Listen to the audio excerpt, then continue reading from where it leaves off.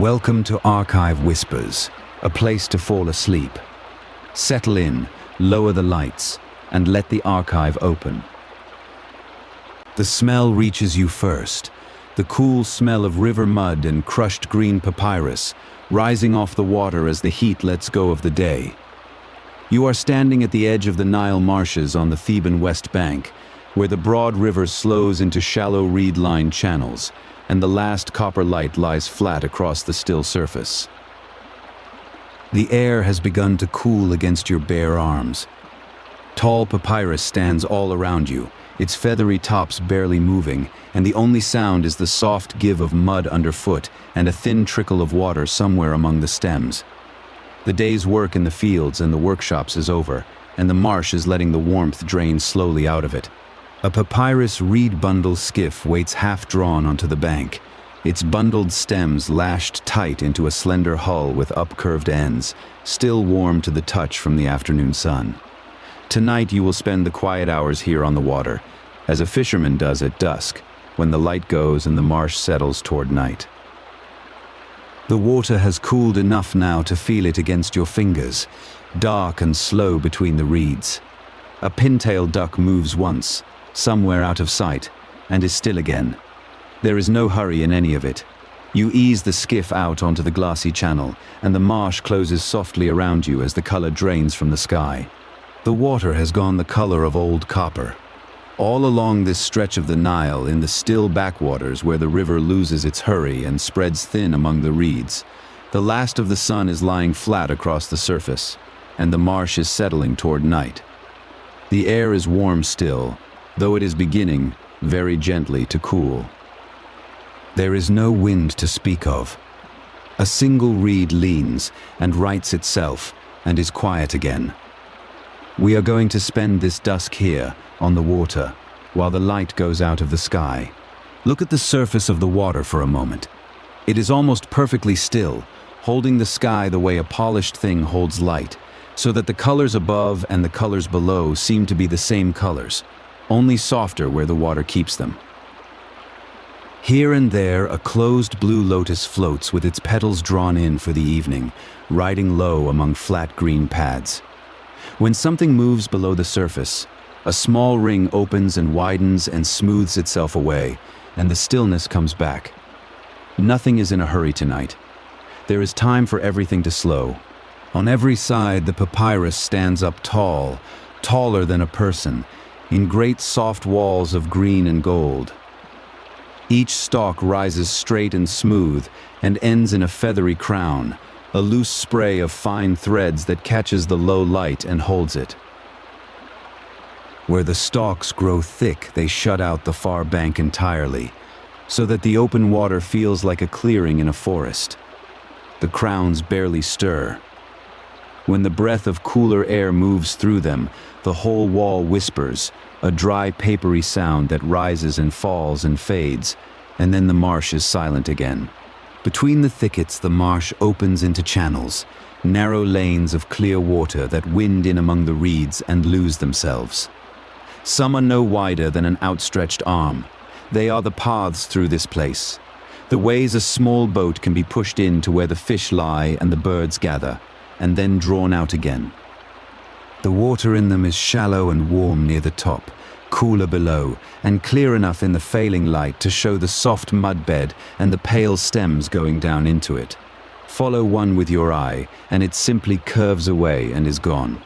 The sun is very low now, resting on the line of the western hills, and the light it gives is thick and slow and the color of warm honey. It comes in almost level across the water, so that every reed throws a long, thin shadow, and the shadows lie out across the surface like dark threads laid down side by side. Where the light touches the feathery crowns, they seem to glow from within for a while. Then, by small degrees you can hardly measure, the gold begins to deepen and to redden, and to draw back toward the hills. As the light goes, the heat of the day lets go of everything it had been holding. You can feel it leave the air a little at a time. The water gives up a faint warmth from the surface, and a thin coolness rises off it to meet the cooling sky. There is the green, wet smell of the reeds, and under it the older smell of river mud, soft and mineral and not unpleasant. Somewhere among the stalks the water moves against itself, a small lapping that you only notice once you have stopped listening for anything larger. The marsh is quieting down for the night. If you let your eye travel out past the reeds to where the water broadens, the marsh shows you how wide it really is. This is one of the still backwaters of the Nile on its western side, where the great river, swollen and emptied again each year by its summer flood, leaves behind these shallow flooded margins of reed and pool. The open water runs flat and pale toward the far bank, and beyond the bank the land lifts at last into the bare desert hills of the Theban west, dry and rose-colored in the late light, marking the edge of the green and the beginning of the dead ground. Along the line of those hills, far off and small, one shape stands a little apart from the rest. It is a peak of pale rock that rises to a near-perfect point, a natural pyramid of stone that the people here call the Peak, watching over the whole western desert. No one built it. The wind and the long ages shaped it, and it has stood over this marsh since before any name we know was given to it. In the last of the light it holds its color a moment longer than the lower ground, a faint warm point above the darkening hills, and then it too goes gray. Across the river from where we sit, on the eastern bank that we cannot see from here, stand the great temples of Thebes, the city the Egyptians themselves called Waset. This is the heart of Egypt in the years around 1400 before our era, in the long line of kings we now group together as the 18th dynasty. But this side of the river, the western side, belongs to the desert and the dead and the quiet work of ordinary households. The marsh is one of those ordinary places, far from the temple smoke, where a family might come at evening simply to find food in the reeds. For a household of no great means, the marsh was something close to a larder that never emptied. The river ran with fish, and fish were the cheap and steady protein that kept ordinary families fed when bread and onions were all the field gave. There was Nile tilapia, the fish the Egyptians knew as the bolti, broad and silver and common in the shallows. There was the great Nile perch, which could grow to the length of a tall man. There were several kinds of whiskered catfish nosing along the muddy bed, and gray mullet that ran in the brackish edges. Caught in the evening, gutted and split, the surplus could be dried or salted to keep against leaner days, and the reeds themselves were nearly as valuable as the fish. Papyrus was the marsh's great gift to an Egyptian household, a plant that gave a little of almost everything. From its stalks came the light skiffs that floated a fisherman out over the shallows, and the mats that covered a mud floor, and the sandals on his feet, and the baskets that carried his catch home. Pressed and dried in thin strips, the pith of the same plant became the pale sheets that scribes wrote upon. Few wild things gave so much for so little labor, and a family that lived near good reed beds was never quite poor. None of this was bought with money, for there were no coins in Egypt in these years, and would be none for 1,000 years more. A household traded instead.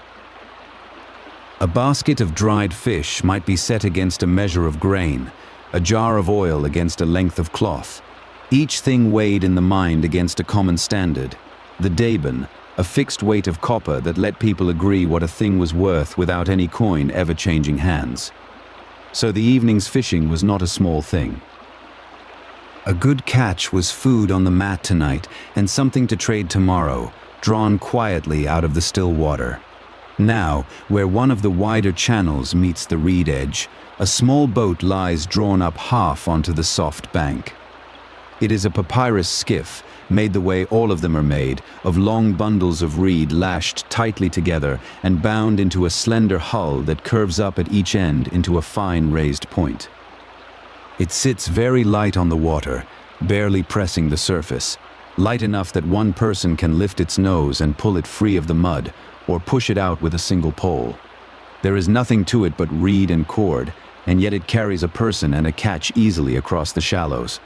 The fisherman, whose skiff this is, stands a little way off at the water's edge, a distant figure in the last light, seen mostly as a dark outline against the pale water. He wears only a short linen kilt, the plain wrapped cloth that working men wore in the heat, and his head is bare. He is in no hurry. He is looking out across the channel the way someone looks at work they have done 1,000 times and need not think about, judging the light, judging the water, deciding without any words where the evening's fishing will be. The reeds rise dark behind him, and he is very still. Near the skiff, leaned against the reeds and waiting, are the tools of the work. There is a long wooden shaft tipped with a forked point of 2 slender bronze prongs, the fish spear that a man strikes down into the shallows where he sees a fish lie. There is a coil of flax cord wound on a stick, with a small hook of bone bound to its end. There is a funnel of woven reed, a trap shaped like a narrow bottle, that is sunk in a channel so that fish swim in by the wide mouth and cannot find their way back out. Plain things made by hand, mended many times. So this is the place, and the hour, and the life of it. A still backwater on the western side of the river. The reeds standing tall and dark, the channels going quiet, a light reed boat waiting at the edge with its plain tools beside it, and a man in no hurry to begin. Above the far hills, the natural peak has gone gray, and the first faint stars are coming out over the marsh. There is a whole evening ahead on this water, and nothing in it that needs to be rushed. We have only to settle and stay, and let the dusk come down over the reeds. The skiff that carries you out into the marsh is made of the marsh itself. It is not carved from wood, nor hollowed from a single trunk, but built from papyrus, tall reeds cut at the waterline, dried in the sun for a few days until their green softens to gold, and then gathered into long, tight bundles. Several of these bundles are lashed side by side and drawn in at the ends, so the whole craft tapers to a slender crescent with the bow and stern curving gently upward, clear of the water. There is no deck and no keel. It is, in the plainest sense, a boat woven out of a swamp, and it has carried people across these still channels for thousands of years. Papyrus grows in dense stands along the still backwaters, its triangular stems rising straight from the shallows to the height of 2 or 3 men, each one crowned with a feathery green spray of fine threads. To make a boat, the cutter wades in and takes the thicker lower stems, slicing them near the mud with a copper blade. The reeds are bound while still a little supple, because a green stem bends without splitting, and a fully dried one can crack. A single skiff might use a few hundred such stems. The marsh, in other words, hands you the material and asks only patience in return. What makes the reed boat float is something you cannot quite see. Inside each papyrus stem runs a soft, pithy core threaded with countless tiny air pockets, and when hundreds of stems are bound together, all that trapped air becomes a kind of quiet buoyancy spread through the whole hull. The skiff does not so much sit on the water as rest lightly upon it, the way a fallen reed does. It rides high, draws almost no depth, and shrugs off a small leak, because there is no single sealed compartment to fill. Soaked through, it grows heavier over the years, which is why a working boat is hauled out to dry and eventually replaced from the same endless reed beds. To move such a boat, you do not row. You stand, balanced low and easy near the stern, and you use a single long pole.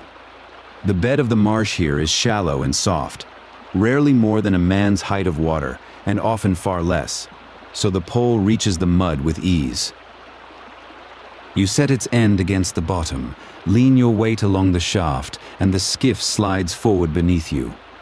Then you lift, swing the pole ahead, and set it down again.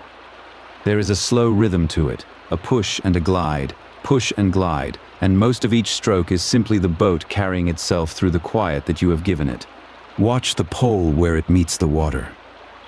As you press down, its tip sinks into the dark silt, and a slow cloud of fine mud unfurls there, brown and soft-edged, and then drifts apart. A few small bubbles rise and break. When you lift the pole clear, A thin line of water runs off its end and patters back to the surface, and the wet wood shines for a moment in the failing light before you swing it forward again. These are the only sounds out here that you yourself are making. The small drip, the soft suck of the mud letting go, the faint hiss of the reeds parting along the hull. The channels you follow are narrow, threading between walls of papyrus that stand higher than your head. Because the skiff draws so little water, it passes where a deeper, heavier boat never could, sliding into shallow lanes where the reeds nearly close overhead. The feathery tops brush together as you go through, and the stems lean aside and then settle back behind you, so that the way you came seems to seal itself. A heron lifts off without hurry from a stand of reeds and resettles a little farther on.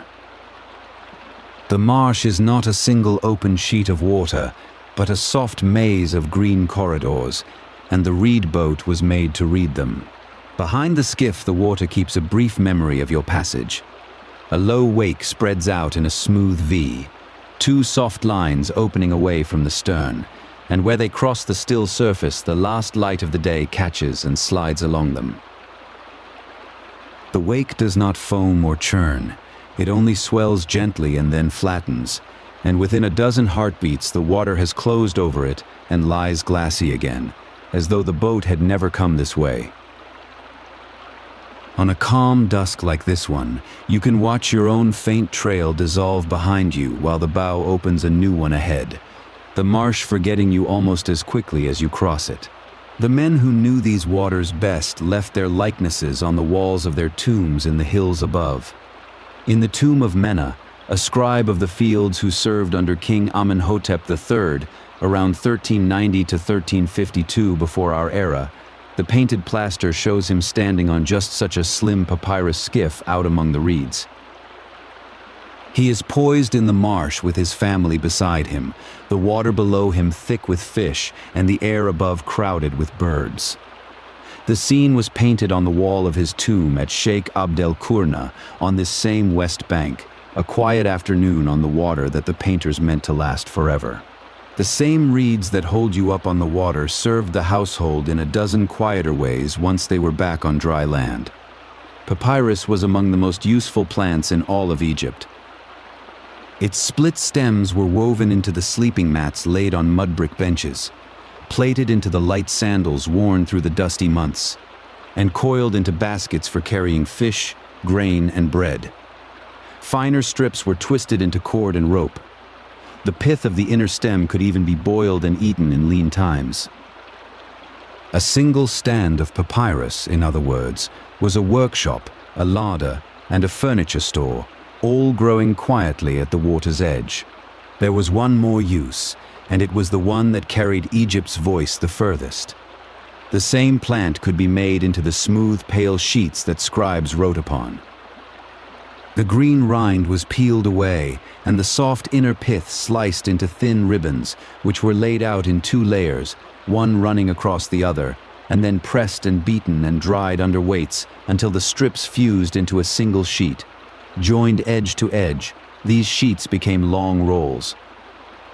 On them clerks, like Mena, kept the accounts of grain and fields, and the very word we still use for paper carries the memory of this reed. So the marsh that floated your boat also held the surface on which its own world was recorded. For the families who lived along these banks, the marsh was first of all a provider of food. The reeds gave skiffs and mats and baskets, but the water beneath them gave a steady, ordinary protein that even a modest household could afford. Fish were taken in the evening, then split and laid out to dry in the sun, or packed in salt so they would keep for weeks. There were no coins to buy them with. Nobody in this village carried money. A catch was traded against other goods, its worth reckoned in the deben, a fixed weight of copper that let a basket of dried fish be measured against a jar of oil or a length of cloth. A reed boat asks for upkeep, and the work of keeping it is part of the rhythm of the marsh. Over a season, the bindings loosen a little, and the outer reeds grow waterlogged and soft, so the bundles are tightened, frayed cord is replaced, and a tired old hull is at last broken up and a fresh one bound from new-cut stems. None of this calls for a carpenter's shop or rare imported timber. The materials are always close at hand, standing in the shallows a few steps away. Egypt had little good shipbuilding wood of its own, and for the small everyday craft of the poor, the reed skiff answered the need perfectly, cheap to make and easy to mend. It is worth remembering how slight this craft really is beneath you. Standing on a reed skiff, you feel the water through the soles of your feet. The bundles give a little under your weight and the surface presses up close on every side. There is no rail to hold, no high wooden side between you and the marsh. You learn to keep your weight low and centered, to read the boat's small tilts, and to move without sudden shifts. This nearness to the water is exactly why the reed boat suits the work of fishing and fowling so well. You stand almost level with the fish below and the birds among the reeds, quietly part of the marsh rather than riding above it. You let the skiff coast to a stop in a wider pool where the channels open out.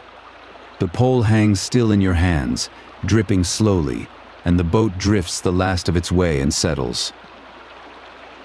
Around you, the reed walls stand black against a sky going from copper to deep violet, and their feathery tops are quite motionless now that you have stopped disturbing the air.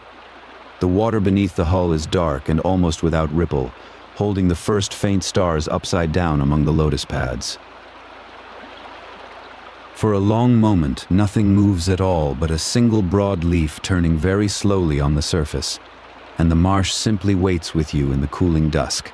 To the people who poled out here in the days of the 18th dynasty, more than 3,000 years ago, this dense thicket of papyrus meant two things at once.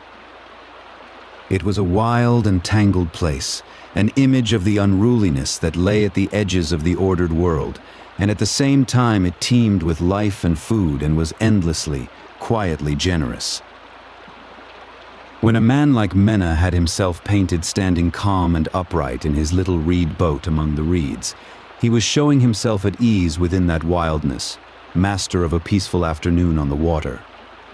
The marsh you sit in now is that same gentle balance of the wild and the giving, held in the stillness of a single dusk.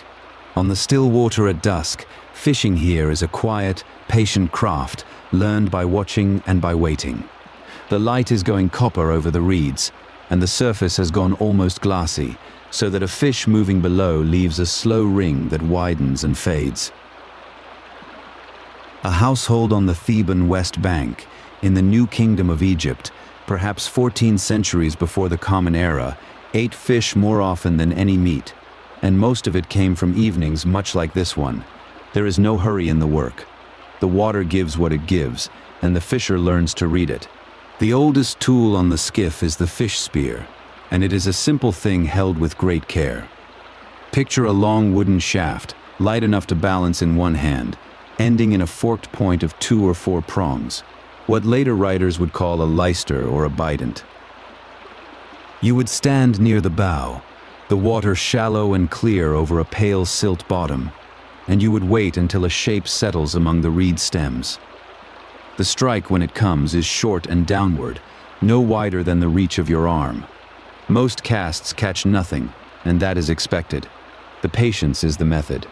We know this spear so well because the Egyptians painted it on their tomb walls, over and over, in a scene they loved. In a tomb at Sheikh Abdel Qurna, numbered today as TT 69, a man named Mena is shown standing on a papyrus skiff, spear in hand among the reeds. Mena held the title Overseer of the Fields of Amun, a scribe who counted grain for the temple, and he lived in the reign of Amenhotep III in the 14th century before the Common Era. The painters set him there not to record one evening, but to give him this calm pastime forever. A little earlier, in the reign of Thutmose IV, around the year 1400 before the Common Era, another scribe was given the same gift on his wall. His name was Nakht, a scribe and astronomer of Ammon, and his tomb, TT 52, sits on the same hillside. On its west wall, Nakht stands among the papyrus with his family near him, spearing fish and bringing down birds. The painting is quiet and ordered, the reeds drawn in neat upright rows. These were not fishermen by trade. They were men of the pen who chose, for eternity, to be shown at ease on the water. The spear is for one fish at a time and for the patient hand. When a household needed more, the work turned to nets. A drag net was the larger labor, a long mesh of flax cord weighted along its lower edge with small stones tied at intervals. 2 papyrus skiffs would carry its ends, drifting apart until the net hung like a curtain across a shallow stretch of water. Then, slowly, the boats would come together and draw the whole weighted length toward the bank. It was unhurried work, done by several pairs of hands, and the catch came up in a single shining heap among the reeds. Quieter still were the basket traps, which needed no one to tend them. These were woven from reed and papyrus into a long bottle shape, wide at the mouth and tapering to a narrow neck, with an inner funnel that let a fish swim in and gave it no easy way back out. A fisher would set the trap among the stems at dusk, in a channel where fish moved with the falling light, and leave it through the night. The reeds for these baskets grew within arm's reach, in the same marsh that fed the fish. By morning the basket might hold a few good fish, taken while the household slept. For the patient angler there was the line. A length of twisted flax cord, fine and strong, carried a single hook of copper or shaped bone, bent and barbed by hand. There was no rod in the way we might picture one. Often the line was simply held and felt, the cord laid over the fingers so that the faintest pull traveled straight to the hand.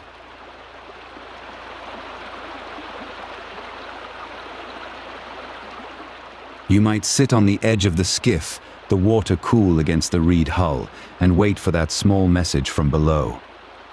It is among the oldest and stillest of human evenings, this sitting with a line in dark water. The hook itself was a small, valued thing.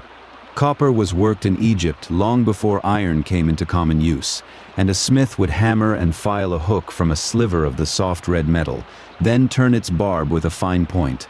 Bone hooks, cut and ground from animal bone, served the poorer household just as well.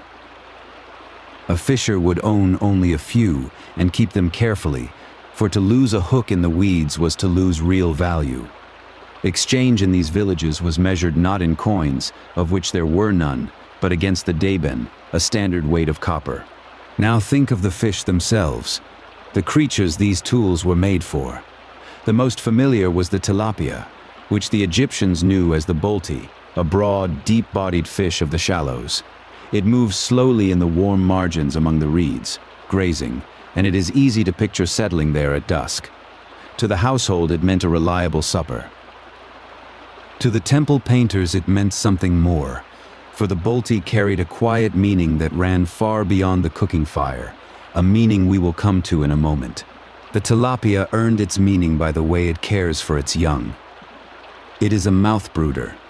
The female takes her eggs and then her tiny fry into her own mouth to shelter them, and when danger passes she opens her mouth and the small fish swim out, seeming to be born again from her. To Egyptian eyes this looked like life renewing itself, endlessly, out of nothing. So the bolti became a sign of rebirth, joined to the sun god Re, who was also reborn each dawn, and to the goddess Hathor. In tomb art, the little fish sometimes swims beside the solar bark, the boat of the sun. Larger and deeper in the water lived the Nile perch, a heavy, powerful fish that could grow to a great size in the river's open channels. It was prized for the weight of good flesh it gave, and a single perch could feed many. It kept to deeper water than the bolti, away from the warm, reedy margins, so it more often came to the net or the strong line than to the spear in the shallows. In some places the perch was held sacred and buried with care, a sign of how an ordinary food fish could carry, here and there, a thread of reverence. Down in the soft mud lived the catfish, of which the Nile held several kinds. They are bottom feeders, moving by night along the silt with their long-feeling barbels, and the marsh at dusk is exactly their hour. A basket trap set low, or a baited line laid near the bottom, was the way to take them.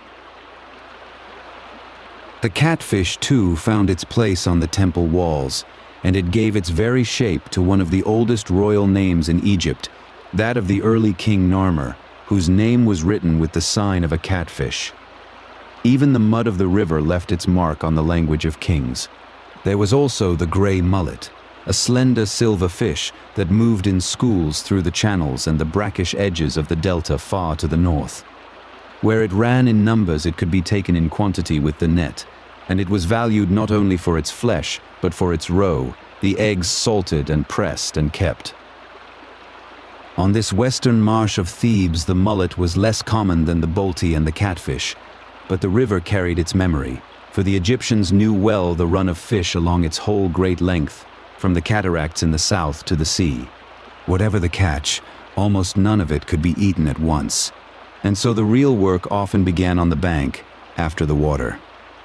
There was no way to keep fresh fish in the heat of Egypt, so the household split and gutted each fish with a thin blade, laid it open, and salted it, or set it out on reed mats to dry in the sun and air. Salted and dried, the fish would keep for weeks and travel without spoiling. This was the plain, lasting value of an evening on the marsh, a cheap and steady protein that an ordinary family could store against leaner days. The flax cords and the nets needed tending of their own, and this too was unhurried evening work. Flax was grown along the river, retted and combed and spun into the thread that made both fishing line and the white linen the men wore. A net, after the water, would be hung to dry on poles set into the bank, its mesh opened so the air could move through it, and any broken knot would be found and mended by hand before the next outing. Reed mats, baskets, sandals, the skiff itself, all came from the same marsh, so that the place gave the household nearly everything it used to take from the place. It is worth pausing on why the painters so loved this scene of a man fishing in the marsh. To the Egyptian mind, the papyrus thicket was a double thing. It stood for wild disorder, the tangled chaos they called Isfet, and at the same time for teeming, generous life, the marsh that fed everyone. A man standing calmly on his skiff, taking fish and birds from that thicket, was shown to have mastered the wild, to have set order, gently upon it. The fishing scene was never only about supper. It was a small picture of a life held in balance, which is perhaps why it feels so peaceful to look upon. By now, the copper light has thinned almost to gray, and the work of the day is finished. The spear is laid along the reed hull, the line wound and set aside, the trap left quietly in its channel for the night. The skiff drifts a moment in the slack water while the last color goes out of the western hills, and the marsh settles into its long evening hush. Whatever was caught is salted and drying on the bank. There is nothing more that needs doing, only the slow folding down of the light over the still papyrus, and the soft sounds of water finding their level. So this is the fishing of the Theban marsh, a craft of patience more than of force. The forked spear poised in the shallows, the weighted net drawn slowly to the bank, the quiet basket left through the night, the fine line felt between the fingers. The bolty and the perch, the catfish in the mud, the silver mullet of the channels, all of it gathered without haste and kept for the days ahead. Men like Mena and Nacht, scribes who counted grain by day, asked for nothing grander than this on their eternal walls, only to stand among the reeds at evening, on the still water, and let the marsh be generous, slowly, in its own time. The marsh does not empty as the light goes, it fills. From the open water of the Theban west bank, where the channels run low between walls of reed, the birds come in to settle for the night. Pin-tailed ducks drop in 2s and 3s onto the still backwaters. Geese move along the far edge in slow lines, and a heron stands in the shallows where the color of the water has gone from copper to slate. You sit low in the reed skiff and let it happen around you, the way an ordinary household on this bank would have known it 3,500 years ago, in the years of the 18th dynasty, when the river was simply where the day's food and the evening's quiet both came from. There is a tool for this evening work that fits the hand more like a returning friend than a weapon. It is the throw stick, a flat length of hard wood bent into a long, shallow curve, weighted so that it travels low and steady across the surface of a pool. A fowler poling his skiff into a thicket would hold it ready and let it go with a level swing, and a duck or two would come down among the reeds. It is a quiet kind of hunting, close to the water, with long pauses between attempts. Nothing about it is hurried, and on most evenings nothing much is caught at all. We know how this evening looked because the people of this bank had it painted on their tomb walls, and one painting in particular has carried the scene down to us almost whole. It belonged to a man named Nebamun, a scribe and grain accountant, who lived around 135 BCE in the 18th dynasty. A fragment of his marsh wall now rests in the British Museum. On it, Nebamun stands on a slender papyrus skiff, a throw stick in his raised hand, the reeds thick with birds rising around him, and his wife and small daughter aboard with him. The colors are still soft and warm after 33 centuries, and the whole thing is calm rather than violent, a man simply at his ease on the water. If you look at Nebamun's painting for a while, you notice a small companion in the reeds that nobody quite expects. Low among the papyrus stems, between the man and the rising birds, there is a cat. It is shown mid-leap among the ducks, holding birds in its claws, and even in its mouth, a tame marsh cat brought along to flush and seize the fowl. Its eye is gilded, painted over with a thin leaf of gold so that it would have caught the lamplight in the dark tomb. A working animal, and at the same time a small bright thing in the corner of the scene, doing patiently what cats have always done near water. The throw stick was the small single way of taking birds. For more than one or two, the marshmen used a net, and the great net of the marshes was a wide hexagonal frame, 2 long leaves of mesh hinged along a central rope.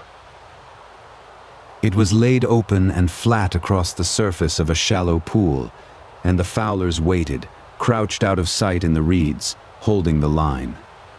When the ducks had settled to feed, a steady pull drew the 2 leaves up and over, folding shut above the water and closing the whole pool in a single quiet motion. Tame decoy birds were sometimes tethered on the surface beforehand, sitting calmly to bring the wild flocks down.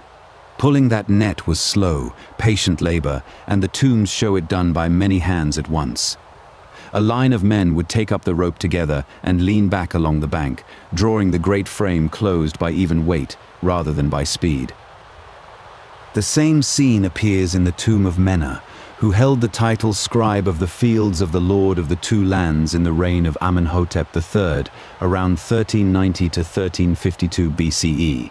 His chapel, cut into the hill of Sheikh Abd el-Qurna, a short walk from this water, carries one of the most complete marsh walls that survives. Even there, where the work is plainly hard, the painters kept everything orderly and unhurried. Men at their measured task in a thicket full of life.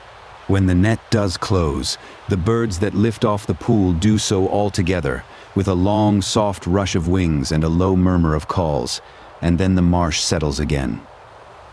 Pintail and teal, greylag and white-fronted geese, a few waders along the mud, sometimes a kingfisher wading on a leaning stem. The sound of a flock rising over still water is one of the oldest evening sounds on this river. Neither alarming nor sharp, more like a long breath let out across the reeds. You can hear it now from where the skiff drifts, settling into the quiet that follows, the wide pool smoothing itself out under the last of the light. A kingfisher keeps its own small office at the edge of the channel. It sits on a bowed reed just above the surface, very still, its body a blunt little weight on the thin stem, and it watches the water rather than the sky.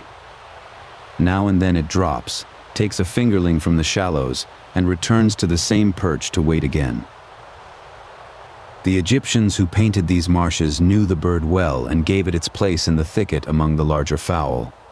Nothing about it hurries the evening along. It simply belongs to the still hour, one more patient fisher working the same low water you are drifting across.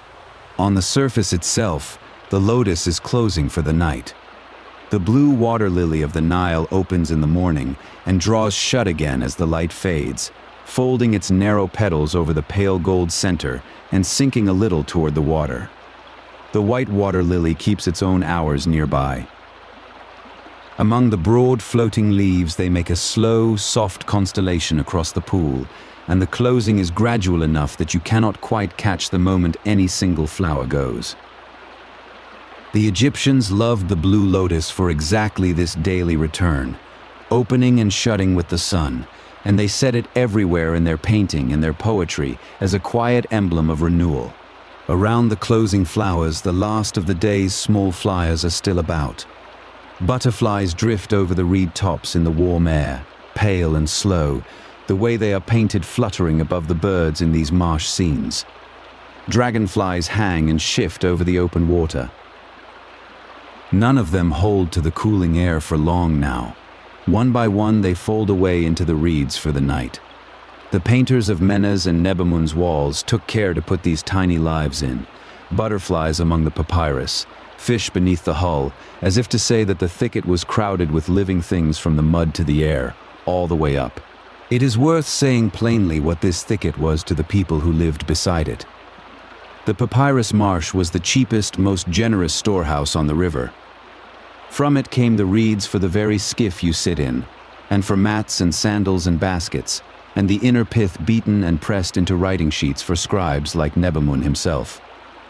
From its water came ducks and geese for the pot, and a steady, plain protein the year round. A household paid for almost none of it with anything but labor, since there was no coined money in Egypt then. What trading there was ran by barter, reckoned against a copper weight called the Decan. The marsh simply gave to anyone with the patience to work it.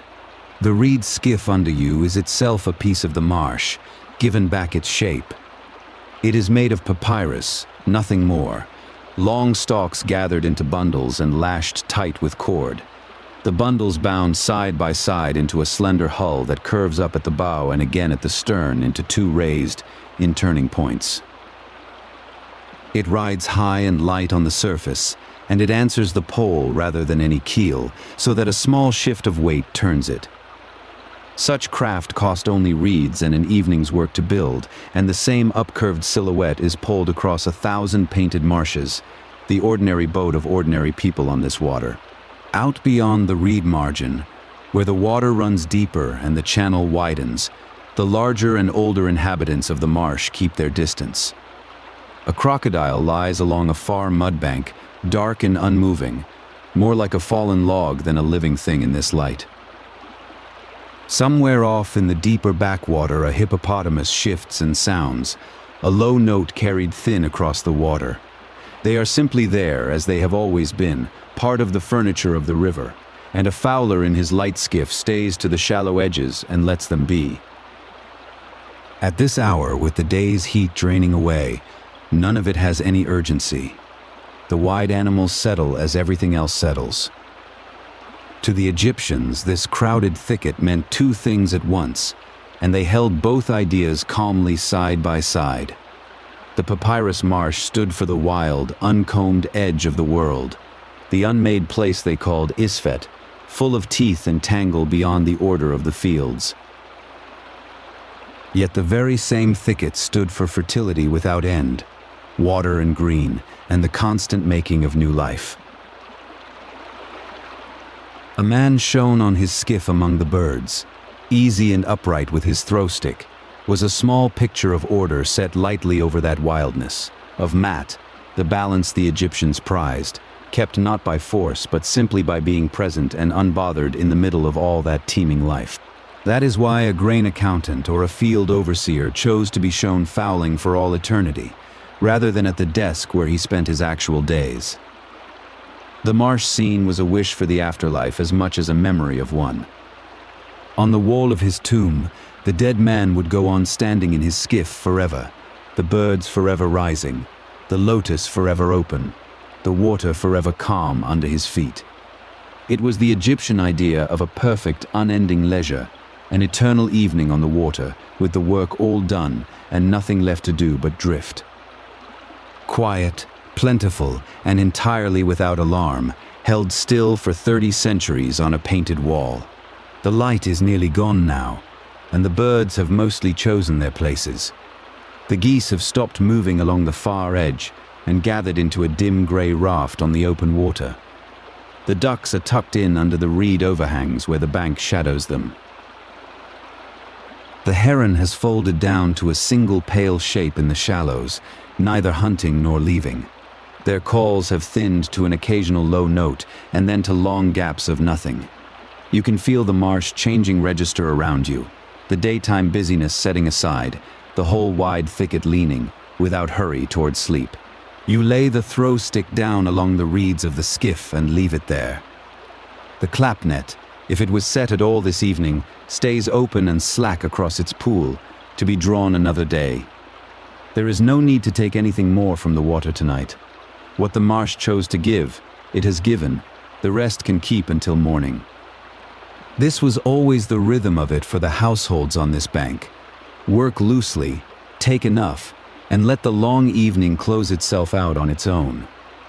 The pole rests across your knees, and the skiff sits where it sits, turning a slow half-circle on the still surface.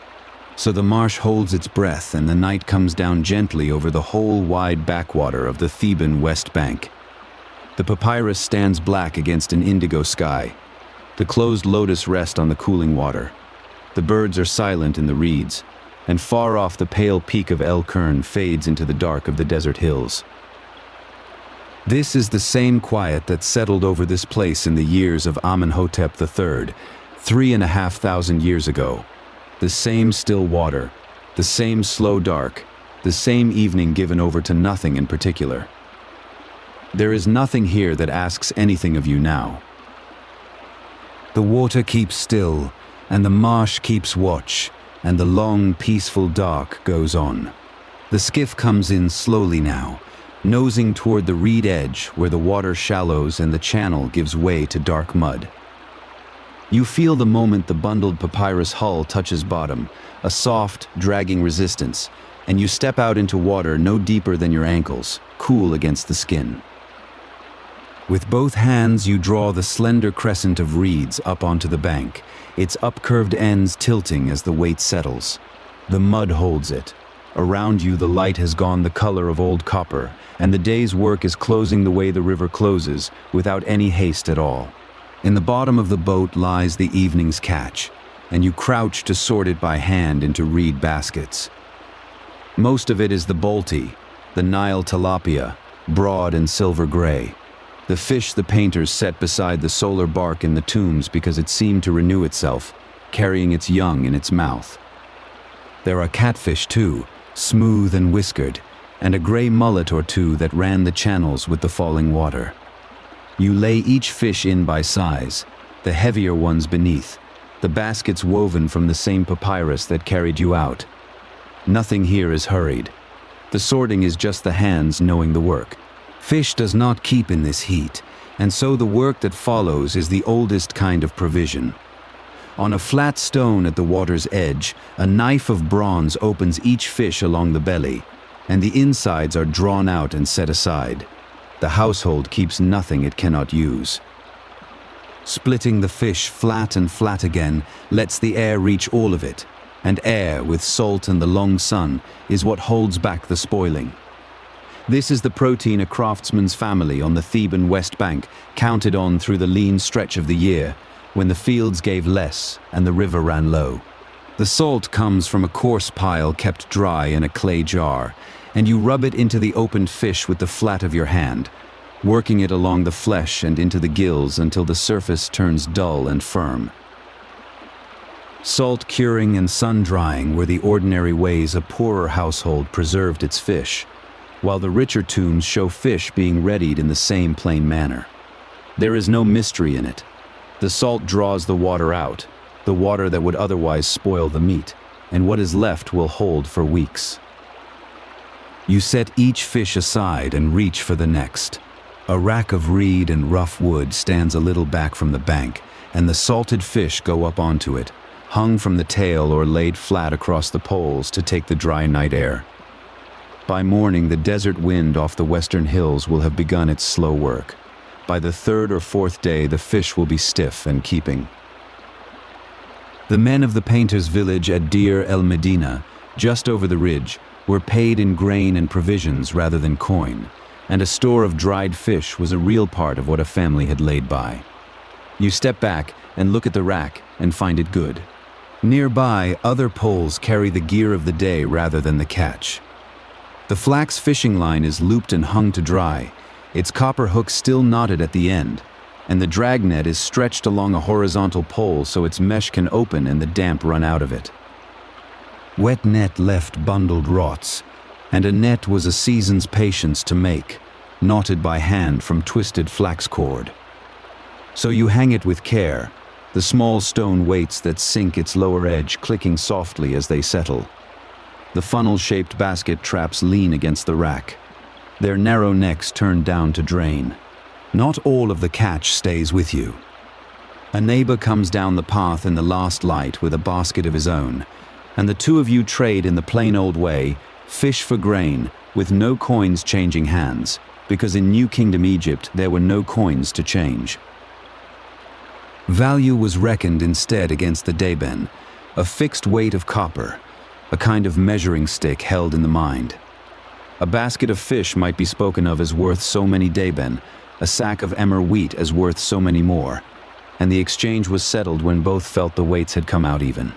A small copper weight, a single deben, sits in the palm and weighs about 90 grams, no more than a few river stones.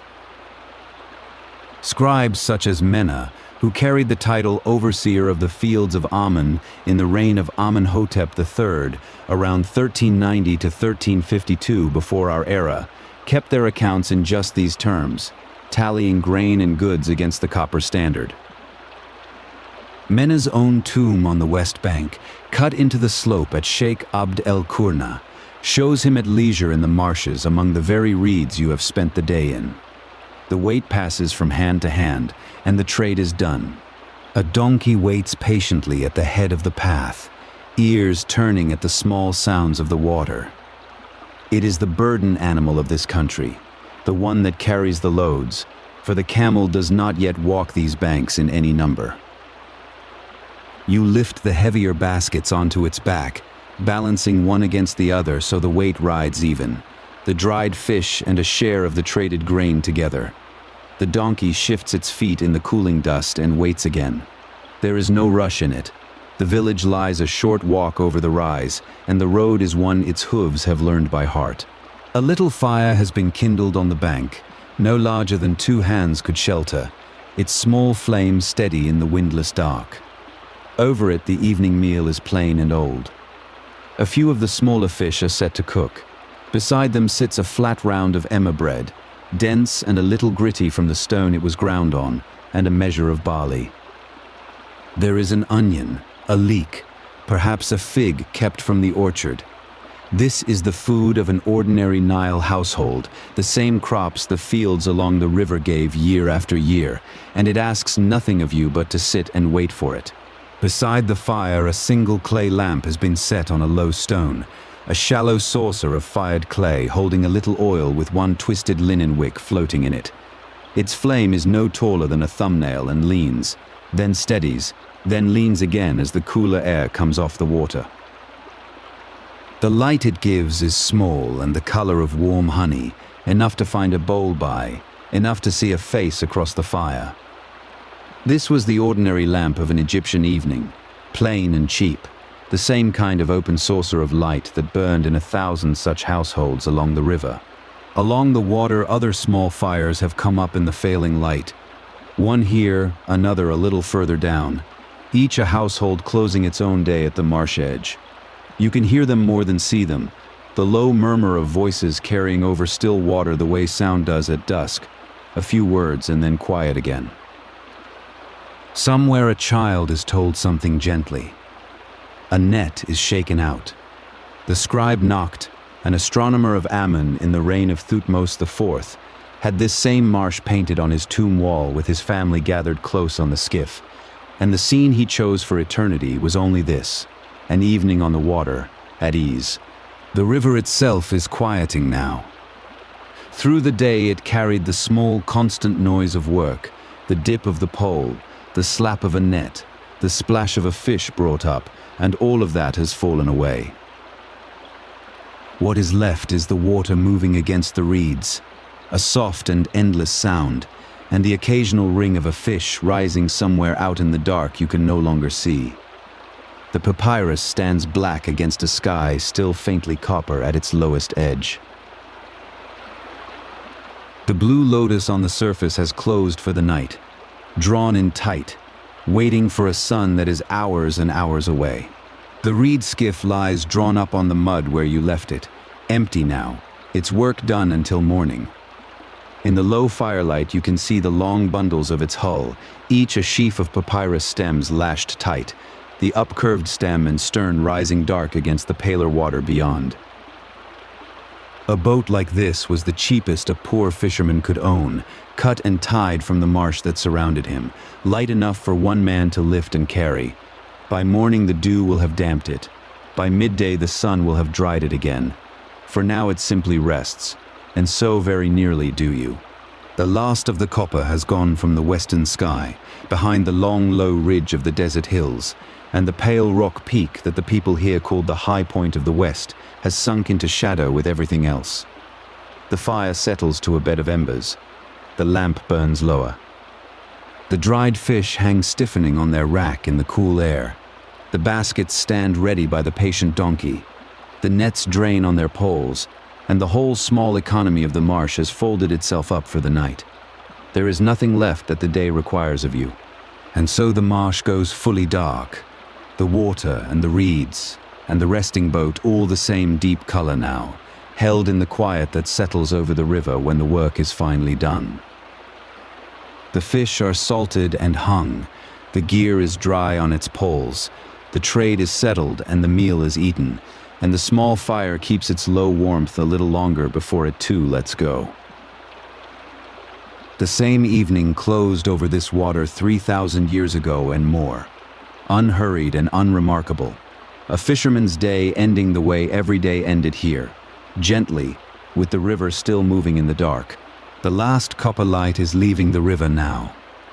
It lay along the surface a little while ago, a thin, warm line drawn across the still water, and now it is thinning, sliding away toward the western hills until only a faint glow remains low against the desert.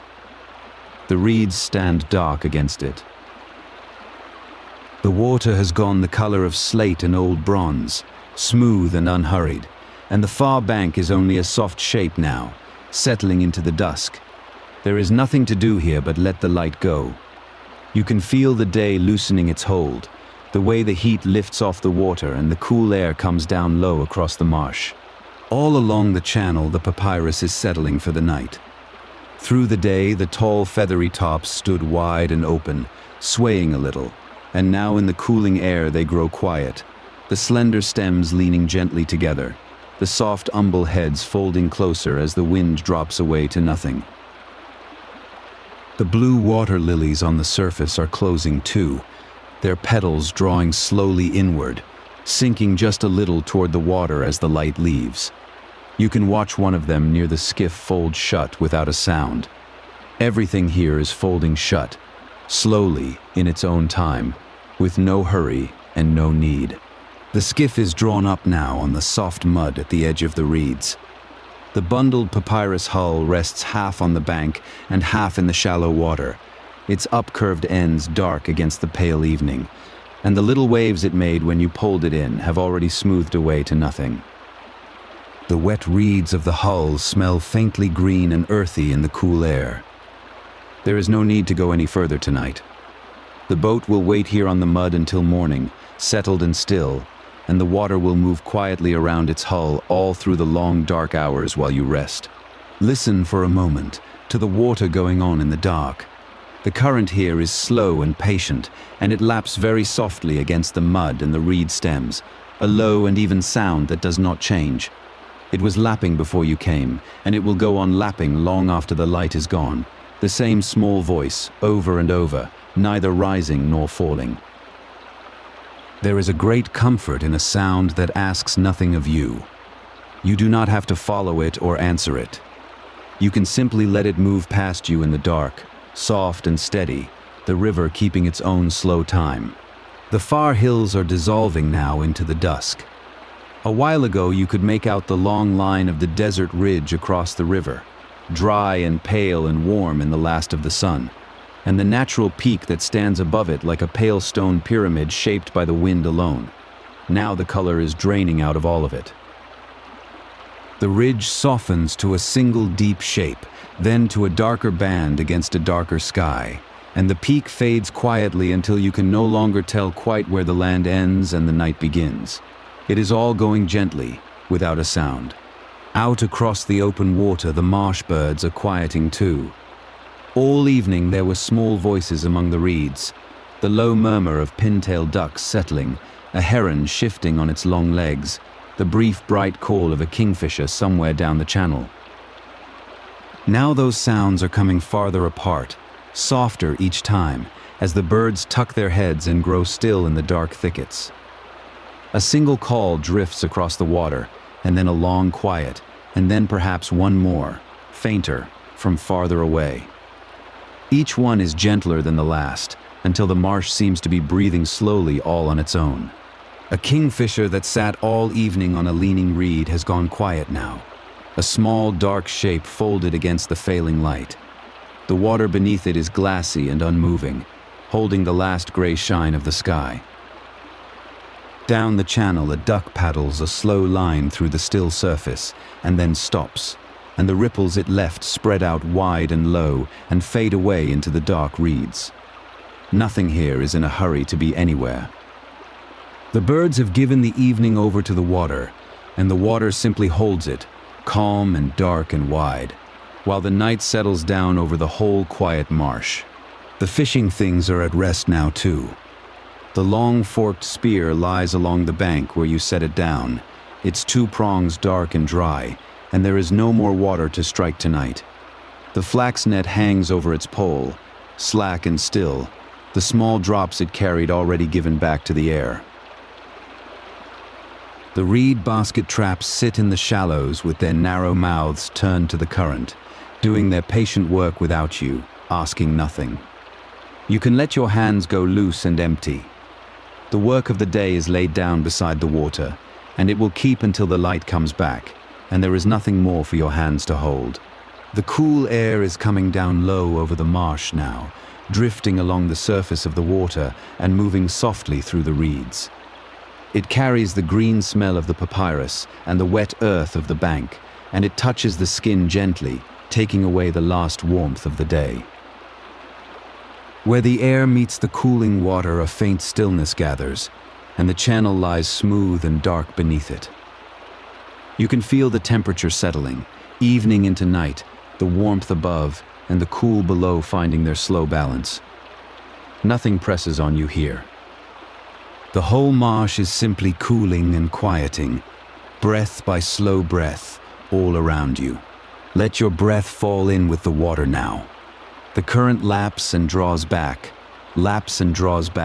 slow and even at the edge of the reeds, and your breathing can simply follow it, in as the water gathers, out as it slides away. There is no need to make it happen. The river is already keeping the rhythm, and your breath can rest inside it. Each slow breath is a little deeper and a little softer than the one before, going down with the water, going quiet with the reeds, in and out. The marsh breathes, and you breathe, and the dark holds them both. The reeds have folded fully shut now, dark walls of soft shadow standing all along the water, and the channel between them lies black and smooth and still. Far overhead, a few faint points of light have come out into the deep blue, very small and very quiet, and they rest on the surface of the water as the faintest of glimmers, hardly there at all. The marsh has become a single dark and gentle thing, water and reed and air all merged together in the night. You are a small part of that stillness now, held softly in it, with the slow water on one side and the quiet reeds on the other. There is nothing left now that needs your attention. The light has gone. The birds are still. The reeds are shut. The skiff is drawn up safe on the mud, and the only thing still moving in all the marsh is the slow, dark water, going quietly on the way it always does. You can let your thoughts loosen the way the ripples loosened and spread and faded into the dark. Let them drift a little further out each time, softer, dimmer, until they slip below the smooth surface and are gone. There is nowhere you need to be. The dark water will carry the hours for you now. Feel how heavy and soft you have become, resting here at the edge of the water. The cool air lies over you like the lightest of coverings, and the lapping of the current is the only sound left in the world, low and even and endless. Your breath has slowed to match it now without your trying, in with the dark water, out with the dark water, deeper each time, and softer. There is a great gentleness in this place, the gentleness of reeds and slow water and cooling air, and it asks nothing of you but to let go. So let go a little more and sink down toward the quiet. The marsh will keep on quietly through the night without you watching over it. The slow current will go on lapping at the mud and the reeds, the same low sound, hour after dark hour. The folded reeds will stand their soft watch, and the cool air will lie over the still black water, and far off the hidden hills will hold the edge of the sky. None of it needs you awake. You can set down the last of your watching now, the way you set down the spear and the net beside the water, and let the river take it, and rest beneath the wide and gentle dark. So let the cool water hold the hours now, and let yourself go down with it into the dark. The reeds are folded, the air is still, and the slow current goes on and on at the edge of the mud, soft and low and unending, asking nothing of you at all. You have nothing left to do but breathe with the river and sink, gently, down past the quiet reeds, down into the cool and the dark, down with the slow river breath, softer and deeper and slower still. Let the marsh keep the night. Drift down now with the dark water and be still.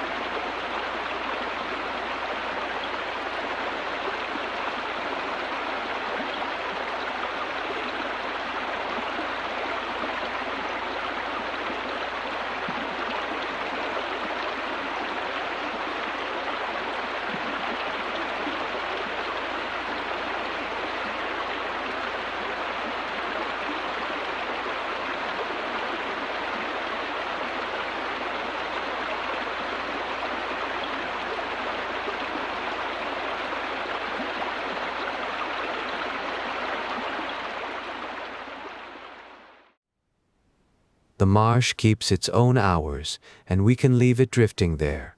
A little way from the water among the estates of the West Bank, the same evening is settling over a walled garden where the grape harvest is ending for the day. Stay where you are. The vineyard will come to you. Day's heat is still standing under the vine leaves, thick and sweet with the smell of warm dust and ripening grapes. You are in a long green tunnel in a walled garden across the river from Thebes, and overhead, trained across rough wooden beams, the vines hold out their clusters low and heavy, dark as deep water, near enough that you could reach up and cup one in your palm. The last of the sun comes in level from the far end of the tunnel, turning the layered leaves to green and gold, and the fine dust raised by the day's work drifts slowly through the light, in no hurry to settle. While you stand there, the first cool air of the evening arrives from the north and moves down the tunnel, and every leaf turns over once. Softly, the whole garden loosening as the day's heat lets go. Beyond the leaf roof, doves are settling in the fig trees, and the hanging fruit sways a little on its stem. This is Egypt in the New Kingdom, around 1400 BCE, in the last weeks of the dry season, when the river below the fields has already begun its slow rise, and the evening ahead is only the end of a picking day on a quiet estate, the vineyard settling toward night, the vat waiting, the tall clay jars standing empty and ready in the dark. The path from the house drops toward the garden in long, easy steps of packed earth, still warm through your sandals.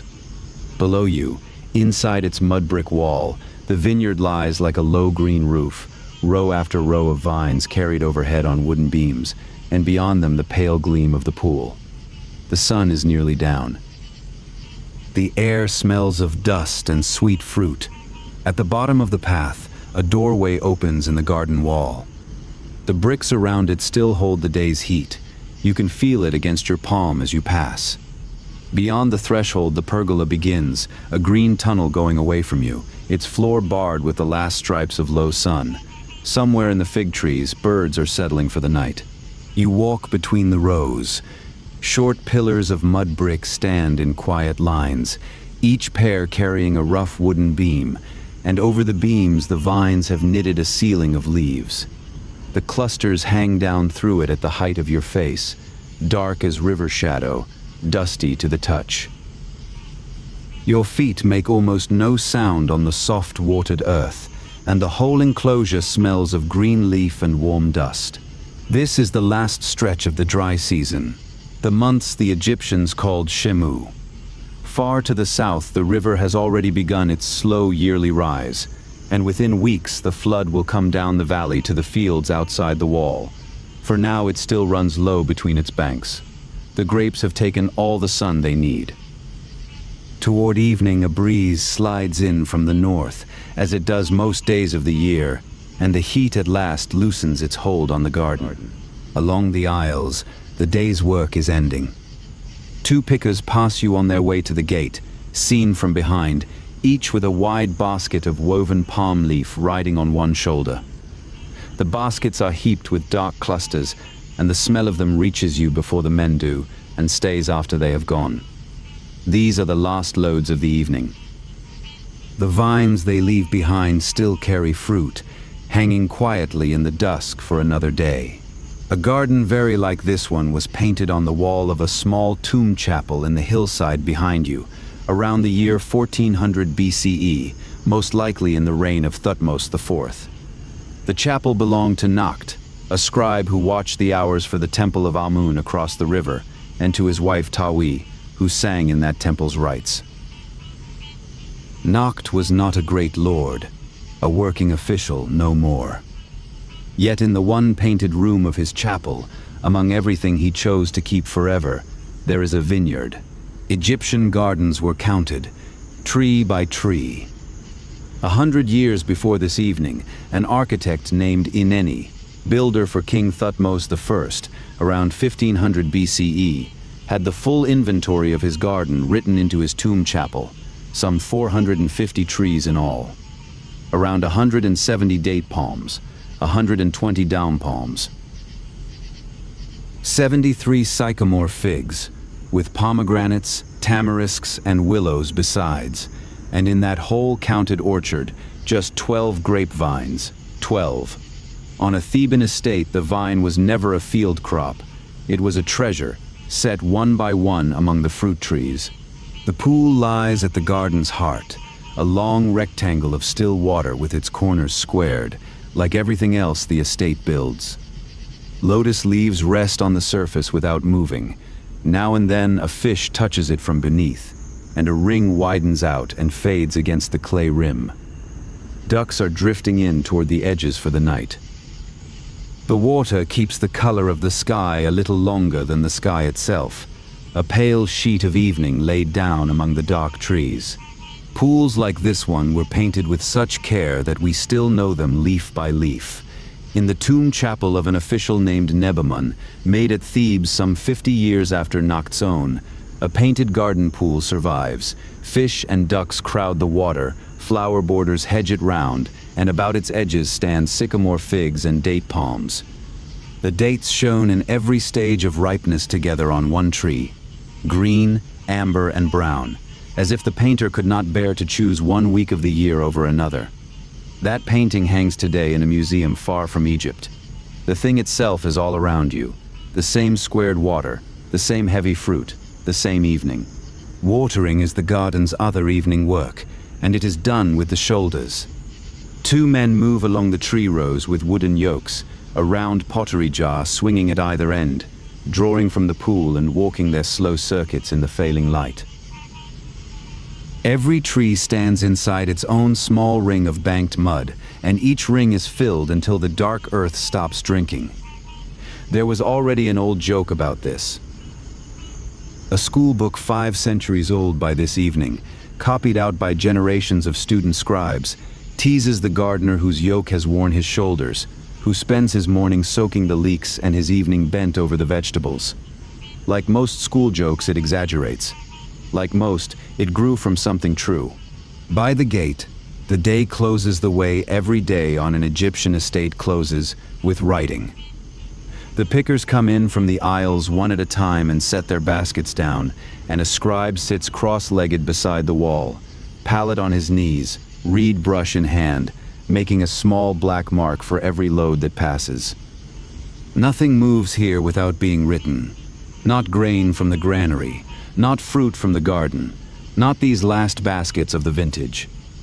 It is the quiet bookkeeping that holds the whole country together, and Nacht, whose first title was scribe, spent his own life making marks of just this kind for the temple across the river.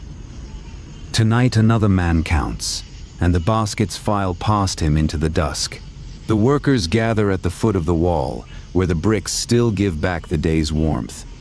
Their pay is grain, wheat for bread, barley for beer, and their supper is what an Egyptian supper has almost always been: flat loaves, a jar of beer passed along the line, onions, a little dried fish. Low voices, the small knock of a cup set down on brick. The wine they have spent the day beginning is rarely theirs to drink. Wine in this country is for the master's table, for temple offerings, for feast nights. Beer is the drink of everyone, from the field hand to the king's kitchens. No one at the wall seems troubled by the arrangement. The beer is cool, and the evening is long. The north wind arrives in earnest now, as it does on most evenings of the Egyptian year, moving up the valley against the current of the river. The leaf ceiling stirs along its whole length, the palms lift and settle, and the held heat of the day goes out of the garden in one long breath. The Egyptians loved this wind the way other lands love rain. In the tomb of Papyrus, a mayor of the town of El Kab, painted half a century before Nacht's chapel, the harvesters in the grain fields are given words to sing, written just above their heads. The north wind is come forth, they say. Let us work as our hearts may be bound. Gratitude for cooler air, the oldest work song there is. It should be said plainly, this is not Egypt's great wine country. The famous vineyards lie far to the north, in the western delta, where the river spreads toward the sea and whole estates give themselves over to the vine, and jars from those lands travel the length of the country. A Theban garden vineyard is a different kind of thing. A modest count of vines among hundreds of orchard trees, tended the way a family tends whatever it is proudest of. Its wine will fill only a small row of jars. But they will be this house's own jars, from its own arbor, trodden by feet the master knows by name, and there is a standing in that which no shipment from the delta can replace. The light is nearly gone. Up the slope in the doorway of the house, someone has set out the first lamp of the night, a shallow clay dish with a twist of linen for a wick, its small flame steady in the shelter of the wall. A moth has found it already, circling the small light without ever quite touching it. Down here the garden has gone gray-green, and then shadow. The last baskets stand together by the storeroom wall, covered over with vine leaves against the night air, and their smell, dust, sweetness, torn leaf, has become the smell of the whole enclosure. The birds in the fig trees have finished their settling. What remains is water, leaf sound, and the low voices by the wall, growing fewer. Stay in the aisle a little longer, looking down the dark tunnel of the vines.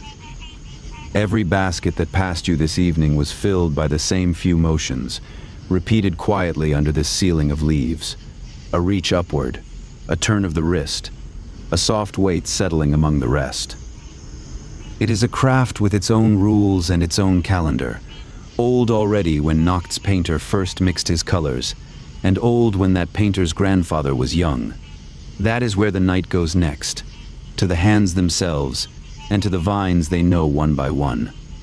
For now the garden settles into the dark, and the water keeps the last of the light. The picking is done entirely by hand. You reach up into the canopy, close your fingers around the cool weight of a cluster, and pull with a slow twist until the stem gives. No knife is needed, and none is shown, on the painted wall of Nact's tomb chapel, made around 1400 BCE. The two harvesters simply pull the dark clusters down from the vines arching over their heads. It is work that asks patience rather than strength. A cluster torn too roughly drops its fruit into the dust. A cluster eased free comes away whole, and whole clusters travel better in the basket. The pickers have been moving through the low green tunnel since the worst of the heat began to lift. You work with both arms raised, which tires the shoulders quickly, so the line moves without hurry. A few clusters, a step, a few clusters more. The vines arch just above head height, and the fruit hangs down through the leaves where the warmth of the day still lingers. By dusk, the grapes come off cool to the touch. There is a quiet economy in the movement. The eyes find the ripe cluster, the fingers follow, the stem gives, and the hand comes down to the basket without looking.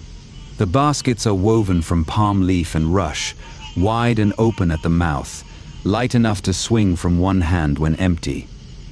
Weavers make them from the split fronds of the date palm, plaited over and under in a coarse pattern that leaves the sides slightly yielding, so the fruit rides against a surface that gives. Grapes are not grain. They cannot be poured, and they cannot be heaped without cost. The clusters are laid in rather than dropped, stems upward, and each basket is filled only so deep, because fruit stacked too heavily crushes what lies beneath it. From the arbors to the buildings at the garden's edge is a short walk, and the full baskets make it on men's shoulders. You settle the load against the side of your neck, steady it with one raised hand, and keep to the packed earth path between the vine rows and the fig trees. The estate buildings are low and flat-roofed, mud brick plastered smooth, still holding the day's warmth in their walls. The carriers pass each other in the half-light, one line going out empty, one coming back full, at the unhurried pace of men who have done this every evening of the harvest. Nothing moves through an Egyptian estate without being written down. At the end of the path, a scribe sits cross-legged on a woven mat, a wooden pallet across his knees, and every basket pauses in front of him long enough to be marked. His reed brush touches the ink, then the papyrus, in small practiced strokes. It is the same accounting that follows the grain from the threshing floor and the fowl from the marsh nets. The estate's produce exists twice, once in the world and once in the record. The grapes of this evening are already becoming a number. The vine does not grow this way on its own. Left alone, it sprawls along the ground. Raised, it becomes architecture.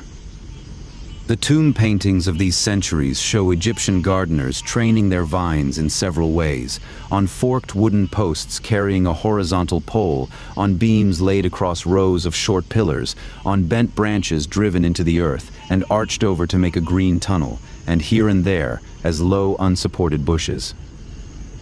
In the walled gardens of the great houses, the overhead form rules, because it does two jobs at once.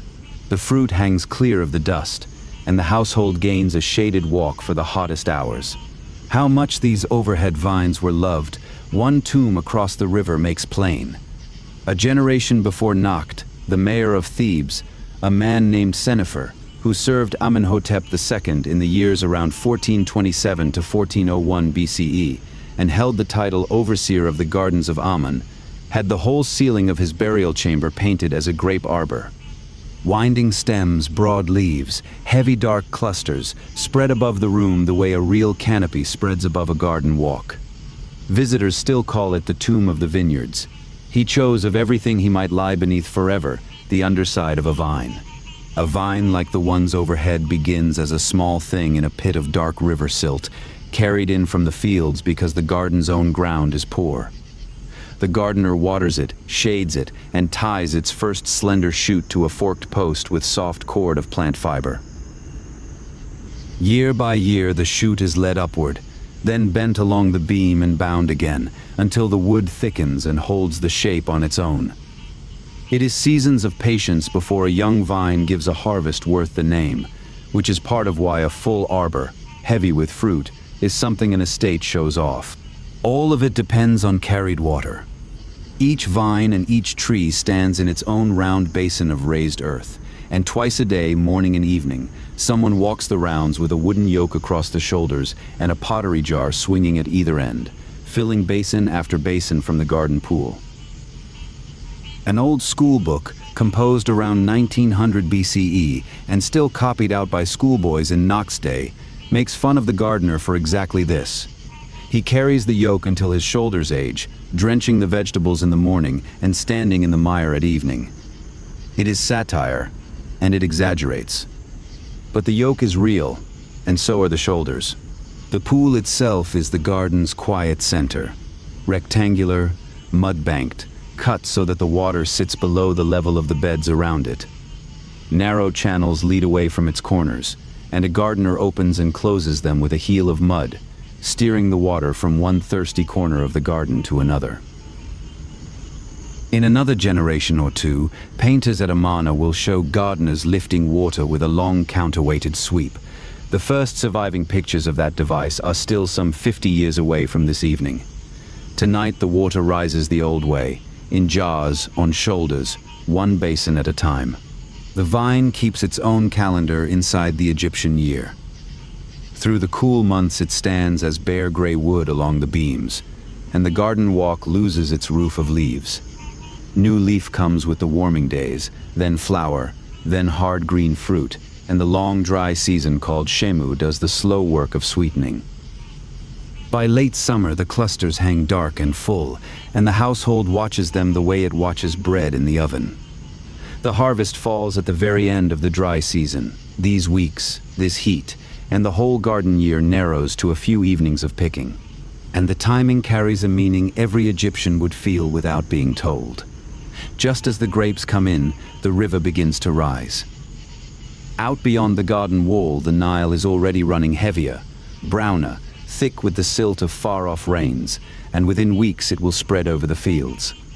New wine and new water arrive in the same season.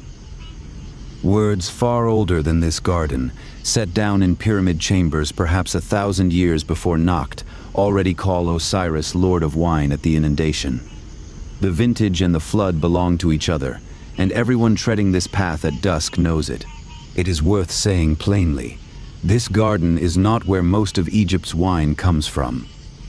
The great vineyards lie far to the north, in the western delta along the branch of the Nile that the jar labels call the Western River, and out in the desert oases to the west. Vines have grown in the delta since about 2700 BCE, the age of the Third Dynasty, more than 1,000 years before this evening, brought in long before from the Levant. A walled garden vineyard at Thebes is a smaller, dearer thing. A dozen vines in their shade inside an orchard, supplementing the northern estates rather than rivaling them. How dear the counted orchard of Ineni has already told us.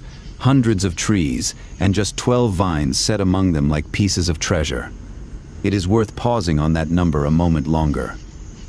12 vines on the estate of one of the great builders of Thebes, a man who could have had anything planted that Egypt grew, and still the vine came in ones and twos, coaxed along arbors, watered by hand, guarded from the birds. A vine at Thebes was never a crop. It was a possession. And this garden, with its own dozen, is wealthy in exactly that quiet way. The last basket of the evening is set down inside the doorway, in the lamplit room where the others already stand in their quiet rows. Outside, the arbor empties. The pickers rinse their hands at the pool's edge, and the leaves overhead settle into the stillness they keep all night. Under the low green roof, the remaining clusters hang untouched, saved for tomorrow's picking, breathing their faint, sweet smell into the dark.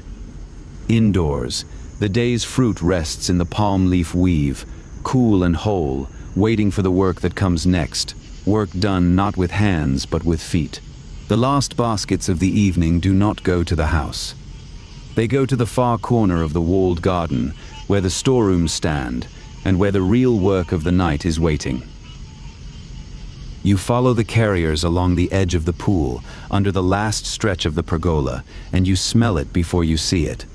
The sweet, heavy scent of opened grapes gathering in the cooling air the way smoke gathers under a roof.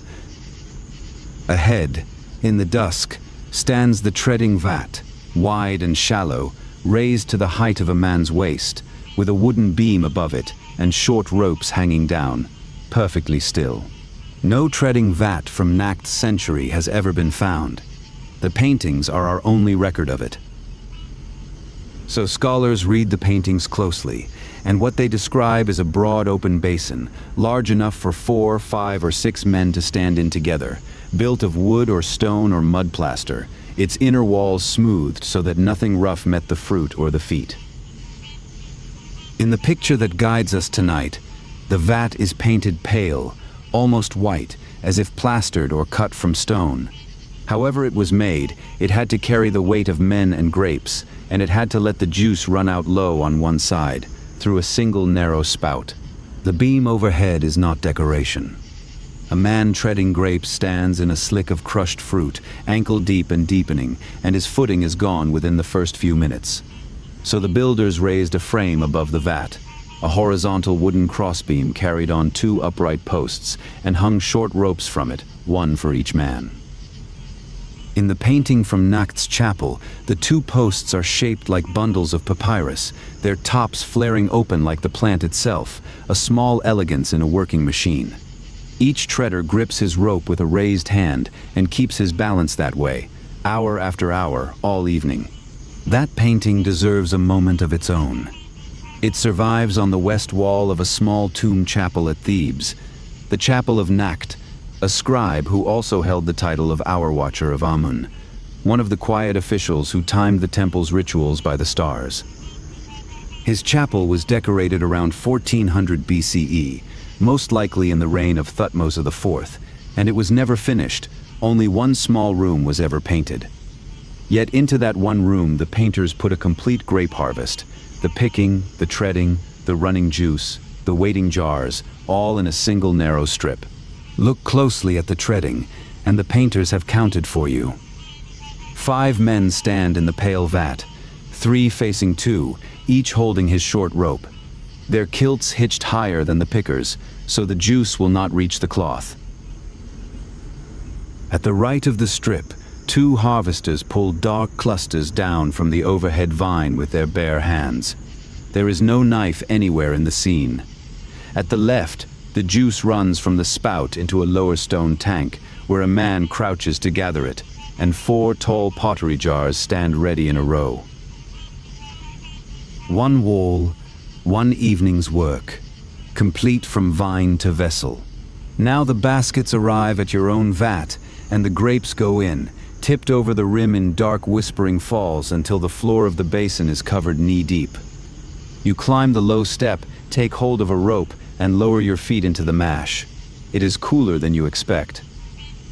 The day's heat has already left the fruit, and what remains is a soft, yielding coolness that gives under your heels and rises between your toes, skins and stems and juice together. You lean on the rope, shift your weight, and begin the slow, deliberate walking that will continue deep into the night. Treading was never solitary work. The vat holds a small crew, and the crew moves as one, lean step, because 5 men stepping at random would only stumble against each other. In the tomb of Paheri at El Kab, a mayor who served under Thutmose III around 1450 BCE, the painters arranged the treaders as 2 groups of 3, facing each other across the vat like partners in a slow dance, every raised hand on a rope. It is the same answer, a generation or 2 before Nacht. Keep the rhythm shared, keep the weight moving evenly, and the fruit gives up its juice without anyone falling. And where there is shared rhythm, there is usually song. Above the farm scenes of Paheri's tomb, the painters wrote short chants in hieroglyphs. A threshing song to the oxen survives complete, and one refrain of the age welcomes the cool north wind as it comes forth, calling the crews to work as their hearts may be bound. Whether the treaders had their own words at the vat, no securely translated line survives, and we will not invent one. It is enough to know that gangs like this one sang as they worked, and that the sound over the garden at dusk was voices keeping time, low and unhurried, above the wet steps. Low in the wall of the vat, the spout begins its work. The first juice finds it early, a thin dark thread at first, then a steady small stream running out into the open tank below. In Knock's painting, the stream is shown red, and the man at the tank crouches with his hands ready, tending it as it gathers. There is a word for it, must, the fresh-run juice, cloudy with pulp and fine skins, deep purple-red in the last light, sweeter than anything else the estate produces. It will keep running long after the treaders believe the fruit is finished, which is one reason the walking goes on so long. When the treading has taken all it easily can, there is one more step, though Nacht's painters left it out of their strip. The trodden skins and stems still hold juice, and the Egyptians recovered it with a long cloth sack, twisted between poles until the last of the liquid dripped into a vessel beneath. The method was already old. In the tomb of Mereruka at Saqqara, a vizier of about 2340 BCE, 5 men worked such a sack together. By Nacht's century, the sack was mounted on a fixed wooden frame, which needed fewer hands. There is no screw and no lever in any of it. Those belong to much later ages. Feet, cloth, and patience. Beside the vat, in many gardens like this one, stood something small and easily missed, a shrine about the size of a bread oven. It does not appear in Nacht's own chapel, his painters kept to the work, but other Theban tomb chapels of the same age show it plainly. In the chapel of a priest named Kayamwaset, 6 men tread the grapes holding their ropes while, just beside the vat, a priest sets an offering before Renenutet, the cobra goddess of the harvest. The shrine is mud brick, the figure within it small, the gesture unhurried, a dish set down, a stillness at the edge of the working sound. Renenutet had watched over Egyptian plenty for centuries by Nacht's time. From the Middle Kingdom onward, she is the guardian of fields, granaries, and storerooms, shown as a rearing cobra or as a woman with a cobra's head, and called mistress of provisions. Her place at the vat made plain sense to the people who set her there. The year's wine was provision like any other, and it began at this exact spot where the juice left the fruit. So a cup of the new must was set on her dish, with a cluster of grapes beside it, before the jars were filled, the vintage acknowledged before it was counted. Her own festival fell months earlier, at the start of the grain harvest in spring, when her son Nipri, the grain itself, was said to be born. The vintage was not her feast day. But wherever the tomb painters of this age recorded winemaking, the offering at the vat appears among the ordinary steps of the work, picking, treading, offering, filling, sealing, as if piety was simply one more stage of production, no more remarkable than coiling the ropes at the end of the night. Perhaps that is the calmest way to understand it. Not a ceremony interrupting the evening, but a habit inside it, the way a workman touches the doorpost of a familiar room. Wine itself belonged, in the Egyptian mind, to gladness, and gladness belonged to Hathor.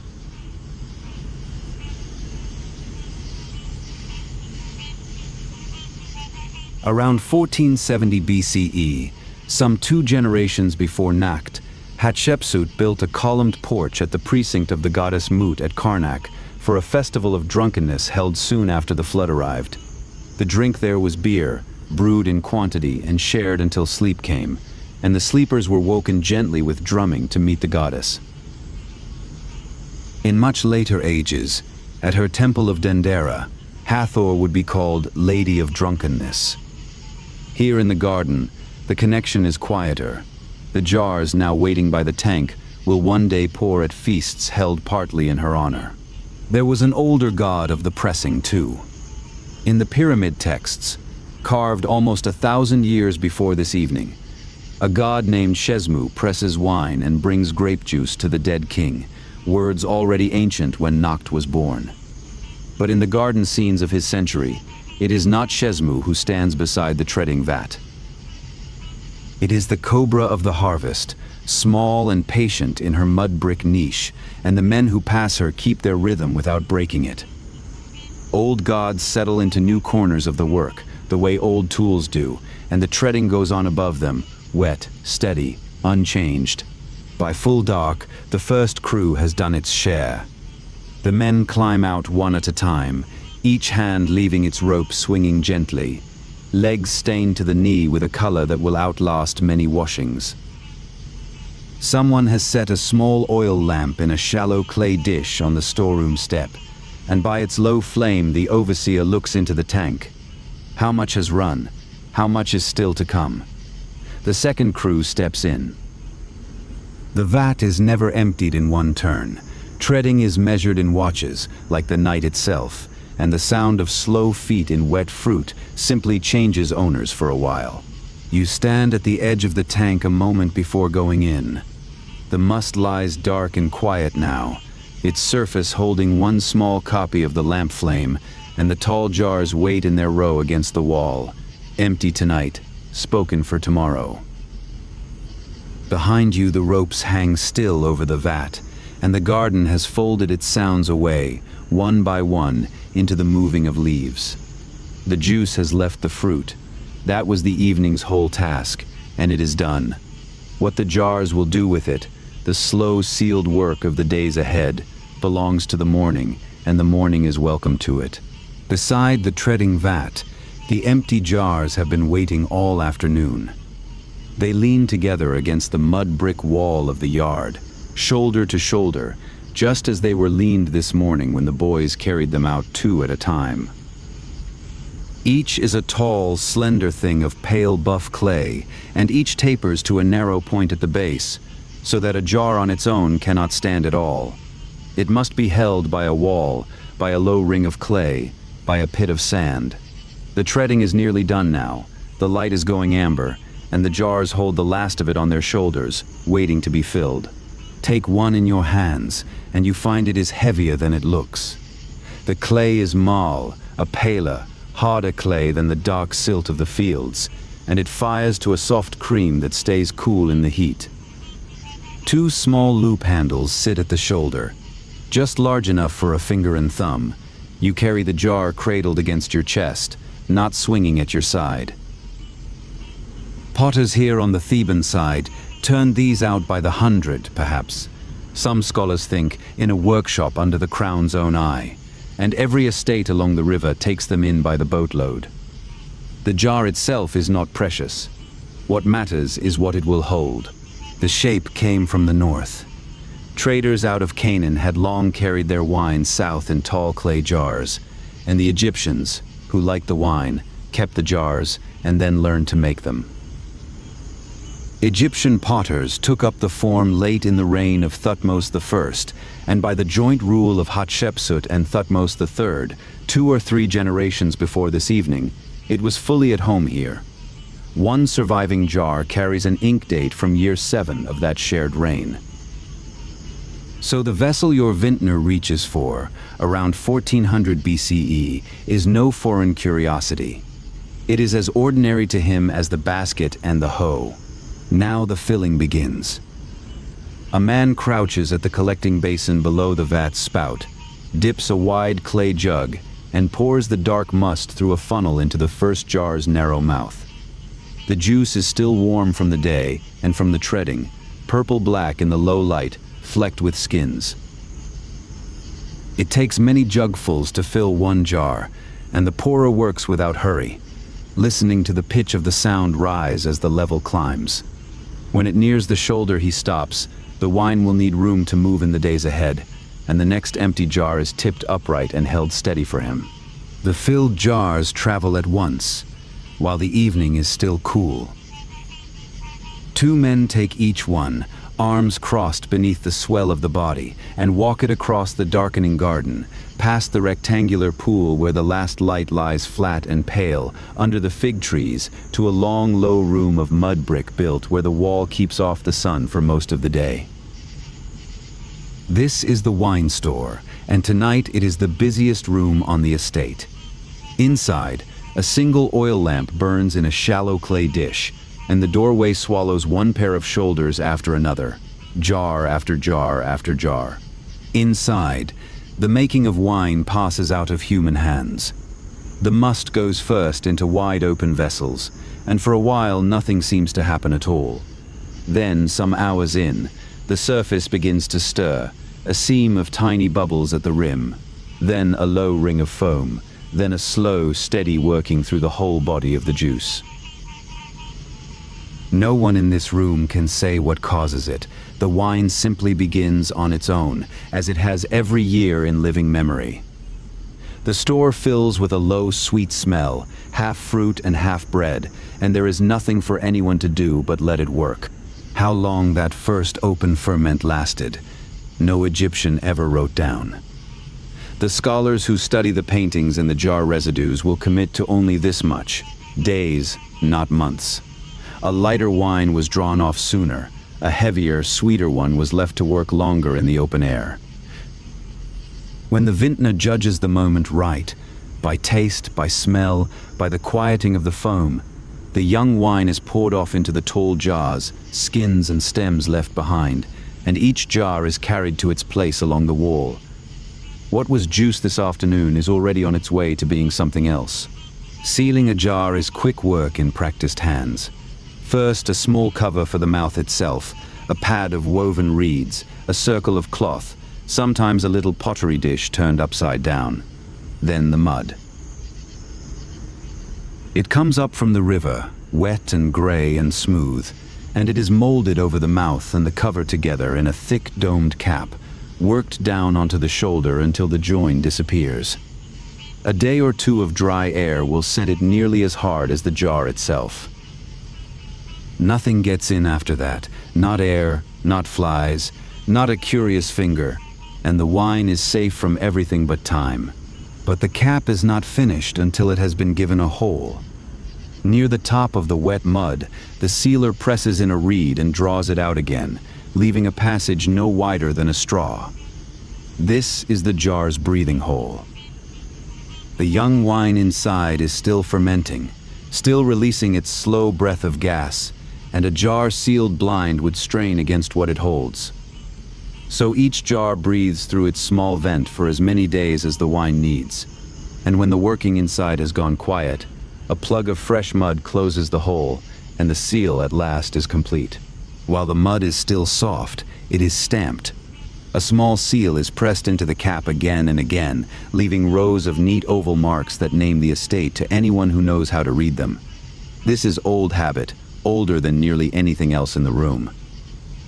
Egyptians had been closing jars with stamped mud caps since the First Dynasty, around 3000 BCE, 16 centuries before this evening, when the storehouses of the very first kings were sealed with the same device. The stamp is a signature and a lock in one. To reach the wine you must break it, and a broken seal cannot lie. Last comes the ink. A scribe settles on a low stool beside the finished jars with a reed brush and a small pot of black ink, and writes a single line across each jar's shoulder in quick, flowing hieratic, the everyday running hand of Egypt. The line follows a set order, the same on estate after estate. The year of the reigning king, for Egypt counts its years by each reign in turn. Then the word for what is inside, then the estate that made it, then the district it came from, and last, the name and title of the chief vintner who answers for it. A complete label in one brushed line. The wine now carries its own record. You step to the doorway for air, and the garden beyond has gone fully dark. How do we know what such a scribe wrote?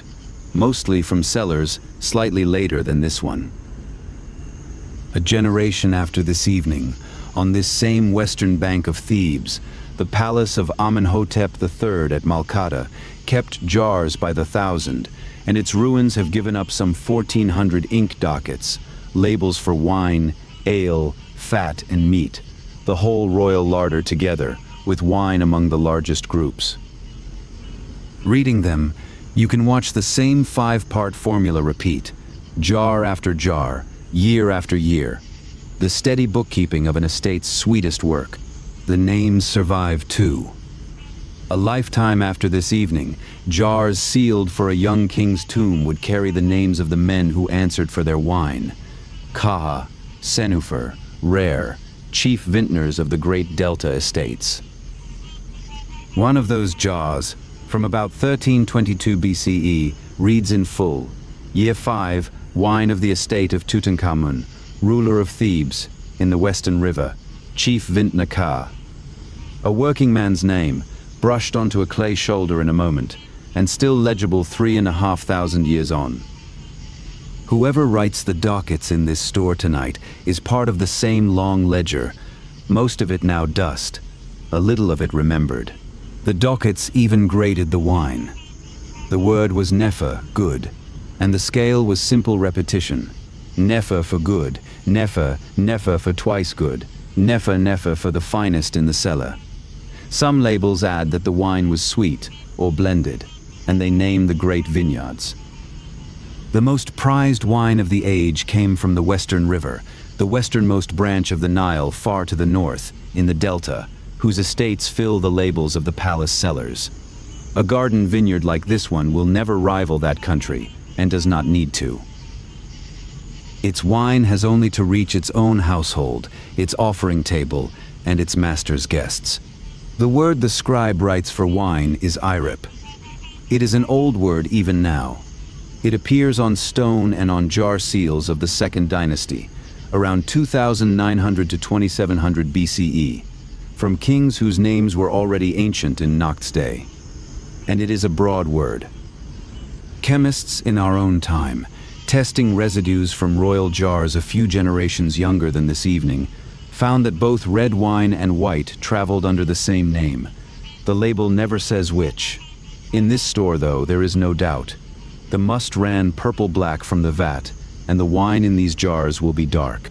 There is one famous drink you will not find on this estate's shelves tonight.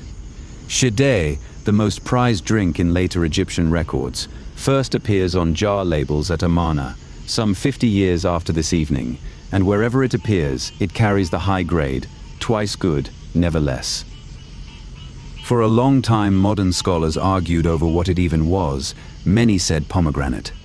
Then in 2006, chemists analyzed the residue of a Midday jar from Tutankhamun's tomb, and the analysis showed red grapes, a grape drink after all, prepared in some special way, perhaps filtered or gently heated, that set it apart from ordinary irep. Nacht's cellar holds no Midday. His grandchildren's cellars might. It is worth remembering, among all these jars, how few Egyptians will ever taste one. Beer is the daily drink of everyone, field hand, scribe, child at supper. Wine belongs largely to the king, the temples, and houses like this one, which is exactly why a modest official paints a vineyard on the wall of his tomb chapel. And the estates knew their own worth. Vineyard names on the oldest labels read like small poems. One royal domain of the Third Dynasty, more than 12 centuries before this evening, called its wine the Star of Horus on the height of heaven. The jars in this room will carry a humbler name and be drunk no less gratefully. The lamp is burning low now, and the work is nearly done. Along the wall, the finished jars lean shoulder to shoulder, pale bodies under gray-stamped caps, each with its one brushed line of ink, each breathing softly through its small open vent. The scribe gathers his brushes and his ink pot. The carriers stack the last empty baskets by the door. Outside, the garden has gone quiet under the first stars, and the estate is settling toward its own rest. In the morning there will be more picking, more treading, more jars. For now the store is full of new wine, and the evening is nearly over. By full dark, the estate has gone quiet. The pickers left at dusk, filing out through the gate in the mud brick wall with their empty baskets, and the treading vat stands rinsed and still beneath its wooden crossbeam. Somewhere in the house a door is drawn shut. Under the pergola, the leaves have closed into one unbroken roof of shadow, and the clusters that were not cut today hang in the dark like quiet weights, waiting their turn. The ground gives back the heat of the afternoon slowly and evenly, the way a bread oven keeps its warmth long after the fire has died down. The garden holds its breath and then lets it go. A breeze arrives from the north, the way it does on most evenings at this season, moving up the valley against the current of the river. The Egyptians counted the sweet breath of the north wind among the finest things a life could hold. In a tomb at El Kab, painted around 1450 BCE, a harvest gang's chant is written above the field scenes. The north wind is come forth. Let us work as our hearts may be bound. A workman's chant of the age. Tonight the same wind turns the vine leaves over one by one, a dry, papery sound that travels down the pergola walks and fades at the wall. At the center of the garden, the rectangular pool lies black and still, holding a thin image of the moon. The ducks have folded themselves onto the bank, head under wing, and now and then a fish touches the surface from below, so that the moon's reflection bends and settles again.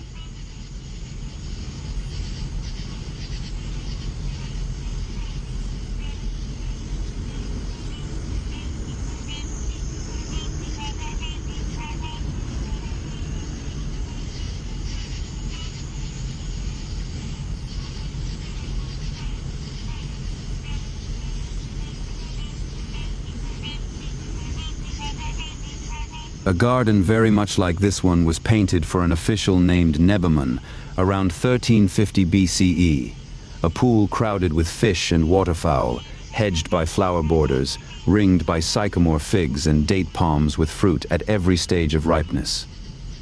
What the painters loved best about such gardens, the night keeps, water, shade, and the slow patience of trees. In the house, one lamp is still burning, a small flame standing in a shallow open dish of clay. This is the household of Nacht, a scribe, and an hour watcher of Amun, one of those who kept the night stars for the great temple across the river. His wife Tawi served there too, as a chantress of Amun, a singer in the temple ceremonies.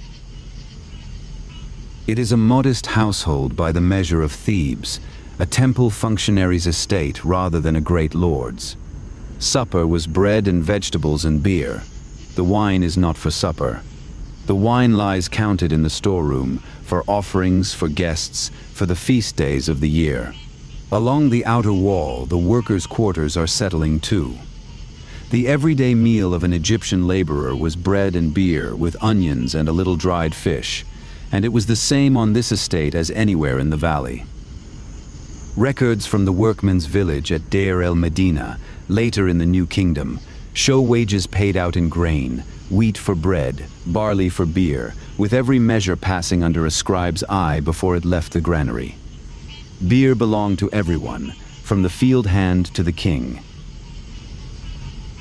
Wine belonged for the most part to the temples and the great houses, which is precisely why a man like Nacht had his vineyard painted on the wall of his tomb chapel. Step through the low doorway of the storeroom and the night changes temperature. The room is cool, dry, and dark, and it smells of clay and faintly of fruit. Tall wine jars lean shoulder to shoulder against the mud brick walls, their narrow pointed bases set into the sandy floor, their mouths closed under domed caps of gray-dried river mud. On the newest jars, a small hole near the top of each cap has been left open, so the young wine inside can breathe out as it finishes its slow work. On the older jars, the hole is plugged and sealed over. A single lamp in a clay dish keeps the whole room in soft amber. Each jar carries a short line of black ink on its pale shoulder. The year of the rain, the estate, the man responsible, so that to walk down a row is to read back through the summers, jar by jar. This is the bookkeeping of the age. One generation after this evening, the palace of Amenhotep III at Malkata, on this same western bank of Thebes, would hold some 1,400 such ink labels in the decades around 1360 BCE, naming wine and ale and fat and meat laid up for the king's jubilee festivals, with wine the largest share of them all. A storeroom like this one is a small archive, and the scribe its quiet librarian. The ink remembers people as well as years. A lifetime after Nacht, jars sealed for the burial of the young king, Tutankhamun would still carry the names of the men who made the wine. Chief Vintner Ka, Chief Vintner Senufe, Chief Vintner Rare, each name brushed onto the clay beside the year and the estate. 3,500 years later, those lines can still be read. The name of a working man, set down by a tired scribe at the end of a pressing season, outlasting almost everything else the estate ever made. Somewhere in this room, tonight's jars carry a name of their own. Not all of these jars will stay on the estate. Wine stood among the regular offerings of the gods, and on temple walls the king is shown holding out 2 small round pots of wine to a seated deity, a scene already 1,000 years old by Nacht's evening, carved first in the pyramid temple of King Sahura, and repeated in every age after. Across the river, in the temple of Amun at Karnak, where Nacht watched the hours of the night, wine from estates like this one entered the storerooms of the god, was poured in the sanctuary at the daily service, and was counted, always counted, on its way in. Other jars go to the feasts. In the tomb of Paheri at El Kab, painted in the reign of Thutmose III, a banquet guest named Nubmehi calls out for 18 bowls of wine, complaining that his insides are as dry as straw, and the serving man beside him urges a lady to drink deep and make it a happy day. Nacht's own chapel has its banquet too. Guests seated on woven mats, lotus flowers, small faience cups, and a blind harper singing with his eyes painted as simple slits. Wine was for such nights, poured slowly, praised freely, and accounted for the next morning by a scribe with a steady hand. Outside again, the night has deepened. By the gate in the garden wall, a watchman has settled for his shift, a plain figure with a staff, his small fire down to embers. Every walled garden kept some kind of watch when the fruit hung ripe. The harvest is wealth, and it hangs at shoulder height in the dark. He does not walk much. He listens to the pool, to the wall, to the dry conversation of the leaves, and the garden's sounds arrange themselves around him, a duck shifting on the bank, a palm frond ticking against another, the small dry rustle of something moving in the vines. Beyond the wall, past the dark orchard rows, the river shows as a broad, pale ribbon under the moon. It is rising in these weeks. Far to the south, the flood has already begun, and night by night the water creeps up the mudflats, turning brown with silt, carrying the year's new soil toward the fields. The grape harvest fell just here in the calendar, in late summer as the flood was arriving, and the old hymns bound the two together, in words already 1,000 years old by Nacht's evening, cut into the pyramid chambers of much earlier kings, Osiris is called Lord of Wine at the inundation. 1,000 years after this evening, a Greek traveler would write that the Egyptians had no vines in their country at all and brewed their drink from barley instead. He was mistaken. Elsewhere in his own pages, the priests of Egypt are served grape wine, and the painted wall of Nacht's small chapel answers him quietly across the centuries. The arbor heavy with clusters, the 5 men treading in the vat, the juice running to the tank, the sealed jars standing in their row. The vines were here. The proof of them was set in paint within sight of the river, and it is legible still. The harvest is not finished. Whole pergola walks still carry their fruit, and the empty palm leaf baskets stand stacked by the pillars where the pickers left them, ready for tomorrow. The work will take up again in its own order, water carried to the young trees in the cool of the morning, the garden's ordinary chores through the day, and then when the light softens, hands reaching up into the leaves once more, the vat wet again, the storeroom door open. An estate in harvest lives by that rhythm for weeks, unhurried and exact, until the last cluster has come down and the last cap of mud is stamped. Deeper in the night, the orchard keeps its own quiet order.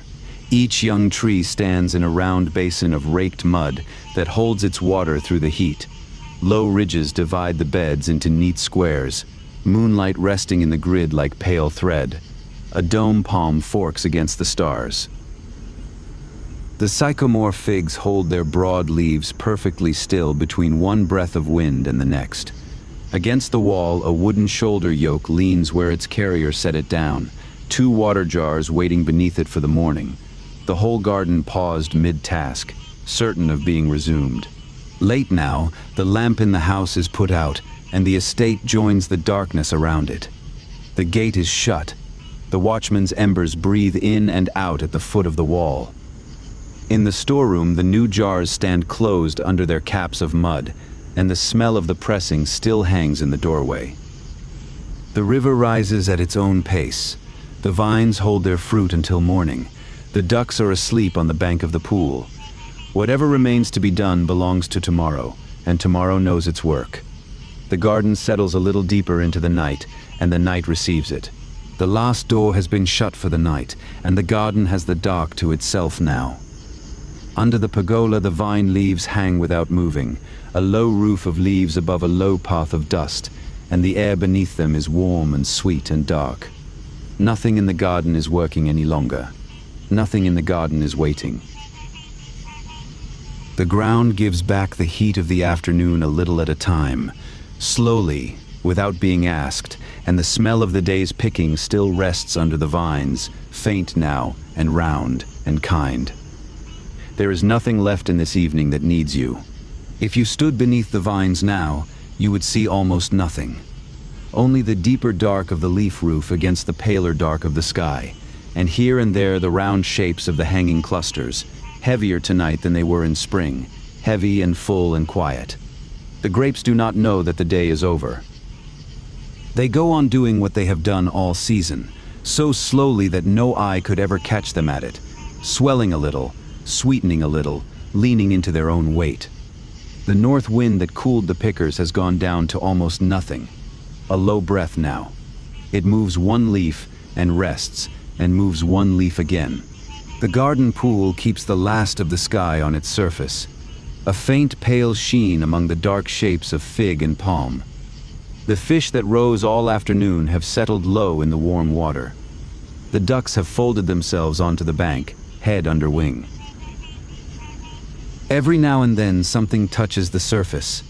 A moth, a falling petal, a drop shaken from a leaf, and a single ring widens out, slow and round, until the stillness takes it back. That is the pace of things now. One small touch, one slow ring. Then the water smooths itself, and the garden goes on resting all around it. Somewhere at the edge of the garden you are lying still, on a reed mat perhaps, near a mud brick wall that kept a little of the afternoon and is giving it back now, slowly, through the dark. The sounds that reach you are few, and all of them are round-edged, water moving somewhere in the channel, A dove shifting its weight in the fig tree, dry leaves touching one another and going still again. None of it is speaking to you. None of it is asking anything of you. It is only the garden turning over once in its long sleep and settling deeper. All the work of this long day has already found its resting place. The baskets are stacked empty by the wall, still smelling faintly of the fruit they carried. The treading vat stands quiet under its beam, rinsed and dark. And behind the storeroom door, in the coolest room of the estate, the new jars stand shoulder to shoulder, capped with soft gray mud, holding the whole of this summer inside them. Let your thoughts go and rest there for a while in that low room. It is a good room to be sleepy in. Nothing moves there, and yet nothing there is idle. The storeroom holds its own kind of night, older and stiller than the night outside. The air is cool, and it smells of damp clay, of new wine, of dust that has settled and will not be raised again before morning. Along the walls, the tall jars lean together in rows, shoulder against shoulder, their pointed feet set in the sand of the floor, their round bellies pale in the dark. If a lamp were carried in, its light would find nothing to do here. The jars need no light. What is happening in this room is happening in the dark, and the dark suits it well. On the newest jars, the mud caps are still drying, gray and damp, pressed down by hands that are washed now and resting. Under each cap, a whole year has been closed in. The river that rose, the long white afternoons, the shade of the leaves, the weight of the clusters, all of it sealed beneath a small rounded cap of river mud. And inside each jar, in the dark, the wine has already begun its own slow work. It worked while the household ate. It works now while the household sleeps. It will still be working, unhurried, long after this night has folded itself away. There is nothing to see, even if you could see it. The work the wine does is quieter than breathing, slower than the drying of mud. Sweetness turning, little by little, into depth. Brightness folding itself away into something low and round and heavy and dark.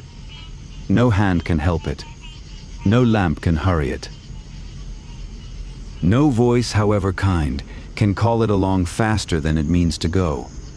It is the slowest work on the whole estate, and the only work that goes on at this hour, and it asks for nothing.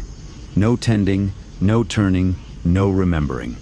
It simply goes on, down in the dark, at its own sweet pace. That is the gift of the sealed jar. Once the mud goes on, the worry goes out. No one on the estate will open these jars for months, and no one needs to. The ripening belongs to the jars now, and jars are good at holding things. It is all they do. They hold the summer. They hold the sweetness. They hold the long, slow change that no eye will ever see. So whatever small, unfinished things you are still holding tonight, you may treat them the same way. Cap them gently. Set them in a row against a wall somewhere at the back of your mind, and leave them to ripen on their own until morning.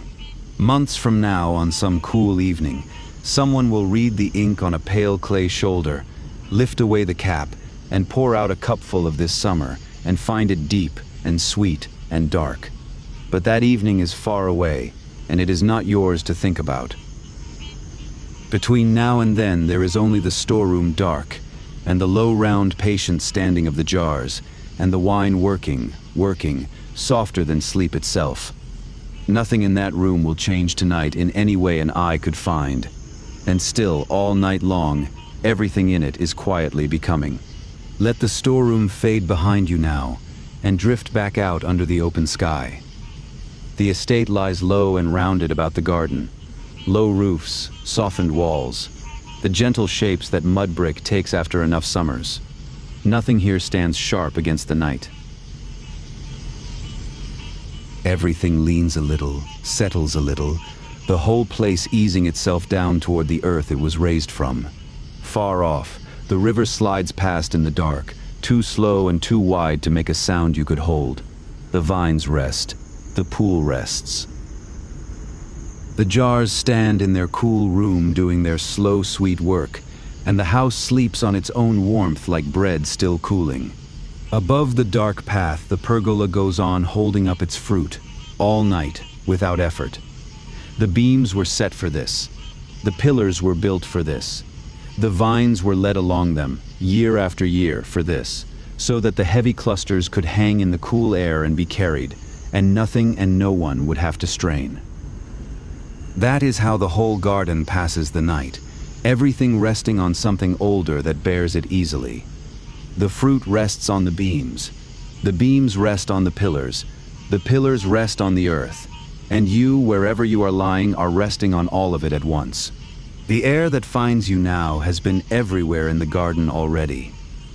It has moved under the vine leaves and come away sweeter. It has crossed the pool and come away cooler. It has drifted along the warm brick of the storeroom wall and come away slower. There is nothing in it but the day just ended. Leaf and water, dust and fruit, warm mud and sweet dark shade, and every breath of it settles a little lower than the last, a little rounder, a little heavier, a little nearer the quiet floor of the evening. One by one, the last named things of the evening can be set down now. The vines low and green dark, and done for the day. The pool round and still, and holding nothing but sky. The jars heavy and patient, and full of slow, sweet work that no one needs to mind. The house warm and low, and breathing in its sleep. Say each of them once, somewhere far back in your mind, and let each one come out quieter than the last. There is no order to keep. There is no list to finish. Whatever is left unnamed tonight will settle on its own. And when even those are gone, the wine will still be working, low in its jars, in the dark, in the coolest room of the sleeping house. It does not need the morning. It does not need the vintner. It does not need you. It is the quietest worker in Egypt, and it has the whole night and the whole winter, and all the slow months after, and it is never in a hurry, never behind, never waiting on anyone at all. Let it go on without you now. The garden is dark, the jars are full, the year is sealed, and everything that ripens from here on ripens by itself.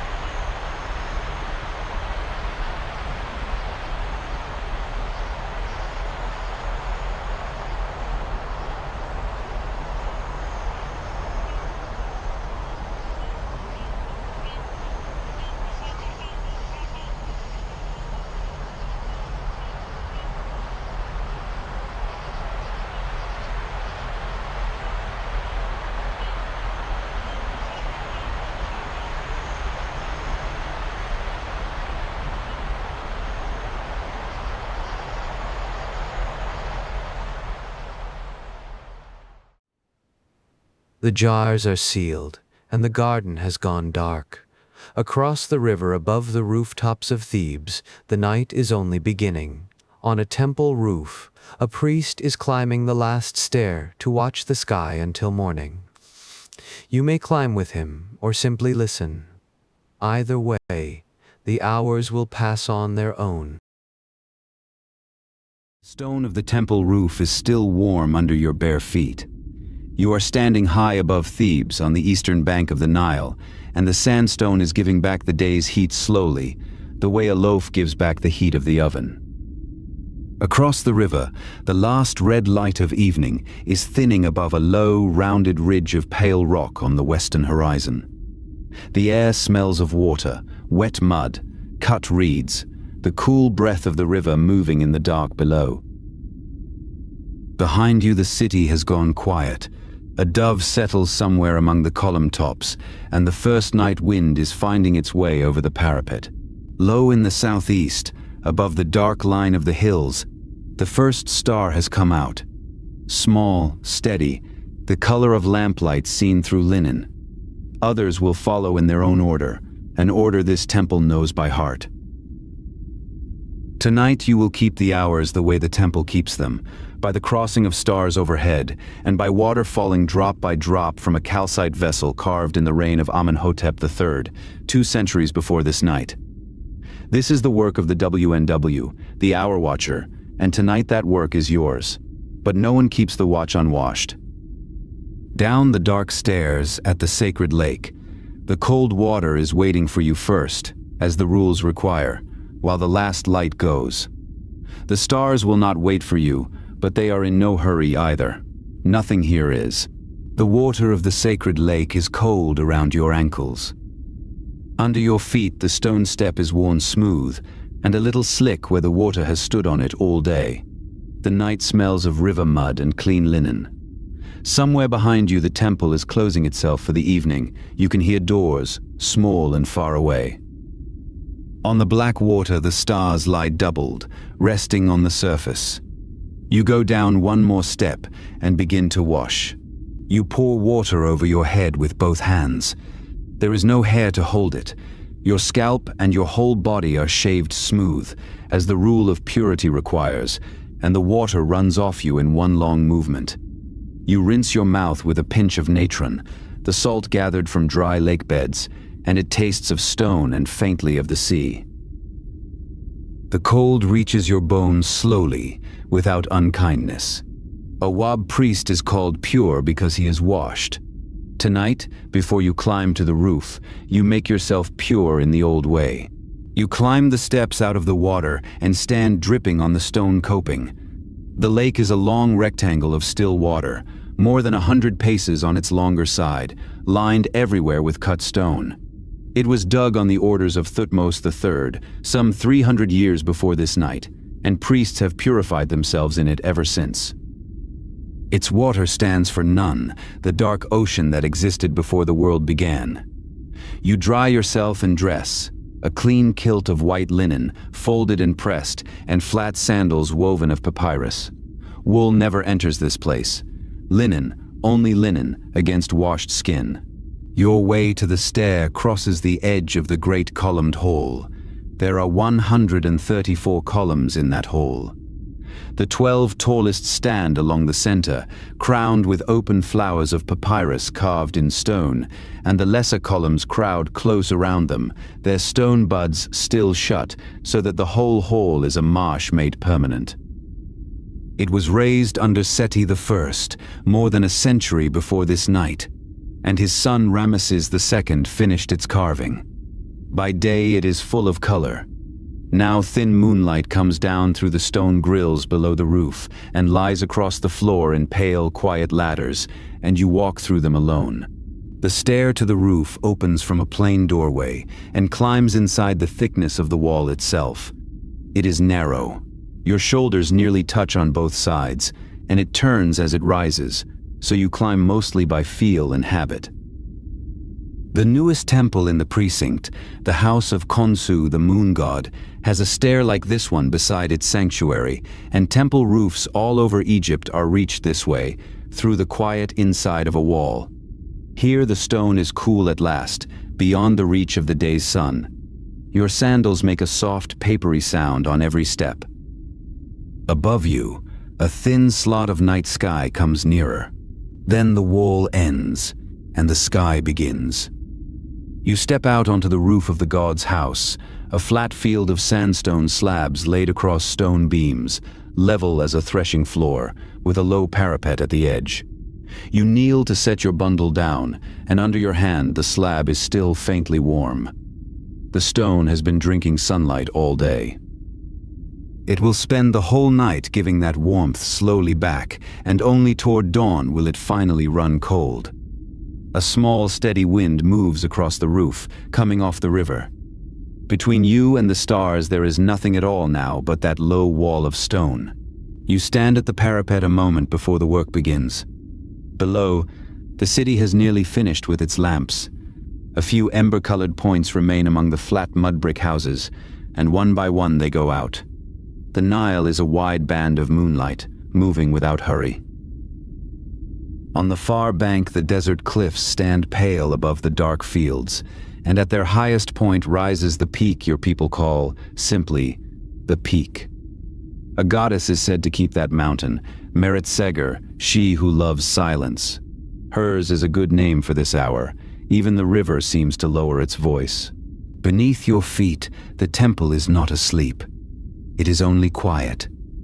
At dusk, the sanctuary doors were drawn shut, tied with cord, and sealed with a pressed lump of gray Nile clay. The god rests behind them in the dark.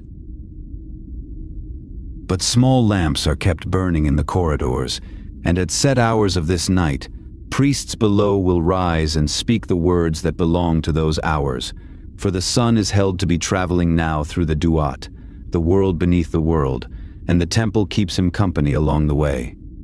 A god's house never fully sleeps. It waits in shifts. Tonight, the timing of all that waiting is yours. Your language has a word for hour, WNWT. When a scribe writes it, one of the signs he sets down is a star. That is not an ornament.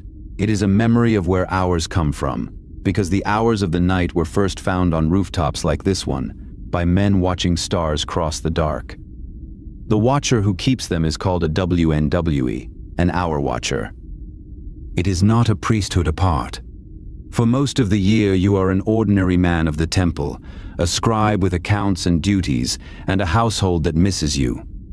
But your group holds the service this month. Tonight the watch is yours, and so are the hours. You unroll your linen bundle and lay out the instruments in their order. First, the merket. Its name means instrument of knowing, which is a large name for a small thing. A straight handle of dark wood, shorter than your forearm, with a fine flax cord hanging from one end, and a little drop-shaped weight at the end of the cord. Held up, the cord falls into a perfect line, pointing at the center of the earth. That is all it does. It hangs still, and by its stillness, tonight, you will judge the whole moving sky.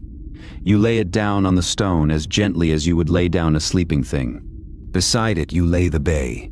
It is nothing more than the stripped rib of a date palm frond, pale and light and stiff, with a narrow notch cut into its wider end. You will hold the notch close to your eye and look through it at the southern sky, the way a builder sights along a string. A palm rib and a hanging cord. With these two simple things, the temple divides the night. Last comes the writing board, ruled with a grid, its small stars entered in red and black ink for this half of the month. You know its rows the way the singers below know their hymns. You will check them anyway. None of this belongs to you. Instruments, board, lamp, clock, they are the god's property, passed into your keeping at the start of the month, when your watch group took over the temple's service. There are 4 such groups, and each one is called a say.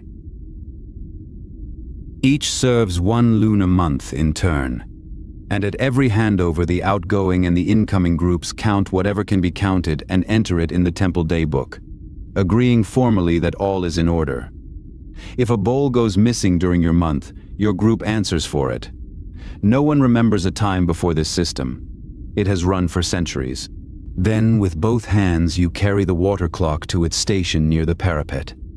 It is a vessel of calcite, the pale alabaster stone that lets a little light pass through, shaped like a flower pot, wide at the rim and narrowing toward the base, its outer wall carved with stars and gods. It was made in the reign of Amenhotep III, 200 years before this night, and it has measured darkness for the temple ever since. Near the bottom is a single tiny hole, and just above the hole sits a small carved baboon, the animal of Thoth, who counts all things. The water will leave one drop at a time under his eye. Light comes last, so that your eyes keep their friendship with the dark. The lamp is a shallow saucer of fired clay.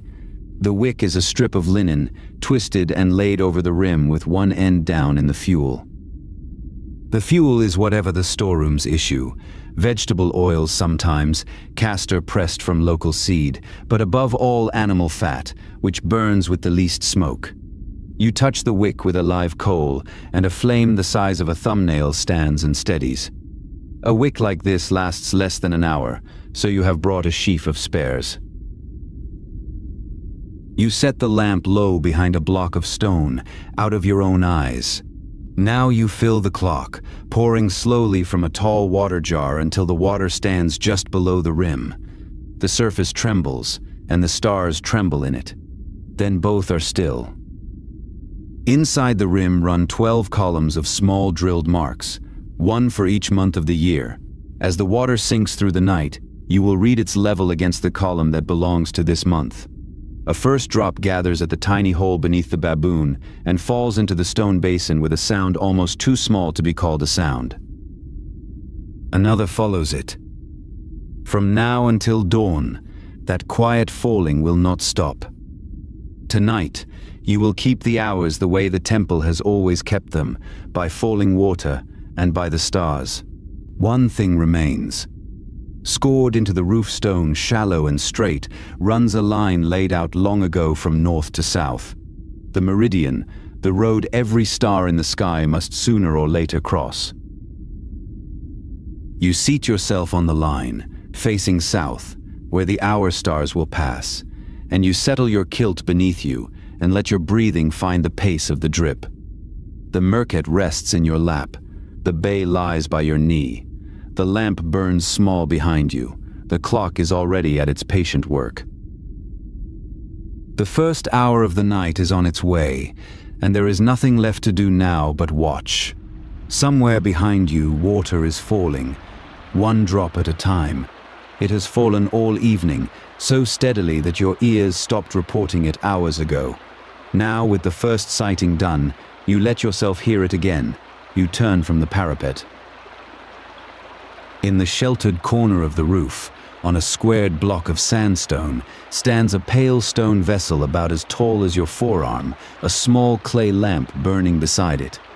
From a tiny hole near its base, a thread of water slides down into a shallow stone basin, drop joining drop with a soft, unhurried patience. This is the temple's other timekeeper, and it is older than anyone now alive. You crouch beside it, and the lamp flame steadies in the shelter of your body. The vessel is calcite, the stone some call Egyptian alabaster, so fine that light passes into it and gets quietly lost.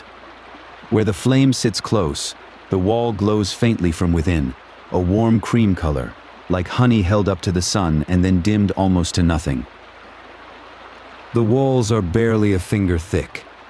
Under your palm, the stone is smooth and cool, still keeping a little of the day's warmth low near the base. Inside, the black surface of the water rests without a ripple, sinking too slowly for any eye to catch it moving. The shape is simple and deliberate. A wide flower pot of stone, broad at the rim, narrow at the foot, the sides sloping in one clean line. The rim is wider than both your hands could span, and the vessel is old, older than the newest courts of the temple beneath you. It was carved in the reign of Amenhotep III, who ruled from about 1390 to 1352 BCE, some 200 years before this night. His figure is cut into its outer wall, making offerings forever. Priests you never met filled this vessel at sunset. Priests you never met leaned over its rim with their lamps and read the hours. Tonight, that duty is yours. At dusk, while the light was still draining out of the west, a younger priest carried water up the stairs and filled the vessel nearly to the rim, as it is filled every evening. Since then, it has been quietly giving that water back. Low on the outer wall there is a single tiny hole, and above it, carved in the stone, a small baboon sits on a pillar. The baboon is the animal of Thoth, the god of reckoning, of writing, and of the moon, the lord of the counting of time. Every drop that leaves the vessel passes beneath his seat, as if the god himself were letting the night out, one bead of water at a time. Bring the lamp closer, and the outer wall wakes. 3 bands of carving circle the vessel. In the highest, the Decan Stars sail in little boats, with gods of the planets standing among them. In the middle walk the constellations of the northern sky, flanked by rows of quiet deities. In the lowest, the king appears again and again between the 12 gods of the months. One larger scene interrupts them, Amenhotep III offering to Re-Horakti, the falcon-headed sun, with Thoth standing behind. The carved lines were once filled with slivers of colored stone, and here and there a fragment remains, catching your flame and giving back a small point of color, like a star fallen into the carving. Now lean over the rim and hold the lamp low. Inside, the vessel keeps its working secret. 12 narrow columns of small drilled marks run down the inner wall, each column framed by carved signs of life and endurance, the Ankh and the Jade. 11 little hollows to a column, none deeper than the press of a fingertip. Around the inside of the rim, above each column, a month is named. 12 columns for 12 months. Whoever reads this vessel must first know the calendar, because the clock does not offer one answer.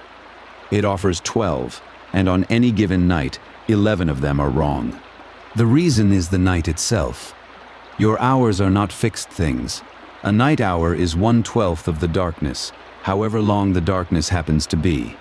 In winter, when the sun crosses low and briefly, the nights stretch long, and so do their hours. In summer both shrink.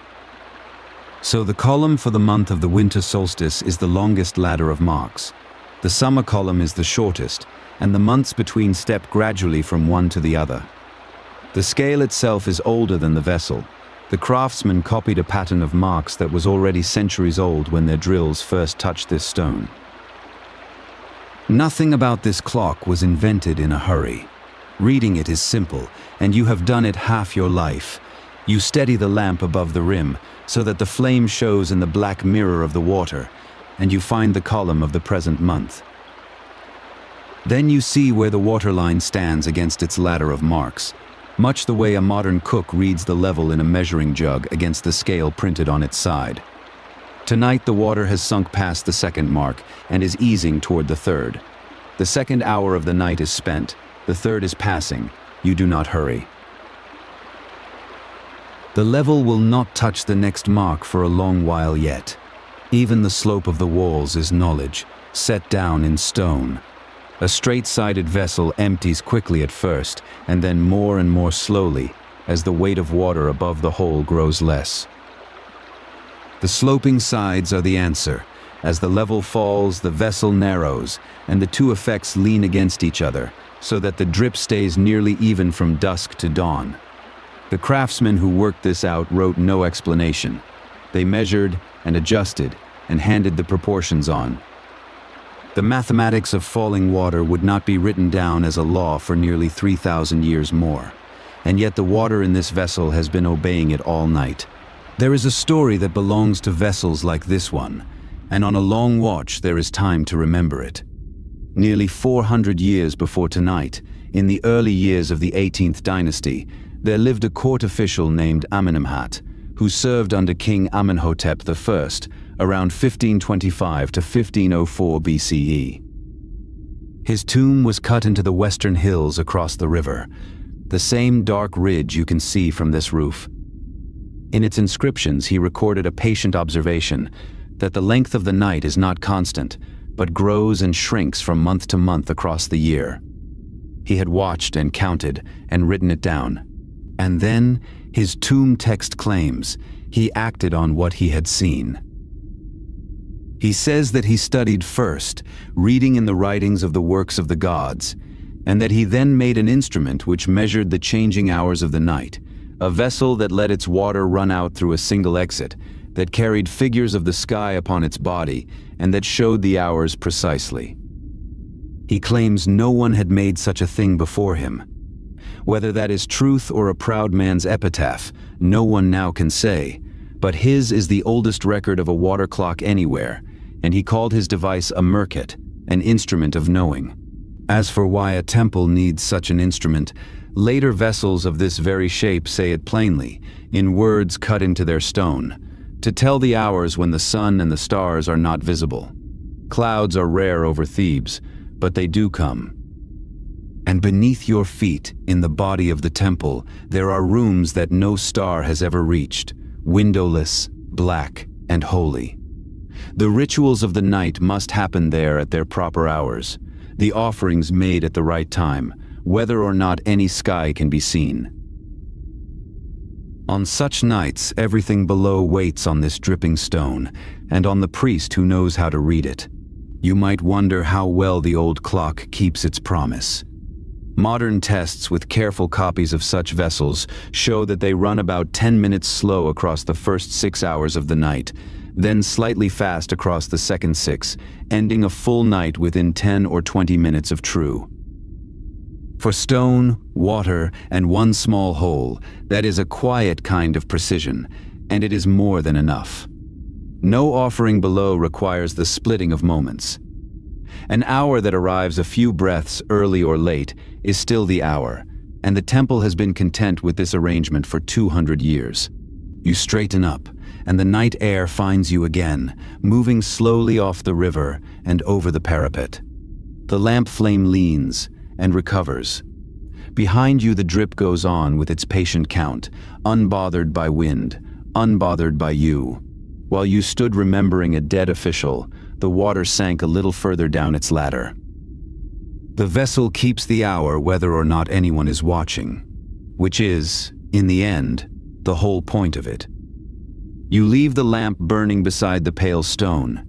Your eyes will want the darkness now, and the clock has never once needed the light.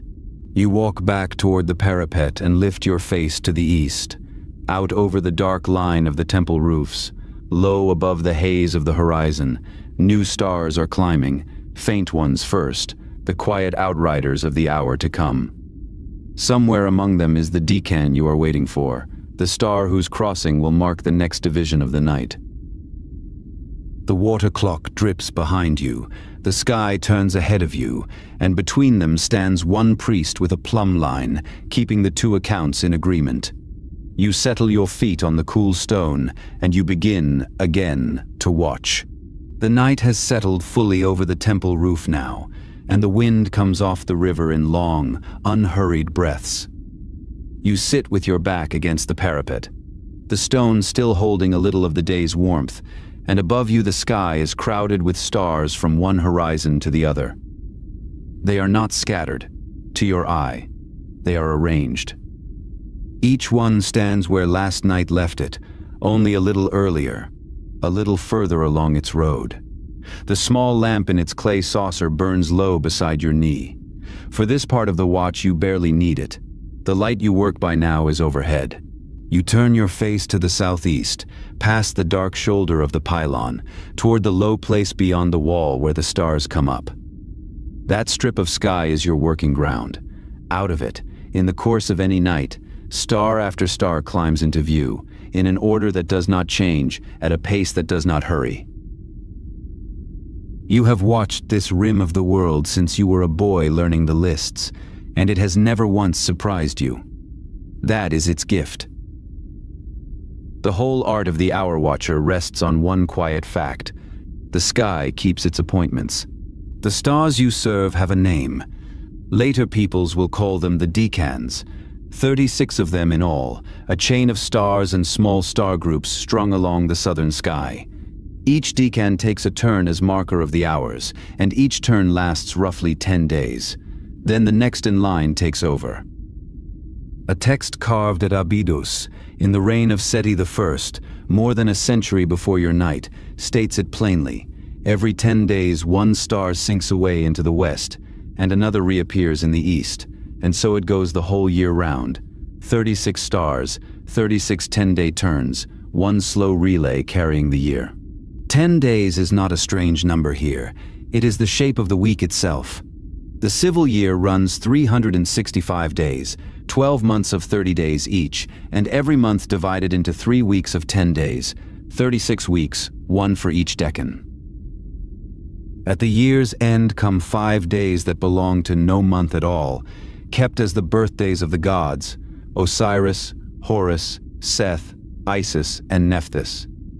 3 seasons carry the months between them: the flood, the emergence of the fields, the harvest, and the decans walk above all 3 without pausing.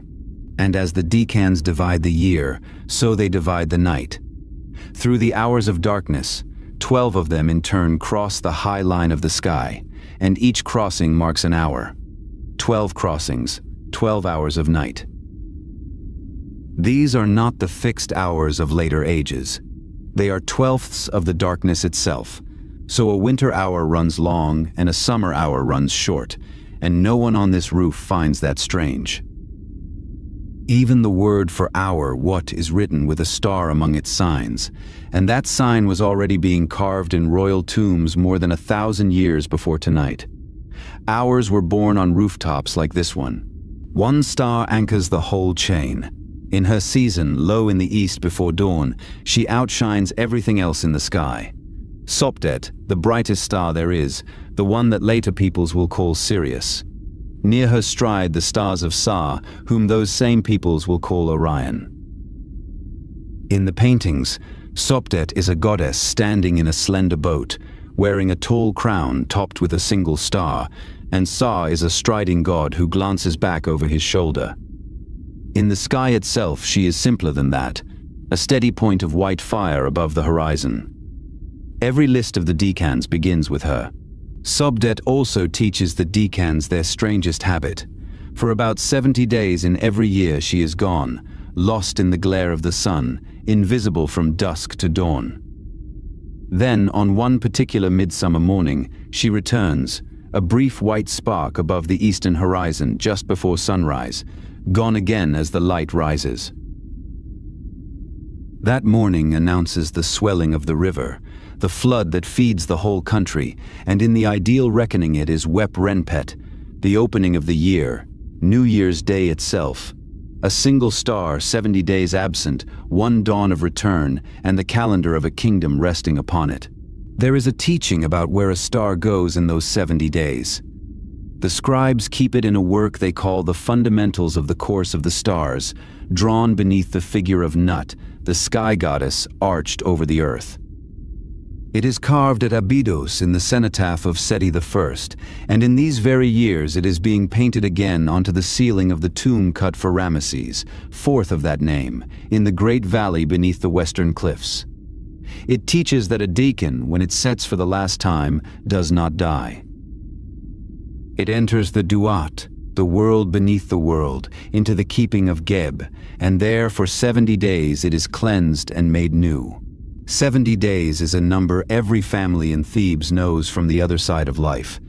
It is the ideal span of the embalmer's work, from the day a body enters their care to the day it is returned, wrapped and whole for burial. The star teaching uses the embalmer's own language. In its lines, the decans pass their hidden days in the embalming place of the sky, being purified, being restored. The same 70 days. No one who keeps this watch would call that chance. What happens to a star, the old text says in its quiet way, is what is hoped for a person, to set, to be renewed, and to rise again. None of this lore is new. 9 centuries and more before tonight, in the towns of Middle Egypt, Craftsmen were already painting star tables inside the lids of coffins, so that the dead lay looking up at a chart of the night. Those old tables were grids of star names. 36 columns for the 36 10-day weeks of the year, 12 rows for the 12 hours of the night, the names stepping down the grid like stairs as the seasons turned. The dead were given clocks. And it is the same knowledge you hold now, passed from hand to hand across 900 years, corrected, recopied, and carried up at last onto this roof. 3 centuries before your night, in the reign of the woman king Hatshepsut, her steward Senenmut had the whole sky drawn onto the ceiling of a chamber cut deep beneath her temple across the river. It is the oldest full picture of the heavens anyone is known to have made. On its southern half stand the 36 deacons in their columns, with Sa striding in his boat and Sopdet crowned behind him. On its northern half are 12 circles for the 12 months, each cut into 24 parts, and around them the constellations of the never-setting north. No lamp visits that chamber now. But draftsmen still copy its patterns, ceiling after ceiling, tomb after tomb. On those ceilings, the northern sky is a scene. A hippopotamus goddess stands upright at its center, holding fast to a mooring post, and tethered to that post, on some drawings by a line of small dots, is Mesketiu, drawn as a bull, the 7 bright stars your own eyes know best. Even the old water clock beside you carries a version of the picture, cut into its outer wall in the days of the 3rd Amenhotep, 200 years ago. The meaning is plain to any watcher. The northern stars are moored. They swing around their post all night and all year, and they are never permitted to set. You lean your head back and find them now, over the northern parapet, 7 clear stars, the foreleg of the bull, lying low along the horizon at this hour of this season. There is no bright star at the pivot of the sky. The heavens simply turn around a dark, empty point, and Mesketiu wheels about it, night after night, never once dipping below the earth. The old lists call such stars the Ikemusek, the ones that do not know destruction. You steer by them. The never-setting north is where this country has always looked when it wanted a picture of something that does not end. There is one flaw in all this order, and every watcher learns it early. The civil year of 365 days is slightly too short, so it slips against the sky, about 1 day in every 4 years. Slowly, across lifetimes, New Year's Day wanders away from the morning of Sopdet's return. Only after some 1460 years do the two come home together again. Star tables drawn for one generation drift out of true for the next. Even the hour scales inside a water clock age. The coffin tables of 9 centuries ago no longer fit the nights they were painted for. Nothing made by hands keeps perfect time. The watchers have always known it, and it has never troubled them. When the tables and the sky disagree, the sky is right. That is the whole rule. The lists are servants, the stars are the masters. So each generation of hour watchers checks the old columns against the actual night, notes where a star now rises early or crosses late, and quietly amends the copy. The correction never announces itself. It happens the way it is happening now, one man on a roof, comparing what is written with what is overhead, and trusting what is overhead. The sky has no errors in it. Only the records do. But trusting the sky raises the night's real question, the one your whole office exists to answer. It is not enough to know which star carries this hour. You must catch the moment it crosses the line, the unseen line that runs from the northern point of turning, up over your head and down to the southern horizon. A star approaches that line slowly, crosses it in silence, and leaves it without a sign. Eyes alone can be argued with. So beside your knee, wrapped in a fold of linen, lie 2 small answers to that problem: a dark wooden handle with a hanging cord, and a notched rib of palm. Their turn is coming. For now you sit a while longer with the stars themselves. The wind moves along the parapet. The water clock keeps its small, patient count beside you, 1 drop and then another. Overhead, the decans go on with their slow procession, each in its place, each on its way, exactly as they went for the coffin painters 9 centuries ago, and for Senenmut's draftsmen 3 centuries ago. The night is deep, and it is held. You may let your eyes rest on the dark between the stars. Nothing up there will hurry. Nothing up there has ever hurried. The wind has settled into its night rhythm now, moving low across the roof of the great temple, carrying river damp and the faint dust of the western desert. You stand a moment at the parapet and let your eyes rest on the star field, which has turned appreciably since the watch began. Below you, the precinct of Ammon lies in darkness, its courts and halls holding the day's warmth deep in the stone. Behind you, on the flat sandstone paving, a straight line runs true from north to south, scored into the slabs and darkened with age. Everything the next hours require is gathered along that line. It is time to sit down to the work itself. Your companion for the watch is already seated at the southern end of the line, a fellow priest of the hour staff, his shaven head and white linen faintly pale in the starlight. You lower yourself to the paving at the northern end, facing him, and the two of you settle until you are still. This is how the watch is kept. 2 men on the meridian line, one to watch and one to be watched. He will hold his back straight and his shoulders level until you release him. Between his body and the southern stars, the whole geometry of the night will be read. Neither of you speaks. The wind moves, the stone is quiet, the work begins. In your left hand you hold the merkit, whose name means the instrument of knowing. It is a modest thing for such a name, a slim handle of near black ebony, about the length of your forearm, with a small block at one end from which a fine flax cord hangs down to a little stone weight. When the cord stops swinging, it marks a perfect vertical. The earth itself pulls it true. Along the handle runs a single line of small incised signs, filled with yellow pigment and worn soft at the edges by many hands. You steady the cord and wait for the weight to hang dead still. In your right hand is the bay, the sighting rib, the stripped midrib of a date palm frond, pale and fibrous, with a narrow notch cut into its wider end in the shape of a V. You raise the notch close to your eye and look through it, past the dark silhouette of your companion, toward the southern sky. Held so, the rib narrows the whole heaven to a single slot, between the notch, the hanging plumb line, and the still shoulders of the man opposite. You now have everything the observation needs. A true vertical, a fixed mark, and a sky full of stars moving slowly toward their appointed places. The title you carry is WNWE, the Hour Watcher, from WNWT, the word for hour, which the scribes write with the sign of a star. The word is old. It appears in the pyramid writings of kings who died more than 1,000 years before you were born. WNWT names the hour, and it also names the whole rotating staff of the temple's hour priesthood.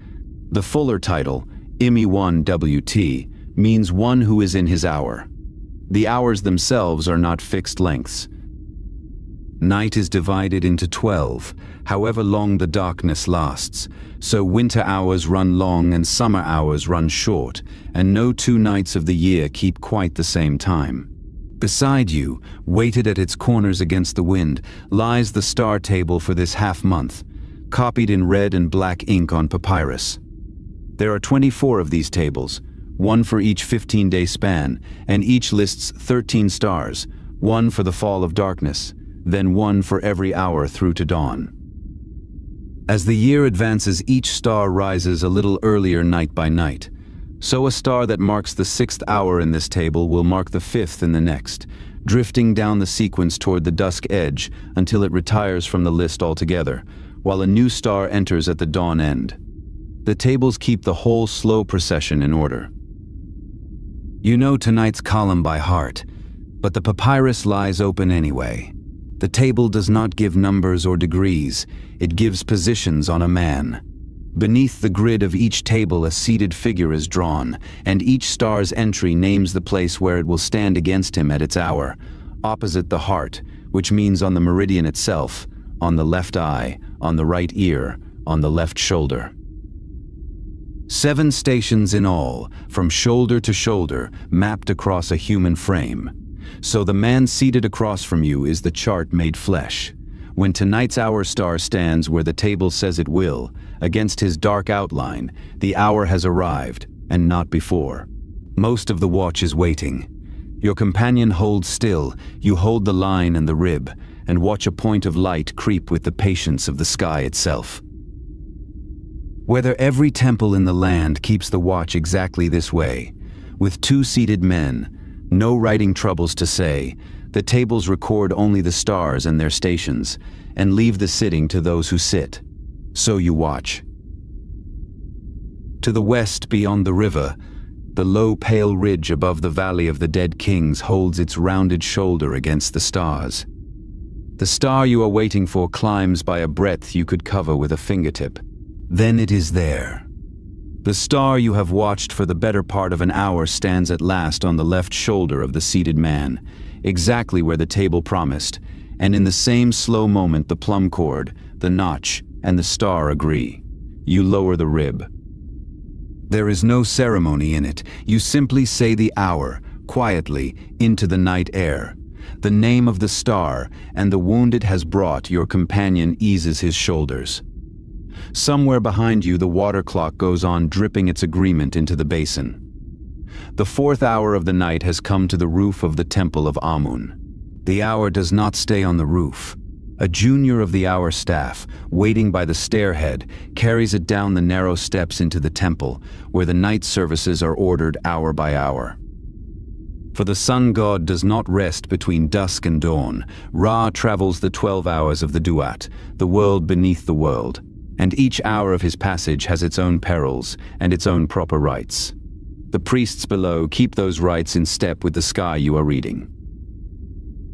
In this way, your quiet word on the roof becomes lamplight and incense in the halls beneath, at the correct moment and no other. Before the next waiting begins, you make the record. The scribe's kit sits by your knee, a reed brush, its tip frayed to softness, a small palette with cakes of red and black ink, a strip of papyrus, and beside it a flake of pale limestone for rough notes. You wet the brush, touch the black, and set down the hour and its star in a few compact signs.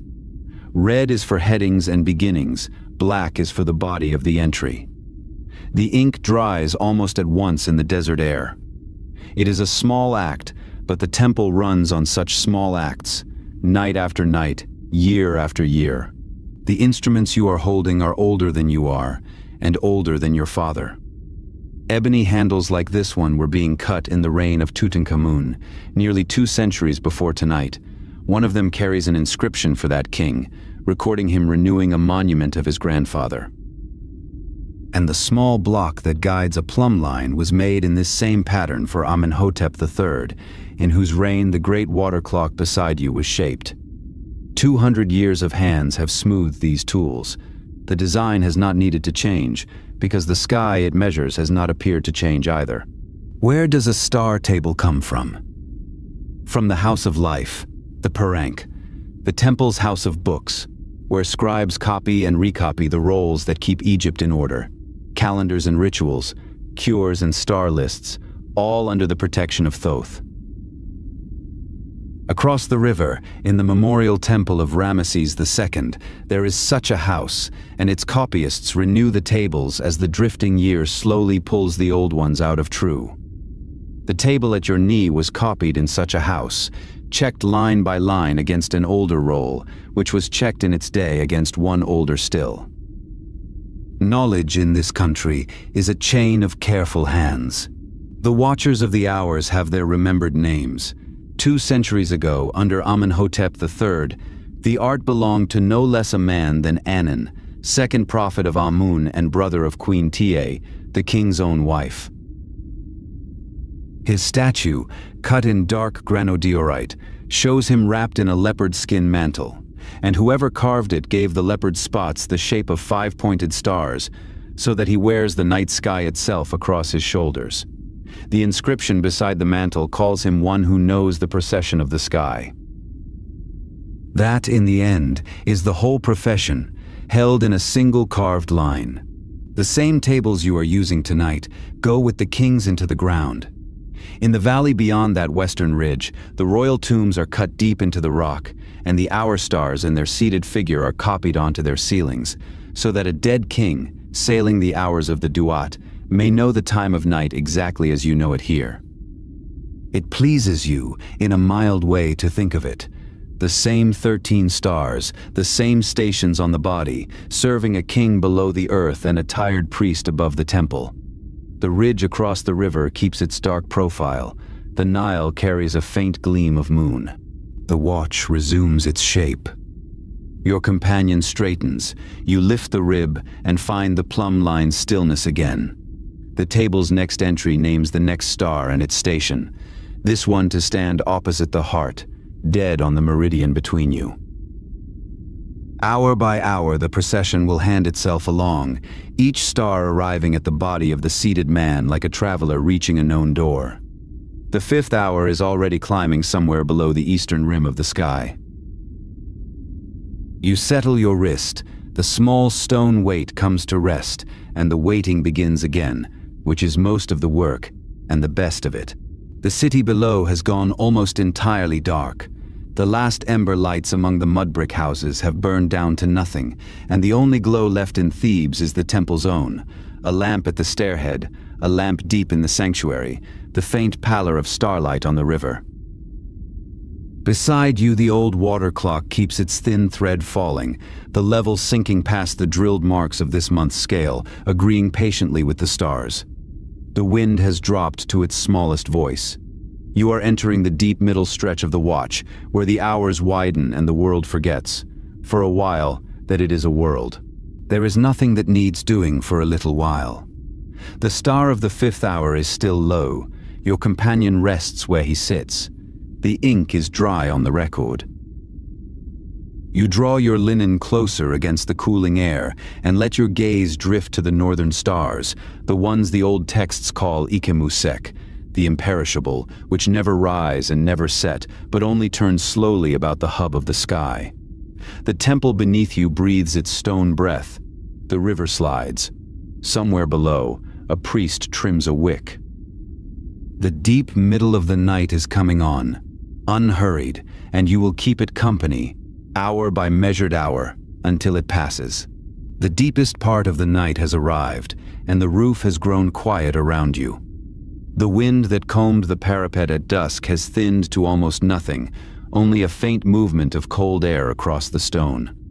Under your feet, the sandstone slabs, warm when you climbed the stair, have long since given up the last of the day's heat. You draw your linen closer around your shoulders. The water clock drips beside you at its own unhurried pace. Nothing in the sky needs you for a little while. This is the hour when the watch becomes mostly waiting, and the waiting becomes mostly stillness. You walk to the parapet and look out over the sleeping city. Thebes lies low and dark along the river, a spread of flat mud brick roofs with here and there an ember of lamplight where someone tends a late fire. The great temple beneath you is dark as well. The courts, the tall gateways, the aisles of papyrus columns, all of it resting. Off to the south, the sacred lake where the priests wash before their duties holds a thin film of stars on its black water. The Nile beyond the walls is a broad band of faint silver, moving north too far below to be heard from this height. Across the river, the western cliffs stand as a long dark wall against the stars. At their highest point rises the peak, a natural summit of pale rock above the hidden valley where the kings of this age are laid to rest, and where the villages of the tomb workers sleep among the hills. The peak belongs to a goddess the Thebans call Meretsega, she who loves silence, a cobra who guards the resting places of the dead. It is a fitting name for this hour. On your side of the river, the living, on the far side, the dead, and over both, the same slow turning of stars. You tip your head back and let the whole sky fill your eyes. For the people of this land, What you are looking at is not an emptiness scattered with lights. It is a body. The sky is the goddess Nut, stretched over the earth from one horizon to the other, her fingertips resting on the western hills, her toes on the eastern desert. Every star you have watched tonight travels along her. Below her lies Geb, the earth.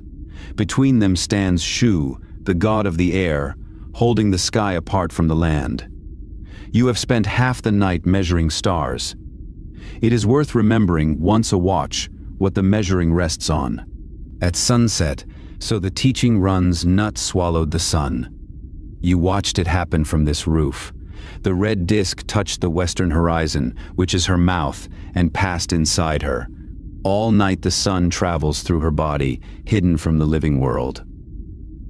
Toward morning it will have made the whole crossing, and at dawn she will give birth to it in the east, new and red as every newborn is red. It will grow strong, climb the sky, and return to her mouth again at dusk. Egypt does not fear the dark sky. Night is simply the time when the sun is on the inside of the goddess. None of this is loose talk, it is written down. The scholars of the temples keep a treatise called The Fundamentals of the Course of the Stars, which lays out the figure of Nut, the road of the sun, and the schedule of the star clock in careful order. A copy was carved in the shrine King Seti built at Abydos, some 140 years before your watch tonight. And in these very years, across the river, carvers are setting the same figure of Nut, with the same rows of stars along her body, into the ceiling of a tomb being cut for a king. What you practice on this roof, the ceilings underground repeat. While Nut carries the sun, the priests describe its road as a journey through the Duat, the world beneath, divided into 12 hours, one for each hour you keep on this roof. The sun god travels by boat, as everything of weight in Egypt travels, and each hour of the night brings the boat to another region with its own gates and its own keepers. The hours you read from the stars are the same hours the god is passing below. That is why your count matters to the temple. The rites in the dark halls under your feet are time to keep company, hour by hour, with that hidden voyage. The deepest point comes at the 6th hour, the very middle of the night. There, the teaching says, the sun reaches the floor of the Duat and is joined for a time with Osiris, Lord of the Dead, the way a flame is joined to its wick. It is the stillest moment of the whole journey, and the most necessary. From that meeting the sun takes the strength to be born again at dawn. If your count has run true, that moment has already passed somewhere far beneath you while you sat watching the meridian. The rest of the night, below as above, is a long, slow turning toward morning. There is one hindrance on the road. In the hours after the union, a great serpent waits by the underworld river and tries to drink the water out from under the boat. The texts give it a name, Apep, and they are quite matter-of-fact about it. The serpent is turned aside, as it is turned aside every night by the words of protection spoken from the boat, and the voyage continues. No priest in Thebes loses sleep over the serpent. Its defeat is part of the order of things, as regular as the drip of the clock beside you, and the boat moves on toward the eastern horizon. The stars themselves make the same journey, for Nut swallows them too. Each of the 36 decans, when its season ends, sets in the west and leaves the night sky altogether. The treatise says the star spends 70 days in the Duat, resting and purifying itself before it rises again in the east before dawn, fresh as Sopdet rising in midsummer. 70 days is also the span the embalmers allow for preparing a body for burial, and it is hard to believe the two numbers are strangers. In this country, even the stars die, are made clean, and come back. Nothing is lost. Everything keeps its schedule. You bring your eyes down to the northern rim of the sky, where the stars behave differently. The Egyptians divide the stars into two families. Low over the north turn the ones that never set at all, circling an empty center point night after night, year after year. The old texts call them Ikemusek, the ones not knowing destruction. Chief among them is Mesketiu, the foreleg of the bull, the 7 bright stars a modern eye knows as the Big Dipper, and on temple ceilings the foreleg is shown tethered to a mooring post, held fast by a hippopotamus goddess, free to circle forever and never able to wander off. The other family is the one you have worked with all night. The stars that rise in the east, cross the sky, and go down in the west. The texts call them Ikemu Werej, the ones not knowing weariness, a name, you think at this hour, given by someone who never kept the third watch. Their great figures are Sa, the wide-striding constellation a modern eye knows as Orion, who is Osiris in the sky, and Sopdet, the brightest star of all, who is Isis. The oldest royal prayers, carved in the pyramids of kings dead 1,000 years and more, already ask that the king rise and join both families. Your own night is growing old along with the sun's. The water in the calcite clock stands low against its scale of drilled marks. Only a few hours' worth remains above the small opening where the drops slip away. The Decan that will rule the last hour of darkness has not yet risen, but you know where it will come up, low on the eastern rim. Below you the temple is beginning, very quietly, to lean toward morning. The night rites keep their sequence in the dark halls, hour by hour, as they have since dusk, and every hour you call down to them brings the lighting of the fire 1 hour nearer. You know what the first light will set in motion, because it is carved in relief in the temple King Seti raised at Abydos and written in the service books, the same sequence every morning of every year. A fire will be kindled, a censer will be taken up, charcoal and incense breathing thin, sweet smoke. Before the shrine of Amun, the officiating priest will snap the dried clay seal pressed onto the door cord the evening before, untie the cord, and draw back the bolt.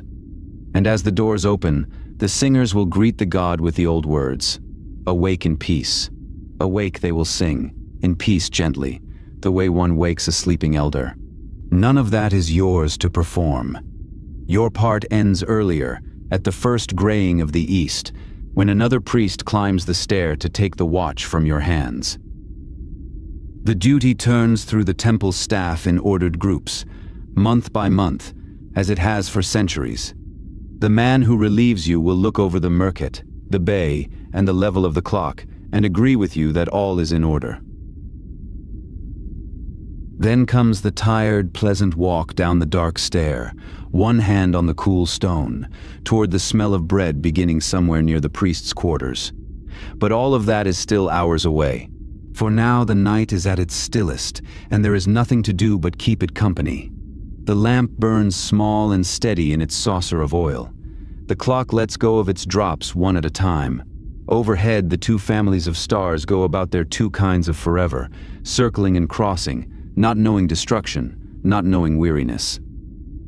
You settle your back against the parapet and let your breathing slow toward the pace of the water.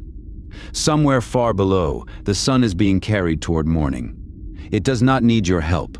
Nothing in this hour needs anything from you at all. It is the deepest part of the night now, and the roof has grown very quiet. The wind that crossed the parapet all evening has worn down to a breath of air, high and pale and hardly there. Under you the stone still holds a little of the day's warmth, faint as the heat of a hand withdrawn. The priest sits where he has sat for hours, his plumb line hanging still.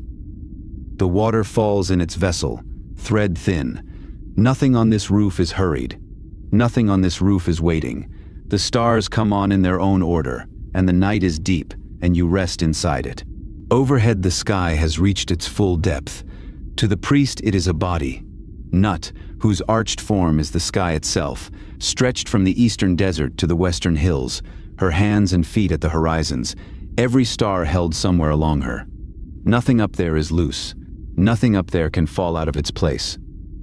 What crosses the meridian crosses because it is carried, the whole sky turning together, quiet as stone. The wind moves once along the parapet and settles. You lie beneath that, turning the way the temple lies beneath it. And the city and the river, held and known and very still. All night the stars have come to the line of the plumb, one after another, each in its hour. The priest has named them as they came. He will go on naming them until dawn, but the naming is his, not yours.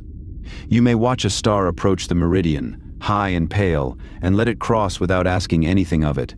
It crosses just the same. Another comes behind it, at the pace of the sky, which has never hurried in all its turning. The count continues somewhere near you, in a murmur, in wet ink. It no longer passes through you. The night is deep enough now that watching and resting feel the same. Beside the parapet, the water clock goes on giving up its water, a thread falling into the basin with a sound smaller than the wind. The basin accepts each drop without complaint. Earlier in the night you could follow everyone. Now the sound has begun to step back from you, the way a lamp in a far window steps back when mist comes off the river. It is still there. It will be there until morning, falling at the pace set for it long ago. You do not follow the drops anymore. They land at the edge of hearing, quiet, quiet, and each one takes the night a little deeper. Below you the temple has settled into its own stillness. The last lamps in the inner halls have been trimmed low, and the courts lie open to the stars, pale floors between deep walls. Somewhere under the roof the god rests in his shrine, the doors sealed for the night, the incense long since faded into the stone. No one is walking the corridors now. No one needs to. The building does what it was built to do in the dark. It stands and holds its quiet and waits for a morning that is still far on the other side of the sky. Beyond the temple wall, the city has put out most of its small fires. Here and there an ember light still shows in a doorway, and then it is gone, and the houses stand in rows under the same deep sky. The river moves without sound at this distance, a pale band between the fields, carrying nothing but the reflection of stars. Across the water, the western hills lie low and still. Even the dogs have gone quiet in the lanes. Everyone who can sleep is sleeping now. Farmers, boatmen, scribes, children on the roofs of the houses, all of them breathing in the dark below the same turning stars that pass above your watch. The priest shifts his weight and steadies the palm rib against the night. He is awake in the way that only a man on duty is awake, patiently, thinly, with nothing left over. He does not need your attention. The hours will be found whether you follow them or not, written in red and black beside his knee. Your part of the night is different now. Your part is the resting. You may lie against the parapet with the stone still holding its faint warmth, and let the roof hold you, and be one more quiet thing among the quiet things the stars pass over. The wind crosses the roof once more, and then it too seems to rest. The air goes still from one edge of the terrace to the other, still over the parapet, still over the instruments, still over your hands. In that stillness, the night sounds sort themselves and grow simple. The thin fall of water, the priests read whispering on papyrus, and beneath both, nothing at all, a silence as wide as the valley. You are not listening for anything anymore. Whatever happens next in the sky will happen at its own pace, high above the roof, whether anyone counts it or not. One star comes to the meridian, it crosses, and it is past. Another rises toward the line, pale over the eastern desert, and there is no need to mark it. It will cross whether it is marked or not. That is the kindness of the sky at this hour. It asks nothing. The sky is patient in a way nothing on earth is patient. The stars that were counted and the stars that were not counted travel at the same pace, in the same order, on the same deep road. This one may go by uncounted. The next may go by uncounted too. The night does not lose them. Nothing in the sky can be lost. The sky does not work at its turning. Nut holds the stars the way the river holds its reflections, without gripping, without effort, every one of them resting on her even as they move. The imperishable stars circle the north and never set. The traveling stars cross from east to west and are carried under the world and come back. None of them hurries. None of them tires. The turning has gone on every night that has ever been, and it goes on now, high and quiet above the roof, and it will go on while you rest, exactly as it goes on while you watch. Your own weight has grown pleasant against the stone. The warmth the roof gathered all day rises into you slowly, the last of it, a quiet gift from a sun that set hours ago. Your hands have nothing to hold. Your eyes have nothing to find. If they close, the stars go on without them. If they open, there the stars still are, in their places, unhurried, deep beyond deep. Each breath comes a little lower than the one before it. There is no task left in you. The night has taken them all, one by one, and set them down somewhere out of reach, where they can wait until morning. Far at the edge of hearing, the water clock is still falling, drop after drop after drop. You could not count them now if you tried, and you are not trying. The counting is passed out of you entirely, the way warmth passes out of stone, gradually, without a moment you could point to. It belongs to the priest, and to the vessel, and to the marked hours inside the rim, and none of it belongs to you. What is left to you is simpler. The deep sky, the still roof, the quiet falling of water somewhere behind the world, steady, faint, already half a dream. A star comes to the line. A star goes past the line. There is nothing you need to do about either of these things. The sky turns, and the roof is still, and the two of them have an old agreement that was never yours to keep. Another star comes on, another goes past. The interval between them is long and even, like the spacing of palms along a canal. If sleep is near you now, it is allowed to come the rest of the way. The priest will not mind. The stars will not mind. High above the valley they continue in their pale order, one and one and one, unhurried, uncounted, and complete. The roof is far beneath the sky, and you are somewhere between them, held by both. Stone below, stars above, and the night moving through its hours without any help. Nothing calls from the stair. Nothing waits under the lamps. What you watched, you can release. What you learned, you can set down. It will all still be true in the morning, and the morning is not your concern. The dark lies even from edge to edge. The air lies even from edge to edge. Everything that rises, rises quietly. Everything that falls, falls quietly. And between them the world balances, deep and pale and still, the way it has balanced every night since nights began. So the watch continues, and you are excused from it. The plumb line hangs without trembling. The water finds the basin, drop by distant drop. The stars come one by one to the meridian and pass, uncounted, in the deep order Nut holds for them, and not one of them will be missing when you wake. There is nothing to finish. There is nothing to hold. The sky turns on its own, high and pale and endless, and the roof rests, and the river rests, and somewhere inside the great quiet of it all, you are permitted, at last, to be perfectly still.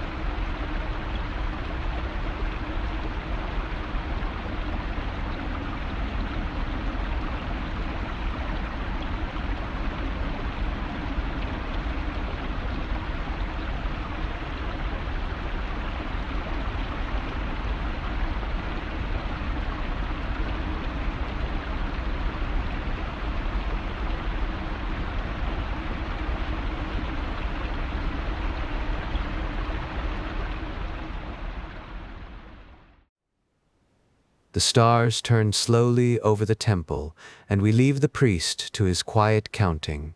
Down among the mud brick lanes, one small light is still burning. A physician is awake over his herbs and his measures, in a room that is warm and quiet and in no hurry at all.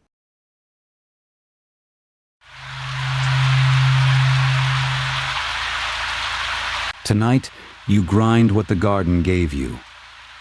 The last heat of the day is leaving the mud brick walls, and the room has gone the color of weak honey. A single flame sits in a shallow clay saucer near the bench, its twisted linen wick burning low and steady, and the light it gives is soft and close, reaching only as far as the near shelves. Beyond that, the corners stay in shadow. You let your eyes settle. The workroom is small and low. Along one wall, mud brick ledges and worn wooden shelves hold rows of squat pottery jars, pale buff and red-brown, each one stoppered with linen and a little dried mud. Bundles of dried herbs hang from a ceiling beam, turning very slightly in the moving air. Nothing here is in a hurry. The evening has only just begun to cool. You reach for the mortar first. It is a heavy, dark stone, wide and low, worn smooth on the inside from long use, and the rounded pestle sits ready in your hand, cool and a little heavier than it looks. Into the bowl go a few dried leaves and a broken piece of root, and already the smell rises to meet you, dry and green and faintly sweet, with the warm dust of the day underneath it. You bring the pestle down. The first stroke is soft, a low knock of stone against stone, and the leaves give way and fold. You turn your wrist, press, and lift, and bring it down again. There is no rush in it. The sound finds its own slow measure, and the herbs begin, little by little, to let go of what they hold. Come down the last few steps into the workroom, the way the light does at the end of a day like this. The house sits on the west side of the river, near Thebes, and the room you are entering is small, low, walled in sun-dried mud brick that has held the warmth of the afternoon and is only now beginning to give it back. There is a bench along one side. There are shelves, there are jars. Nothing here is in a hurry. The day's heat is leaving the bricks slowly, and the room is settling into the long, even quiet that the evening keeps. The shelves are the first thing to know. They are not deep.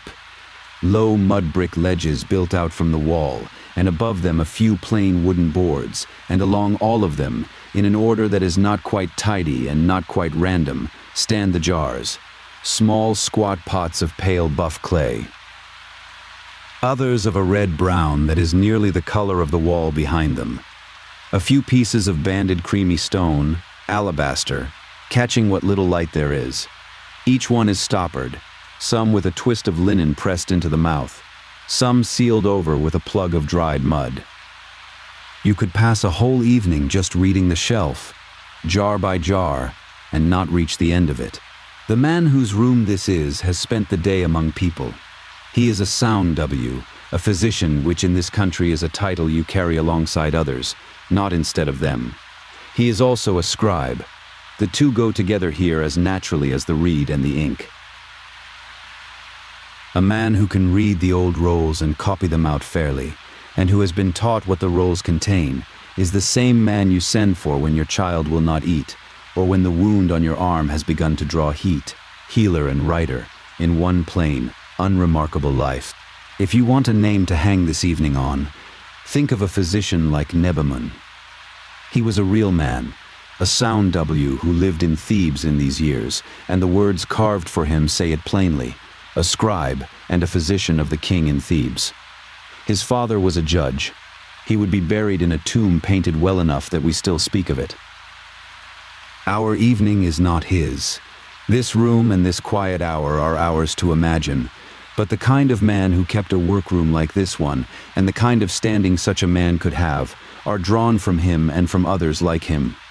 A physician of the king was still at the bench, a man grinding a remedy by lamplight. The knowledge in this room did not begin in this room. It was copied. Somewhere nearby, attached to a temple, there is a place they call the House of Life, the Parank, where the rolls are kept and studied and written out again, one careful line at a time, so that what one generation learned the next can hold in its hands. A physician learns much of his craft from a master, often from his own father, at a bench like this one.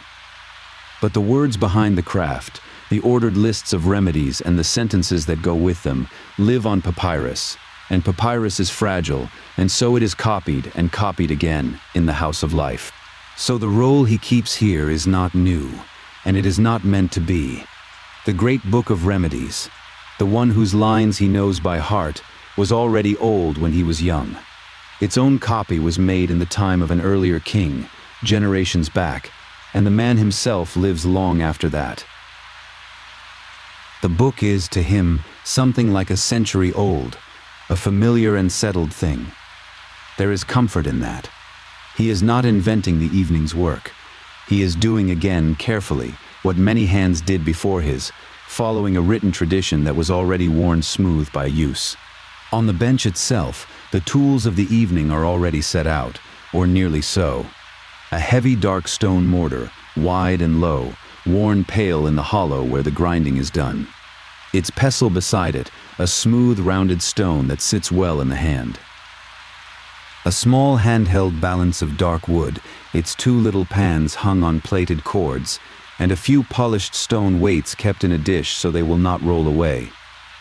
Everything is within one arm's reach of everything else, a room arranged by a man who has stood here many evenings and learned exactly where each thing wants to be. From the ceiling beam, where the room is coolest, hang bundles of dried herbs, tied at the stem and left to hang head down. A few linen drawstring bags hang with them, drawn tight at the neck, their shapes soft and full. When the air moves, which it barely does at this hour, the bundles turn a little on their strings and settle again. This is where the smell of the room comes from. Dry, green gone brown, a little bitter, a little sweet, the smell of many plants slowly giving up their water in the shade over many days. Lower down, near the bench, stand the everyday vessels, the ones a remedy is carried in rather than the ones it is stored in. A honey pot, its rim gone sticky and dark at the lip, a beer jug of plain brown clay, a shallow bowl with a little milk left standing in it. These are the liquids that a ground remedy is worked into, the ones that turn a dry powder into something a person can swallow or hold against the skin. A physician's shelf is half a kitchen. The line between the two is not drawn firmly here. In one corner of the bench there is a shallow open clay saucer, and in it a little pool of oil with a twisted linen wick laid into the rim, its end resting just above the oil. It is not lit yet.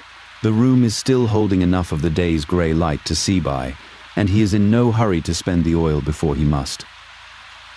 But the saucer is ready, set where its small flame will fall across the mortar and not into his eyes.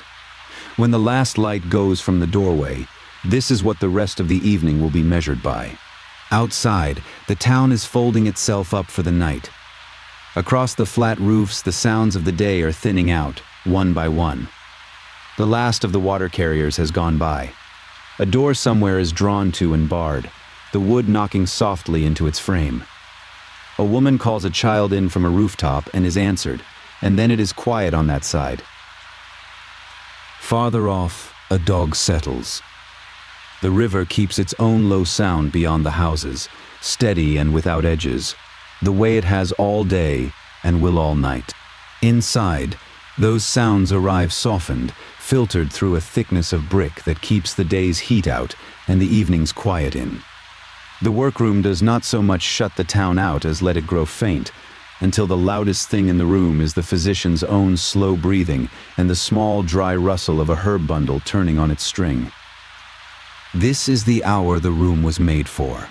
Not the crowded daytime, when people come and go with their aches and their questions, but the still edge of the day afterward, when the work turns inward, to the bench and the shelf and the roll. He moves through the room without needing to look for anything. A hand goes to a shelf and comes back with the right jar, weighed by feel. A stopper is eased out, sniffed once, pressed back. He is taking a slow account of what he has, the way a man does at the start of a task he has done many times, when the counting is half habit and half a kind of quiet pleasure. Nothing is written yet. Nothing is ground yet. This is only the settling in, the part before the work, when the room and the man come to the same stillness. On the shelf nearest the bench, the jars he will want tonight stand a little apart from the rest, drawn forward so their mouths face out. Each has, painted low on its shoulder, a few tiny faded black ink dashes and dots, like old tally marks, worn nearly away by the passing of his thumb over them, season after season. He does not truly need the marks. He knows every jar by its weight and its clay and its place. But the marks are there, made long ago by a careful hand, and he leaves them, and touches them, and passes on. There is no one here to be impressed, and nothing here to prove. The grand words carved for a physician of the king belong to daylight and to the tomb wall.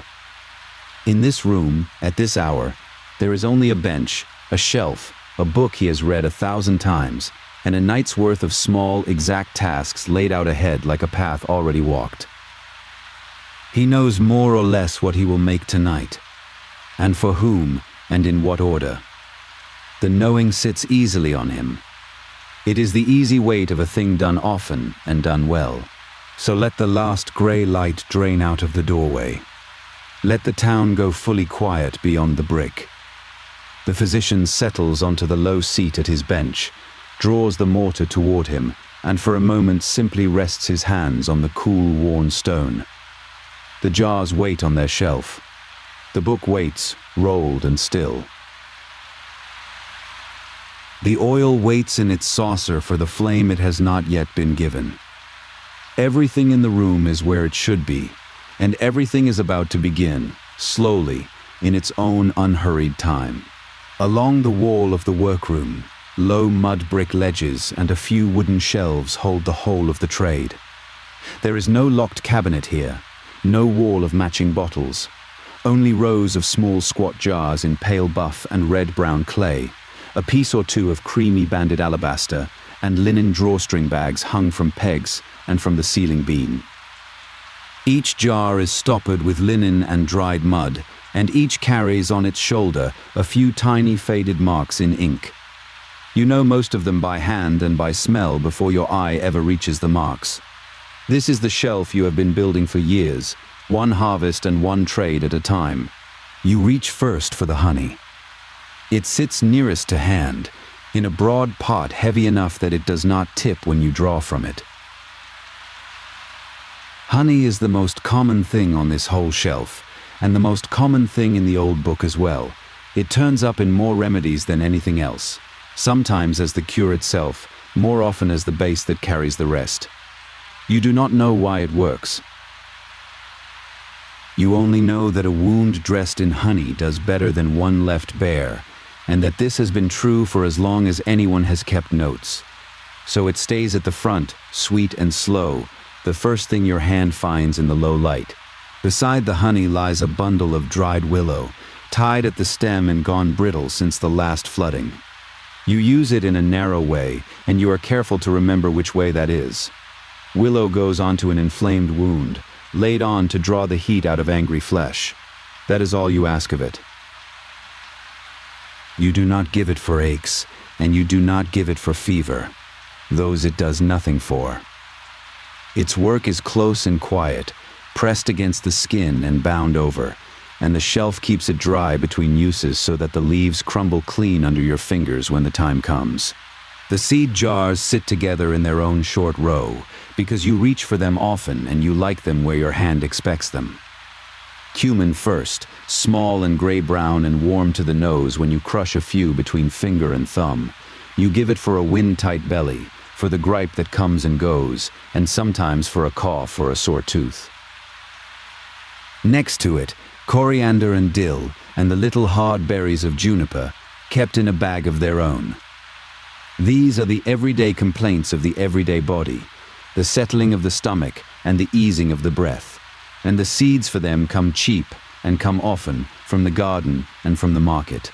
Further along, in a jar you keep well stoppered, is the pomegranate. You save the rind and the root, dried hard and dark, and you grind them small only when there is need. This is your remedy for the worm that troubles the gut. Prepared and taken, it loosens the worm's hold, and the body is rid of it. You have seen this work more than once, plainly and without ceremony, and so the jar is never quite allowed to run empty. You do not dwell on the how of it. You keep the rind dry, you keep the measure honest, and you let the remedy do the quiet thing it does. The acacia gum comes next, hard amber lumps that clink faintly when you tip the jar. It is a binding, drawing thing, and you turn to it for several small troubles. For the worm again, for a loose gut, for a rash on the skin that will not settle. You break a lump, and it is sticky at the fresh edge and clouds a little in water. Beside it stands the castor, the kiki, whose thick oil serves two purposes on this shelf. Given by mouth, it moves a stopped belly. Poured into the open saucer, it feeds the wick and gives you your light. One plant, then, for both the working and the seeing of the work. Then come the kitchen plants, the ones that live as much in the cooking pot as on the healer's shelf. Garlic and onion, plated and hung where the air moves, pungent enough to sting the eye when you cut into them. You give them for troubles of the belly and of the breath, for the sluggish gut and the thick head. There is nothing rare about them. Every house in the village keeps them, and you keep them too, because the plainest things are asked for the most.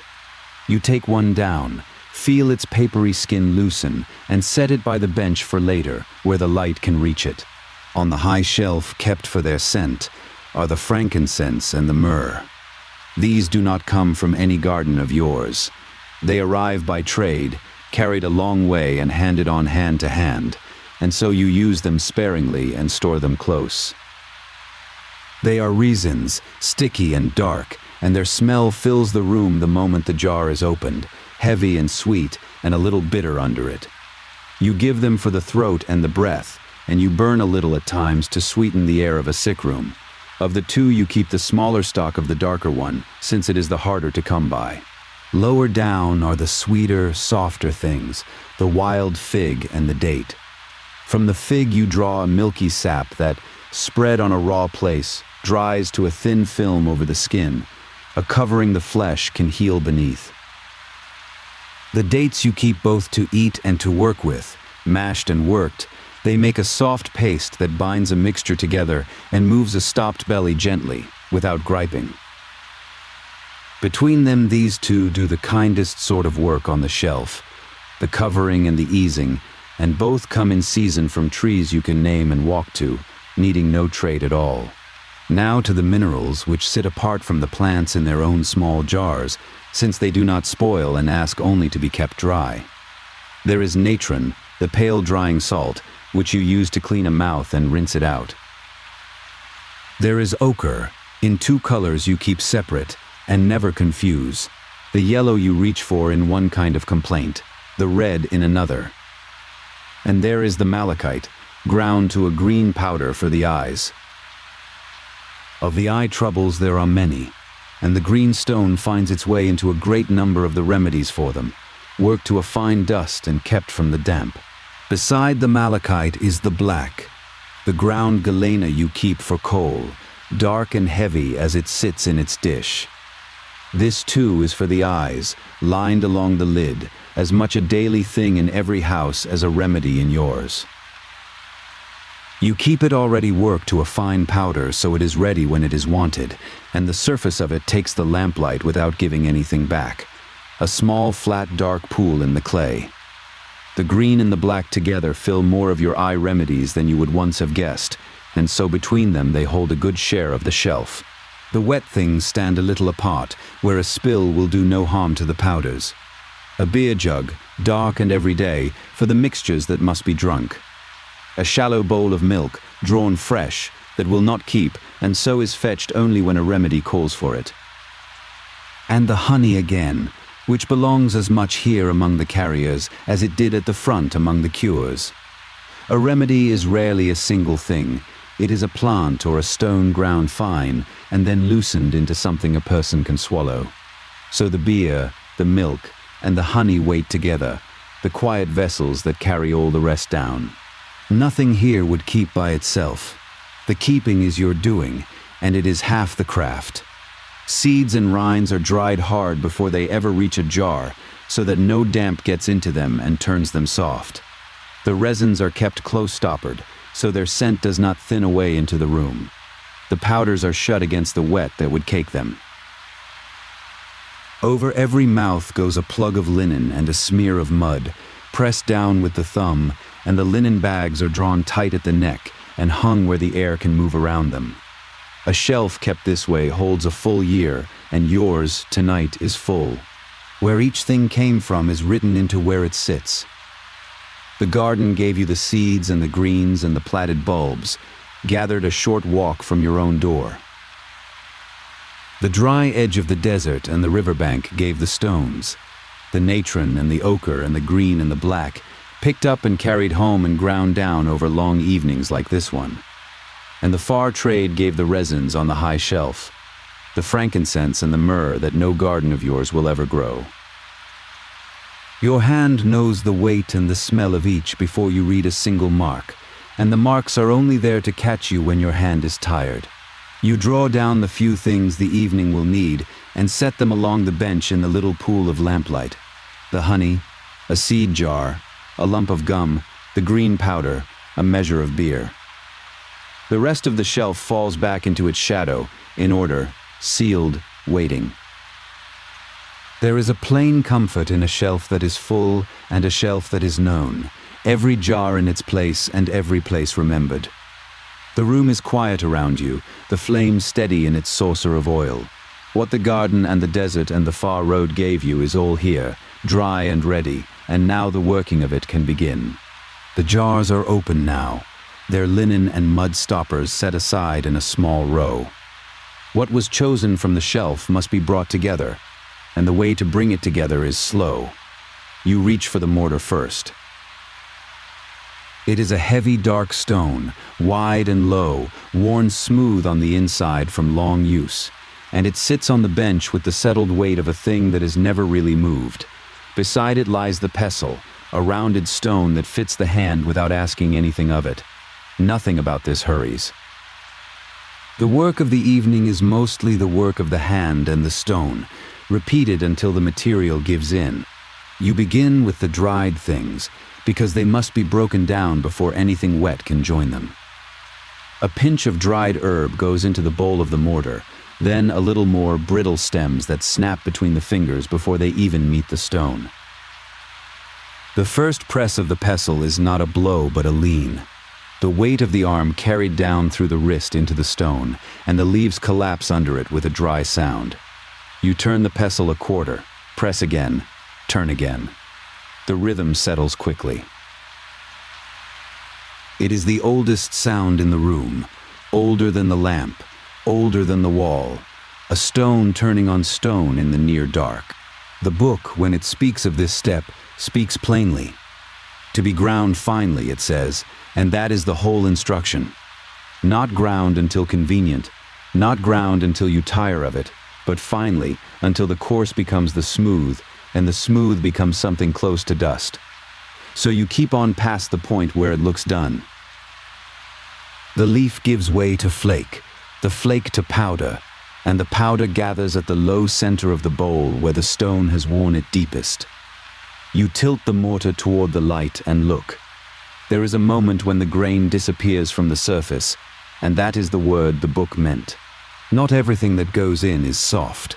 Some of the shelf is stubborn, a knot of dried gum, a piece of resin gone hard and amber in its jar, a fragment of mineral that has to be reduced before it will mix with anything. For these, the pestle changes its temper. You lean harder and the sound changes with it, a duller knock, a grinding scrape, the resin resisting and then cracking and then surrendering into smaller and smaller pieces. It is patient work and there is no way to shorten it. The stone does not care how late it is. You add a little of the fine powder already made, and it helps the hard thing break, the two grinding each other down together. When the dry work is done, there is the sieving. You do not trust the eye alone. A square of loose woven linen is stretched across the mouth of a shallow bowl, and the ground powder is tipped onto it and worked through with the flat of the hand. The fine falls silently into the bowl below, pale and even. What stays on the cloth is the course that escaped the stone, and it goes back into the mortar for another turn. The book has a phrase for this whole cast of steps as well, a plainer one still. Made into a single mass, it says, and that is where all this is heading, though it does not look like one mass yet. Now the wet things come to the bench. 3 of them stand ready, the ones that carry everything else into the body. There is the honey pot, dark and half full, its surface catching the lamp in a slow gleam. There is the beer jug, the everyday beer, thick and dark rather than clear, a working drink more than a fine one. And there is the shallow bowl of milk, plain and pale, brought in earlier so it would be at hand. Each of these is a carrier. On its own it is food and drink. Mixed with the ground powder, it becomes the thing that will be swallowed, and the choice of which one is not idle. Honey is the one you reach for most. It is on the shelf in more jars than anything else, and it turns up in more of the remedies than any other single thing. It binds. Stir the powder into honey, and the loose dust becomes a paste that holds together, that can be shaped, that can be measured out without scattering. It is sweet, which makes the bitter easier to take, and it keeps on its own and in the mixture, so a paste made tonight is not spoiled by morning. You do not know the reason it works the way it does on a wound or in the mouth. You know only that it does, again and again, and that is reason enough to keep it close. Some remedies call instead for the beer. It is the dark, everyday kind, cloudy and thick, closer to a thin broth than to anything you would call a drink for pleasure. Ground root or seed goes into it, and the book will sometimes say the mixture is to be cooked, then squeezed out. So it is set over a low fire in a small pot and warmed until the beer draws out what the plant is holding, then poured through a cloth so the swallowed part is liquid and the spent solid stays behind.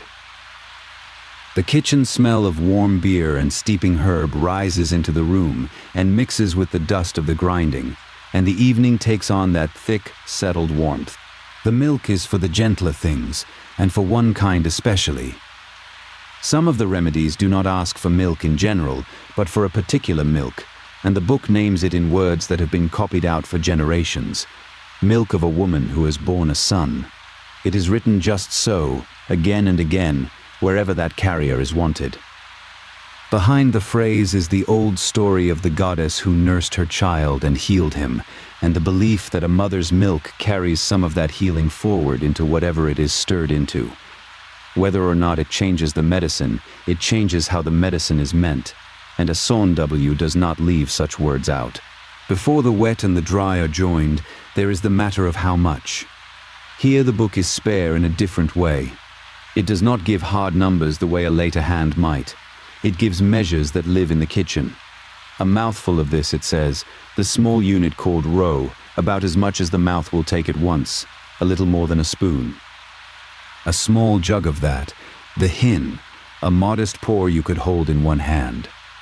The measures are bodily and familiar, sized to the vessels already on the bench, and you reckon them by eye and by the weight in the hand, rather than by any counting. For the few things measured by weight rather than by pour, there is the small balance. It is a plain thing of dark wood, 2 little pans hung on plaited cords from the ends of a beam, and a handful of polished stone weights kept in a pouch beside it. A pinch of a costly mineral, a measure of resin, and you want the 2 pans to hang level. You set a small weight in one pan and let the powder trickle into the other until the beam settles and holds still. It is slower than the eye but surer, and for the things that matter in small amounts, it is worth the extra moment of watching the cords come to rest. Now the joining. The measured powder is tipped into the honey, or into the strained beer, or into the milk, and the pestle or a smooth reed does the stirring. At first the 2 refuse each other, the powder floating dry on the surface, the liquid unwilling to take it in. You fold it under, turn it over, press the lumps against the side of the bowl until they break and thin. Made into a single mass, the book said, and here is what that means with your own hand watching it happen. The streaks close, the graininess softens, and what were two things become one thing, even in color, holding together when you lift the reed and let a little fall back. The single mass does not stay a single mass. It becomes whatever the remedy asks it to be. Some of it is rolled between the palms into small pellets, little pills of paste dusted so they will not stick, set out in a row on a clay saucer to firm up. Some of it is kept soft and thick as an ointment, to be worked into the skin later with a fingertip. And some is thinned and spread onto linen as a poultice, a soft compress to be laid warm against the place that needs it. The same ground powder, the same honey, takes 3 shapes before the evening is out, and each shape has its own use and its own way of being carried to the body. There is one preparation that cannot be hurried at all, because it belongs to the hours you are not awake for. The book gives it in a quiet line. To be left overnight for the dew to form, it says, then squeezed out in the morning. So this mixture is not finished tonight. It is set out where the night air can reach it, covered lightly against dust but open to the cool, and the slow settling of the dark does the work no fire and no pestle could do. In the morning what has gathered will be pressed through a cloth and used. For now you simply set it aside and let the night have it. One small thing that finishes itself while the house sleeps. Between one preparation and the next, the mortar is wiped clean. This too is part of the craft, and not the smallest part. A trace of bitter root left in the bowl would find its way into a sweet eye salve and spoil it. So the stone is scoured with a little water and a rag of linen and dried, and the pestle with it. The used cloths go into a small heap to be washed. The bench is ordered again, jars nudged back into their places, stoppers matched to their mouths. Only with a clean mortar do you reach for the next remedy. The tidiness is not fussiness. It is the difference between one medicine and another kept apart by a wiped stone. The lamp needs tending. It is only a shallow open clay saucer of oil with a twisted linen wick laid in it, and the wick has burned down to a low, guttering flame. You draw it out a little with the tip of a reed and the light steadies and grows, and the shadows on the wall shift and settle. Castor oil is what feeds it, the same oil that turns up on the shelf as a gentle remedy in its own right. So even the light in the room is drawn from the same store as the medicine. The small flame throws its warmth across the bench, over the bowls and the pellets and the stone, and the work goes on inside its narrow circle. For now the mixing is done. The pellets sit drying on their saucer. The ointment waits thick in its bowl. The poultice lies folded on its linen, and the one slow mixture rests in the night air where the dew will find it. The mortar is clean and cool again, the pestle laid across its rim, the jars closed and back in their rows. The grinding sound has left the room, and in its place is only the small breath of the flame and the settled quiet of a bench put in order. What was measured and mixed tonight still has to be written down and set aside, so that in the morning each remedy can be given as the book asks, over 4 unhurried days. The mixing is done, and now comes the writing. On the low mud brick bench, beside the mortar still faintly dusted with pale powder, the physician draws a roll of papyrus toward him. It is a working copy, kept for use, not for show. The book he writes into tonight is a plain roll of his own. But the book he learned from is older, a copy inherited and recopied, already close to a century older than the evening in which he sits. He does not think of it as ancient. He thinks of it as the way things are done, the settled order of a craft written down long before him and carried, sheet after sheet, into his own steady hands. Picture the book he keeps for reference, the great one, unrolled to its full length. It would run for close to 20 meters, sheet joined to sheet, more than 100 columns of writing marching from one end to the other. Its height is modest, about a forearm span, so that a reader holds a tall ribbon of text and travels along it. The order is fixed and practical. Complaints of the belly come first, then the lower body, then the chest, then the heart, then the eyes, then the skin. A man who has read it often knows where his hand should go before his eye arrives. The writing itself is not carved and formal. It is the everyday hand, cursive and quick. The script a busy scribe uses when he has hundreds of entries to keep and no wish to labor over each sign. In this one book alone, there are close to 900 prescriptions, hundreds of remedies gathered under some 80 complaints. Many of the plants named in it can no longer be identified with certainty. That much the physician would not have known, and it need not trouble the calm of the evening. What matters to him is that the entry he wants is where the book has always kept it. Notice the colors in the writing, because they are not decoration. The body of the text is black. The headings and the measures are written in red. Red marks where a new complaint begins. Red marks the amounts to be weighed and poured, so that the eye running down a long column catches the right recipe and does not confuse one dose with another. It is an early and quiet piece of design, a way of building a signpost into ink. The physician's own working roll follows the same habit. Black for the words, red for the openings and the weights. He takes up the pen. It is a reed stem, cut square at the writing end, the tip frayed a little and darkened where it has drunk the ink through many evenings. There is nothing sharp about it, no metal, no nib. He touches it to the black well, lets the excess run back, and rests his wrist against the sheet. The whole gesture is unhurried. A physician here is very often a scribe as well, and the two skills sit in the same hands. To measure a remedy and to write it down are parts of one calm craft, and he moves from the mortar to the pen without any change in his breathing. The recipe he sets down follows a shape he has copied 100 times. First the heading, in red, naming the complaint. Then the list of ingredients, each with its measure. Then the making, told in a few plain verbs. Then the giving, how much and for how long. The pattern is so familiar that it feels less like invention than like laying stones in a wall he already knows. He does not reach for new words. The book taught him these, and their steadiness is the point.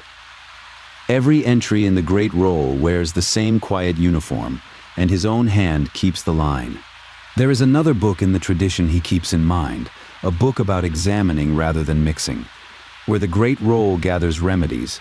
That other one teaches a method, and it is the method more than any single cure that shapes how a careful physician carries himself.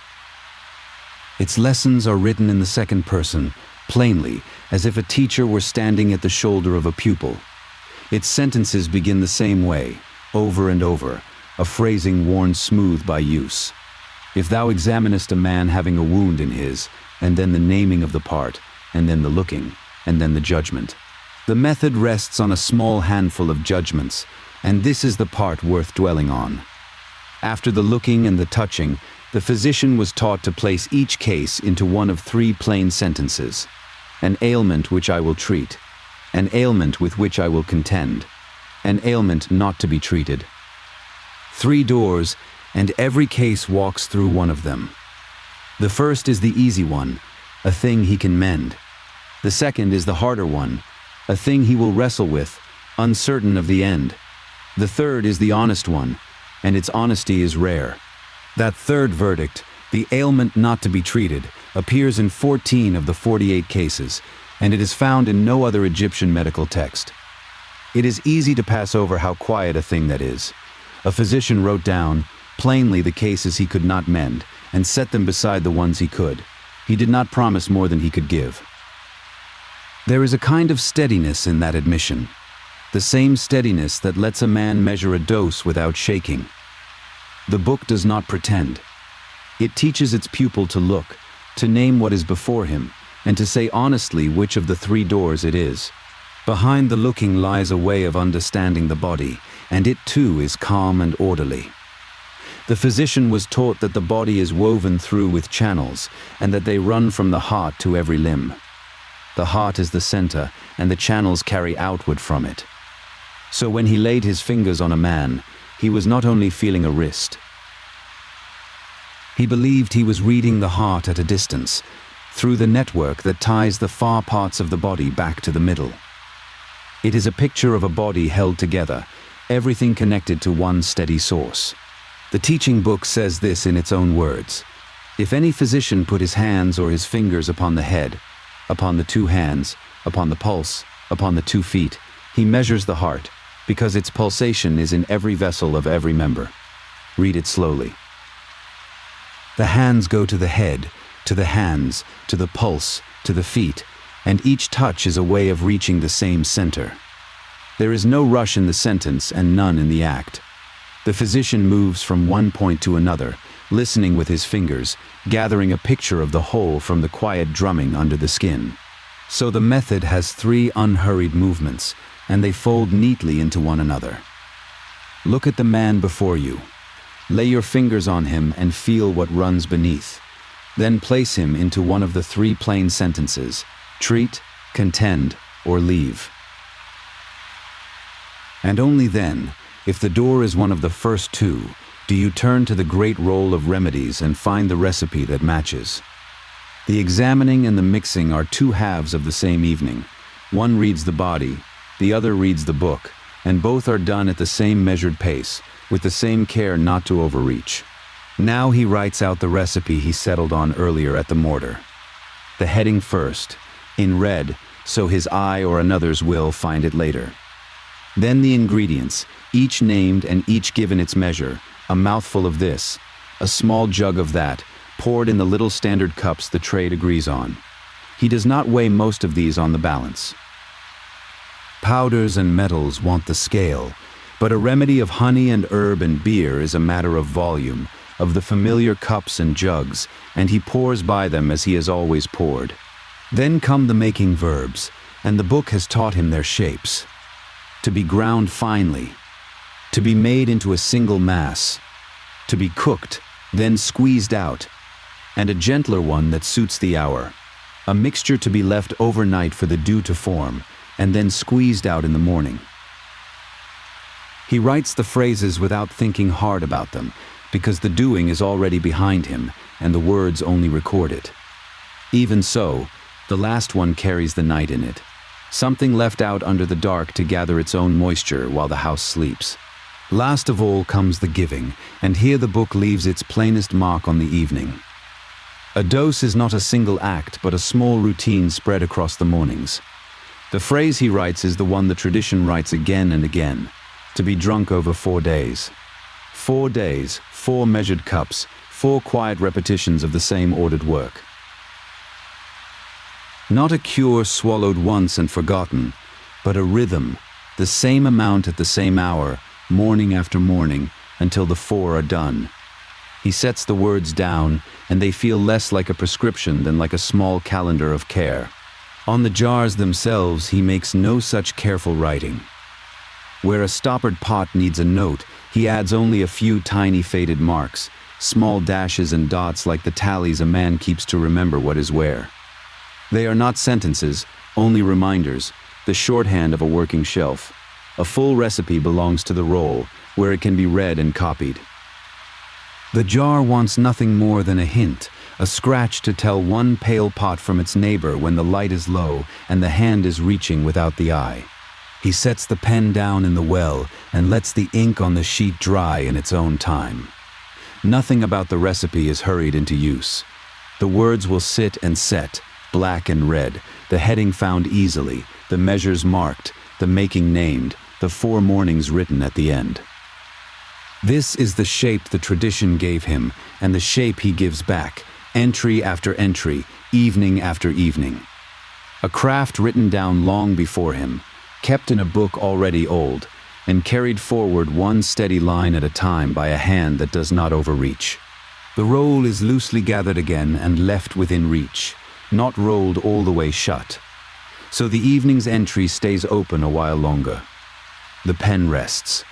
The palette rests, its 2 wells gleaming faintly, black and red. Beyond the low table, the shelves hold their pale jars in order, each with its small tally, each waiting.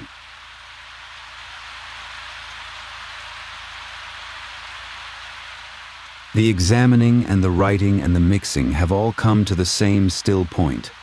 Look and touch and judge and pour and write and let it dry. The work is quiet. The work is done. The house settles a little lower into the dark. By now the room has settled into the slow part of the evening, and it is worth remembering who all this quiet work is for. Not a crowd. A handful of ordinary people in an ordinary week. The village outside kept the same kind of ledger you keep on your shelf here. Along the western hills, in the settlement they called the place of truth, a scribe would sit each morning and mark down who had come to work and who had not. Beside a name that was missing, he wrote the reason. Some of those reasons were kept on flakes of pale limestone for a very long time. The reasons were plain, and most of them were small. A man was ill, and that was the most common note of all, written again and again over the years. Another was suffering with his eyes. One had been bitten by a scorpion. Another stayed home to tend a sick wife or a sick daughter. There is nothing here to alarm you. These are the ordinary snags of a working life, the kind that keep a person by the door for a morning and then let them go. The scribe often reached for the red ink when he wrote the reason, so the eye could find it quickly down the column. One long record from the village survives almost whole, a roster kept over the better part of a year, listing some 40 men and the days they missed. Read down it and you meet the same soft troubles over and over, an eye that would not clear, a sting from something in the grain store, a wife who needed watching.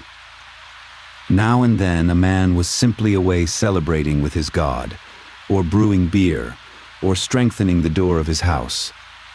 The work of the tomb cutters could wait a morning. Life, in its slow, ordinary way, came first. The village had its own physician, its own sound W, and he was one of the workmen himself. He was not a stranger who arrived and left. He lived among them, cut stone like the rest when he was well, and turned to remedies when he was needed. He had an assistant, and on the days he prepared medicine or sat with the sick, he was let off his own labor to do it. The state made up the difference in his rations, a little extra grain, a little extra bread, so the day was not lost to him. It is easy to make more of this than it was. This was not some grand institution, no great scheme of care spanning the land. It was a small kindness inside a small community, a day of rations covered so a sick man could be looked after and a healer could do his work without going hungry for it. That is all. But it is a quiet thing to sit with tonight, that even then, even here, a village found a way to hold its sick and its healers a little more gently than the day would otherwise allow. The remedies for these people were the plain ones already on your shelf. For an eye that would not clear, honey and a little ochre, and a touch of the ground eye paint. For a rash on the skin, acacia leaf worked into beeswax, laid on and left. For the worm, the datestone remedy, cooked down in sweet beer, strained warm, taken across 4 mornings. Nothing exotic, nothing hidden. The same measured work you have watched all evening, carried down the lane to a low bed in someone else's house. And often, before the remedy, someone in the village would ask a different kind of question. Not what is wrong, but who is behind it. There was a woman they called the one who knows, Tareket, and people went to her when trouble had no visible cause. She would name the god or the spirit at the root of it, so the matter could be met the right way. This was not superstition set against the physician's craft.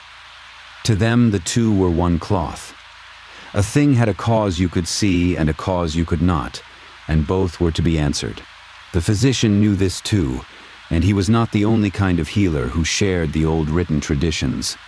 Alongside the sound W stood a priest of Sekhmet, the lion-headed goddess who could both send an illness and lift it away. His task was to keep her calm, to soothe what seemed to come without cause, to draw a bone back into its place. He read from the same inherited manuscripts the physician read. Treatment, prescription, and spoken word were reached for together, 3 tools of one trade. Over all of it stood Thoth, the ibis-headed one, scribe of the gods, keeper of writing and of knowledge and of healing itself. The recipes turned to him, in the best-known telling of the old story, When the young god Horus lost the sight of his eye, it was Thoth who made the eye whole again.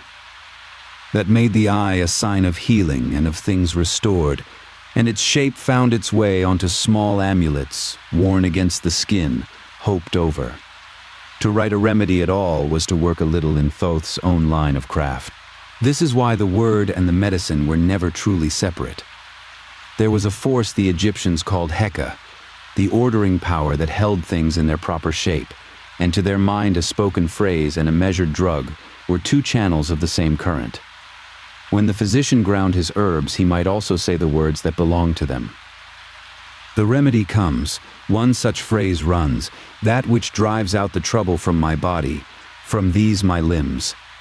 The saying was not decoration laid over the dose, it was part of the dose. And so the small protective things belonged to the same evening as the mortar and the measuring cup. On a cord around a wrist, the eye of healing. In a niche by the sleeping place, the squat and kindly figure of a household guardian, watcher over sleep and over the doorway. For a woman near her time, the shape of the pregnant hippopotamus goddess, keeper of mothers and children. These were not clutched in fear. They sat in the ordinary furniture of the house, the way a familiar object sits, quietly there whether or not you looked at it. Think of them less as charms against a dark, and more as small companions in a long night. The house that had a sick child in it that week set the pregnant goddess near the bed and slept a little easier for the sight of her. The household that feared nothing in particular still kept the guardian in his niche, the way you might keep a lamp burning low in a hall. Comfort does not always need a crisis to answer. Sometimes it is only the shape of something watchful, sitting where you can see it when you wake. Back in the workroom, the physician has drawn the day's needs together in his mind. The eye that troubled the man 3 houses over, the rash on a child's arm, the worm that a mother spoke of in the lane. Each has its remedy, and each remedy has its measure. Honey by the small cup, the drug by a mouthful, beer by the jug. He does not hurry through them. He lets each one settle in turn, the way you settle a thought before you set it aside for the night. Outside, the lane has gone quiet. The sounds of the settlement thin out one by one, a door drawn shut, a last word between neighbors, the small clatter of a bowl set down for the night. Somewhere a mother settles a restless child, and the house around her lowers its voice to match. The hills beyond the village hold their long silence, the silence people gave a name to and thought of almost as a presence, the one who loves silence, keeping watch over the peak. Little by little the whole place folds towards sleep. In the workroom the light has stopped moving so much. The physician sets the last jar back where it belongs, its linen stopper pressed down, its little dried mud seal firm. The mortar is wiped clean and cool. The measuring cup stands empty and ready. There is nothing left tonight that needs deciding, no reason yet to reach for the reed pen again. The day's small troubles have each been given their answer, or set aside honestly for the morning, which is its own kind of answer. The house has gone as quiet as the hills now. The jars keep their places on the shelf. The guardian keeps his niche. The measure of grain that will pay for tomorrow's care sits covered in its bowl. All the small human business of the day, the missing men and their plain reasons, the eye and the sting and the sick child, the God named and the drug ground and the words said over it, has come to rest. Nothing is unfinished that need not wait.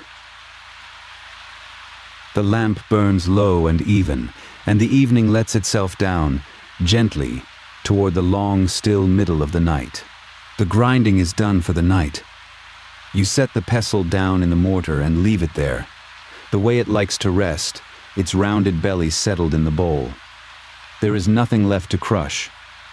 Along the low bench the small jars stand in their order, some full again, some emptied and set aside to be filled another day. The room has gone quiet in the way a room does when the work inside it has finished. What is left now is not more labor but the putting away of it, the slow closing of each small thing, so that when morning comes it will find the whole evening waiting for it, measured and dry and in its place. You reach first for the small squares of linen you cut earlier, thin and pale and a little frayed at the edges. Each one is for a single dose. You lay them out on the bench, a row of little pale sheets, and beside them the shallow measure, the small cup that holds a mouthful and not much more. This is the mouthful the old books call a row, the modest measure. The one a hand knows before the eye does. You do not need to count grains tonight. You need only to fill the cup once for each linen square, and fold it and set it aside, and let tomorrow's mornings take them one by one. The first dose is for the man with the worm, the one who came at midday walking carefully. His remedy is the worm cure you cooked down earlier, and the ground portion of it stands ready in its jar. You tip a single mouthful into the cup, level it with a fingertip, and turn it out onto a waiting square of linen. The powder settles, fine and dry, a small pale heap on the pale cloth. You draw the four corners up and knot them close, and the dose becomes a little bundle no bigger than a fig. One morning of the four is now folded, hours before that morning comes. You make the second, and the third, and the fourth the same way, one for each morning he will need. The gesture repeats and grows easy. Cup, level, turn out, gather, knot. Four little bundles stand in a row now, alike as brothers, each holding the same measured mouthful, each waiting for its own dawn. You lay them together on a small linen drawstring bag so they will not roll, and you write nothing on them, because you will know them, and because the man will take one each morning and drink it over 4 days, the same slow work each time, until the last knot is untied and the worm has lost its hold. There is one more dose still to set out for the night, the eye remedy for the child brought in blinking against the light. Honey, a little yellow ochre, a pinch of the black eye paint ground down to a soft dark dust. You do not fold this one dry. You work it in a shallow bowl with the back of a small stone, a spoonful of honey drawn up thick and slow off the pot, the ochre going gold into it, the dark powder going through in fine threads until the whole is one smooth measure. It is a small thing, the size of a thumbnail's worth, bitter-sweet on the air. You cover the bowl with a scrap of linen and set it where it will keep. With the doses set, you turn to the writing. The scribal palette lies where it always lies, a narrow board of dark wood with its 2 round wells, black in one and red in the other, worn smooth at the edges by years of the same hand. The reed stem is cut square at the end and darkened where it drinks the ink. A fresh sheet of papyrus waits, pale and faintly ribbed, cut small, only enough for what the morning household will need to remember. You are a physician, but you are also a scribe, and the two have always been one man in this room. The remedy and the record are made by the same evening. You wet the reed against the black and begin. The strokes come small and cursive, the everyday hand running along the sheet without weight. For each remedy you set down its title first, then the measure, then the making, then the taking. When you reach the words that tell how long, you dip the reed instead into the red, the way the old books do, so the eye will find the important measure without searching. To be drunk over 4 days, you write, in red, the same phrase the tradition has written 1,000 times before you. The red dries a shade darker than it looked when wet. You set the reed across the palette and leave the sheet flat to dry, out of the draft, where no one will brush it. The ink will set in the time it takes to put the room to bed. There is a plainness to this that pleases you. Tomorrow the household will not need to ask you anything, will not need to wake you to remember a measure. The sheet will say what to give and how much, and for how many mornings, in black and red, in the same hand it has always been. The knowledge does not sit in you alone tonight. It has been laid down, dry and clean on the papyrus, ready to be read by lamplight before you are even awake. Now you carry each thing back to its shelf. This is the part of the night you like best, the returning of things to where they belong. The honey pot goes to the low ledge with the beer jug and the shallow bowl of milk, all three within a hand's reach of the bench for the morning. The little bundles of doses go into their drawstring bag, and the bag onto the shelf beside the papyrus rolls. Each jar you close finds the place it has always kept, and you know each place in the dark, so that even were the light to fail, you could set your hand on any remedy and be right. The bundles of dried herbs still hang from the ceiling beam where they have hung all evening, giving back the day's warmth in their smell, cumin and coriander, and the resinous ones, frankincense and myrrh among them. You do not take them down. They are drying on their own time, and they ask nothing of you tonight. You only pass a hand beneath them once, the way you always do, and a little of the dust of them comes loose and falls, and the smell deepens for a breath and settles again. Everything that should be dry is dry. Everything that should be sealed is sealed. The shelves are full and the bench is bare. You wipe the mortar clean with a cloth and leave it dry, so nothing sours in it overnight. You gather the frayed edges of linen you did not use and fold them back into their store. The small balance of dark wood, its 2 pans on their plated cords, you leave as it hangs, its polished stone weights beside it in their little dish, because there is nothing more to weigh tonight. One by one the tools go still. Each has done its measure of the day's work, and each is put beyond needing until light comes. There is a rightness in a bench swept clean, in a shelf whose every jar is stopped and set, that asks the body to slow down and match it. You stand a moment in the middle of the room and look it over, the way you always do before the light goes down. The doses folded and waiting in their bag, the sheet drying flat with its black lines and its red measure. The pots on their shelves, each where the hand knows to find it. But you do not linger over the reckoning of it now. The making part of the evening is behind you, and what lies ahead is a different, slower thing. Beyond the doorway, a patient sleeps under a linen sheet, and the long hours between now and morning belong not to the bench, but to the watch, to the plain work of staying near while the town outside goes dark and still. You cross to the shallow saucer of oil where the twisted linen wick has burned low and even all evening, its small flame steady, the oil in the dish gone down to a thin bright film. You will let it burn a while yet, low as it is, because a house with someone resting in it keeps one small light awake. You trim nothing, you add nothing. You only draw the wick a little to one side so it will not gutter, and the flame leans and holds, and the shelves and the bench and the folded doses all settle into the same soft near-dark, half-seen, wholly in their places. Beyond the doorway, the rest of the house has already gone quiet. The last small sounds of the evening have thinned to almost nothing, a jar set down somewhere, a child turning in sleep, the settling of mud walls giving back the day's warmth to the cool. The town has laid itself down. In the near room, a patient sleeps under a linen sheet, and the low, even breathing of that sleep reaches you faintly, no more urgent than the flame. From here on, the work is only watching, and watching is a soft thing, asking of you no measure and no reckoning, only that you stay near and let the hours pass.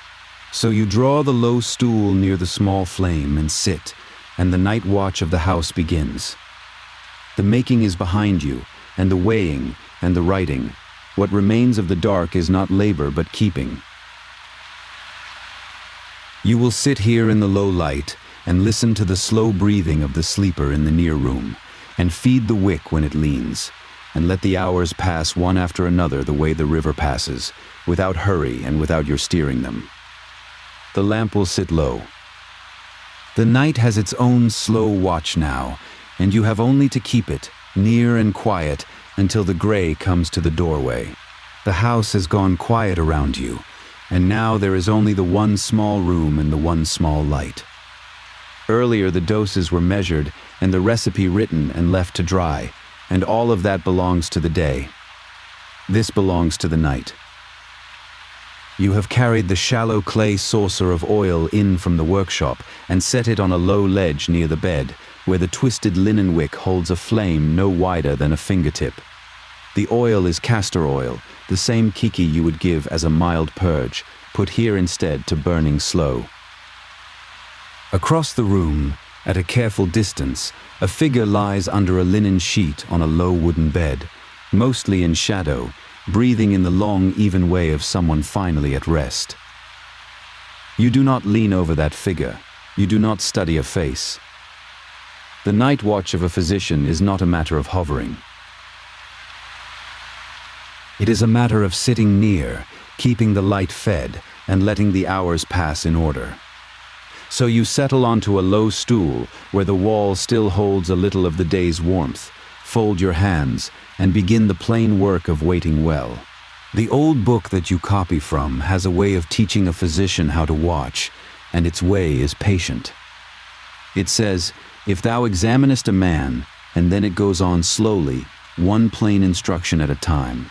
Look first, then place the hand, then judge, and only then decide what may be done.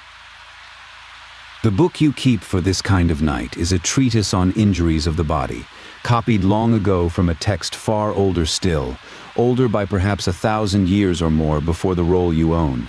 You do not need it open beside you now. Its order has worn a groove in your habit, the way a path worn across a courtyard is followed even in the dark. So you begin at the beginning of that order, which is simply to look. From where you sit, you can see the rise and fall of the sheet, the slow tide of the breath, and you count nothing, you only notice. Whether the breath is easy or labored, whether it catches, whether the sleeper stirs and settles or lies too still. This looking asks nothing of the sleeper and disturbs nothing. It is the first thing the book asks of you, and the easiest, and you give it the whole of your attention. After a long while you rise, because the flame has begun to lean.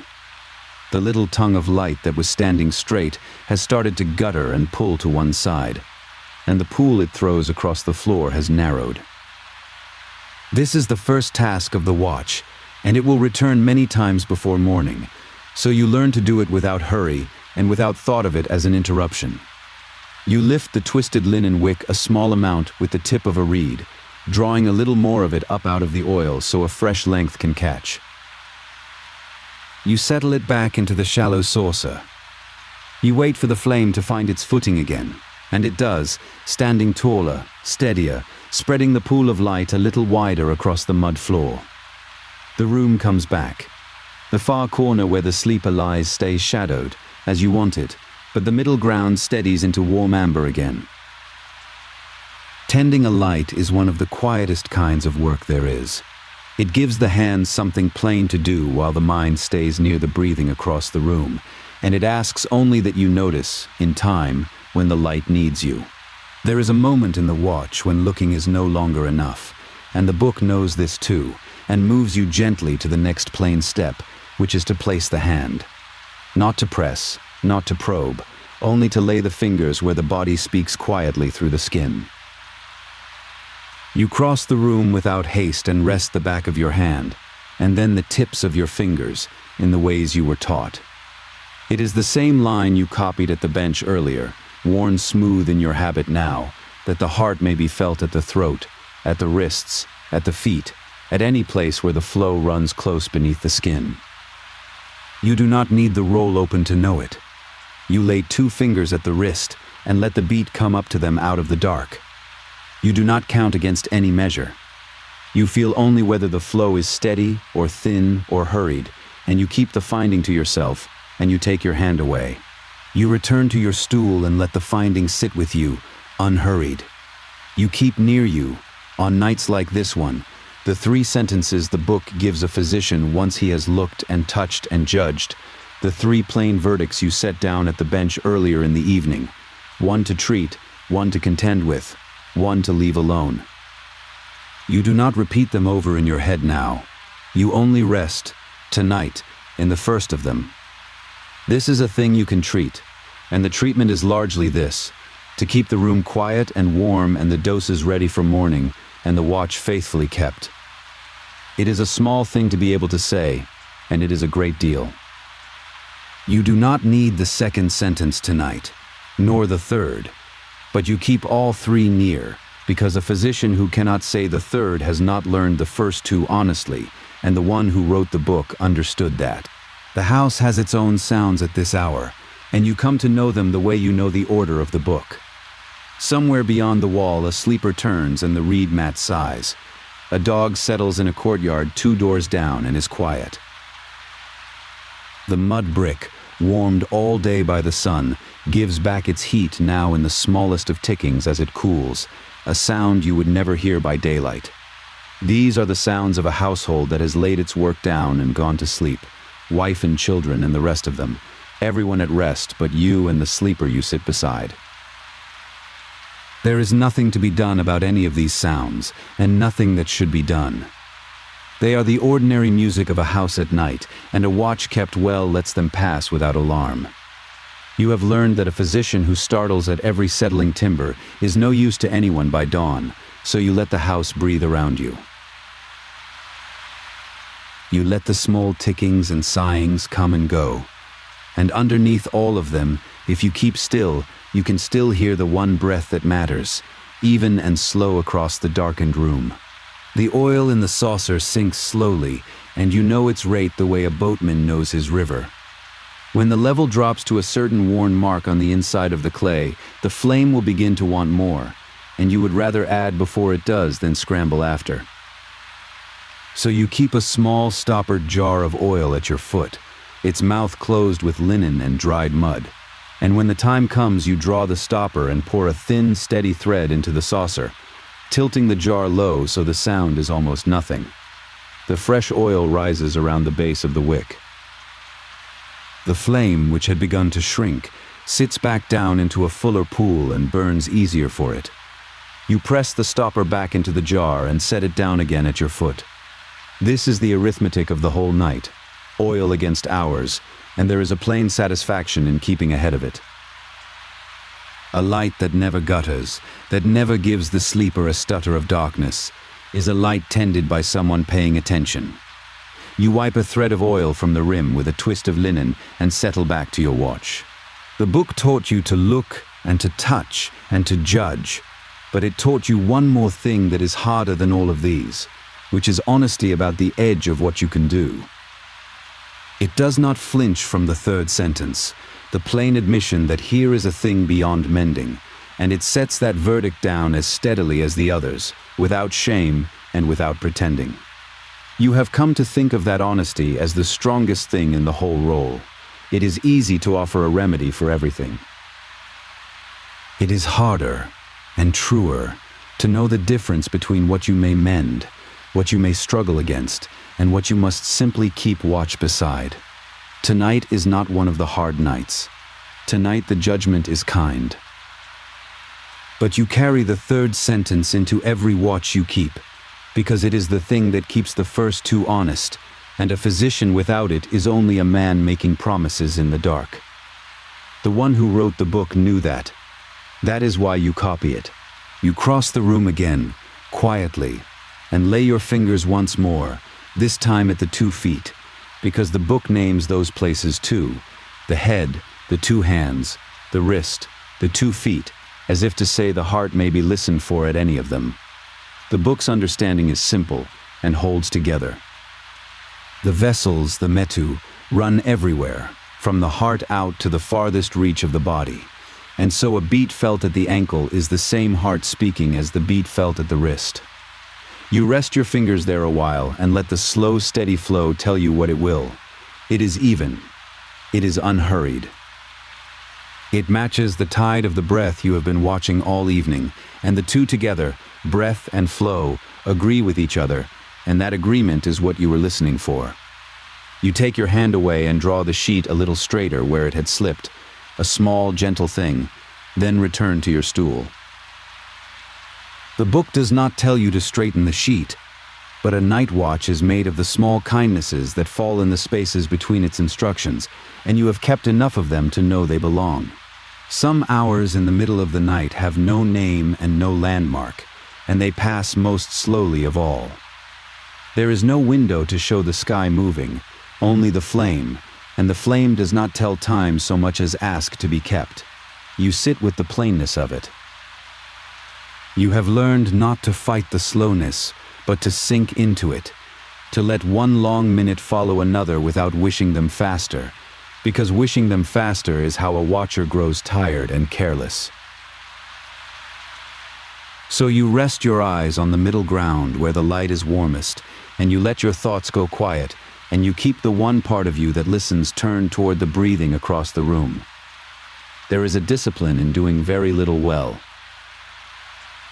A field lies fallow. A jar of dew sits out waiting for the morning to be squeezed from it. A dose steeps overnight and cannot be hurried. Much of your craft is like this, a matter of leaving the right things alone for the right length of time. The night watch is the same. You are not idle. You are attending, which is a fuller kind of stillness, and the hours, unhurried, go by. The wick has burned down and curled at its tip, and the flame has taken on a small, unsteady shudder, so you rise to trim it. You pinch away the spent, blackened end of the twisted linen with a wet fingertip, quenching the char so no ember drops, and you draw a fresh, clean length up from the oil to take the flame. For a breath the light dips, and the far corner deepens, and then the fresh wick catches and the room steadies and brightens again. Trimming a wick is the smallest of crafts and one of the oldest, older than any book, and you do it the way your hands were taught long before you ever read a line. The spent end you set on the rim of the saucer to cool. The flame stands straight now, clean and even, throwing its warm circle out across the floor, and it will burn better for a good while before it needs you again. You look once toward the bed, where the sheet rises and falls in the old slow rhythm, undisturbed by any of this small tending, and you sit back down. The light is honest again. So is the watch. On the low ledge within reach you have set the few things a watch might call for, and it is a short list, arranged so your hand can find each in the dark. A small pot of honey, thick and dark, in case the mouth grows dry and needs a little sweetness on the tongue. A shallow bowl of milk. A stoppered jar or two of a mild draught already measured and left steeping, needing only to be strained through a twist of clean linen when the time comes. You do not reach for any of them now. You only take a quiet accounting of them, the way you took stock of the whole shelf earlier in the workshop, letting the eye pass over each in turn and confirm it is where it should be. There is a calm in a small ordered set of things laid ready, each in its place. None of it wanted yet, all of it within a hand's reach if it is. A watch is not only sitting and listening, it is also having thought ahead, so that whatever the night asks, the answer is already close, already measured, already clean. You let your hand rest a moment near the honey pot, then draw it back. The old surgical book keeps its teaching in a plain and repeating shape, and in the long middle of the night that shape is a comfort to walk through in the mind. Every case opens the same way, with the same steady words, if thou examinest a man having such a thing, and then it moves through the same 4 steps, always in the same order. The title of the trouble. The examination, what the hand and eye find. The verdict, one of the 3 plain sentences. And then, if a treatment is allowed, the treatment itself, quiet and practical, honey and lint and a bandage and the passing of days. The sameness is the point. A book built this way can be trusted in the dark, because a physician tired at the edge of morning does not have to remember what comes next, only to follow the groove that is already there. You have walked its cases so many times that the order runs on its own now. Look, touch, judge, treat, look, touch, judge, treat, like the rise and fall of the breath across the room. The book made calm out of repetition, so does the watch. So, you have found, does much of a life kept steadily at one honest craft. You get up to move a little, because a watcher who sits too long grows stiff and slow, and cross to the doorway of the room where the darkness of the rest of the house begins. You do not go through. You only stand at the threshold a moment, and let the cooler air of the outer rooms reach you, and listen to the whole sleeping house at once, all of its small settling sounds gathered together into one low hush. Beyond the outer wall, the town itself is quiet. its work laid down, its lamps out, only a dog somewhere and the wind moving over the flat roofs. Everyone you are responsible for is either asleep or is the one you are watching, and there is a plain weight to that, and a plain steadiness in carrying it well. You breathe the cool air once, twice, letting it clear the warm heaviness of the lit room from your head, then turn back. The little flame is where you left it, standing straight. The sheet rises and falls. You return to your stool by the light, refreshed by the small walk, and take up the watch again exactly where you set it down.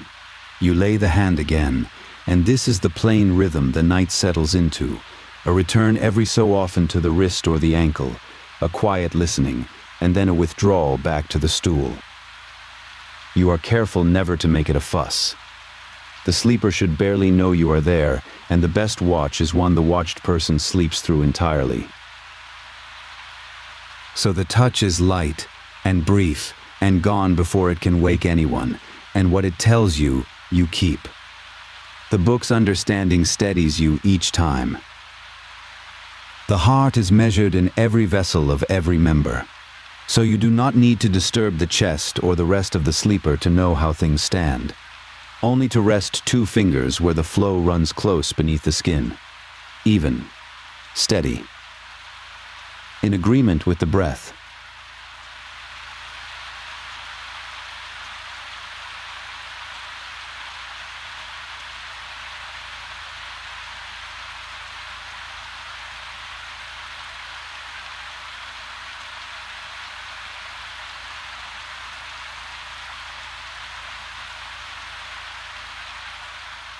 You have felt hurried flows on other nights, and thin ones, and ones that stumbled, and you know the difference in your fingertips, the way you know a good grind of a powder by its feel.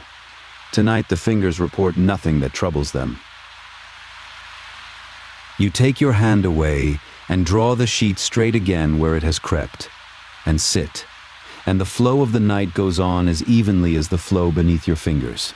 The honey pot on the ledge draws your eye, and you think in the drifting way the mind moves late at night of why it is there and not some other thing. Honey goes into almost everything you make, the base of the dressings and the sweetener that carries a bitter powder down, and here on the watch ledge it serves a plainer turn still. Laid on a hurt, it keeps the hurt clean. In the mouth of someone weak, it is a small, easy strength that asks nothing of the body to take it. So it sits within reach not as a treatment tonight, but as a plain comfort, a spoonful of sweetness for a dry mouth if the sleeper should wake and want it. You do not disturb it.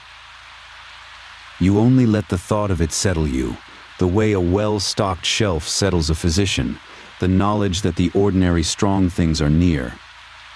The flame steadies, the breath rises and falls, and the honey waits in its dark pot, thick and patient, wanting nothing, ready if it is wanted, which tonight it may not be. There comes the deepest hour, when even the settling sounds of the house have gone quiet, and the night is as still as it will be.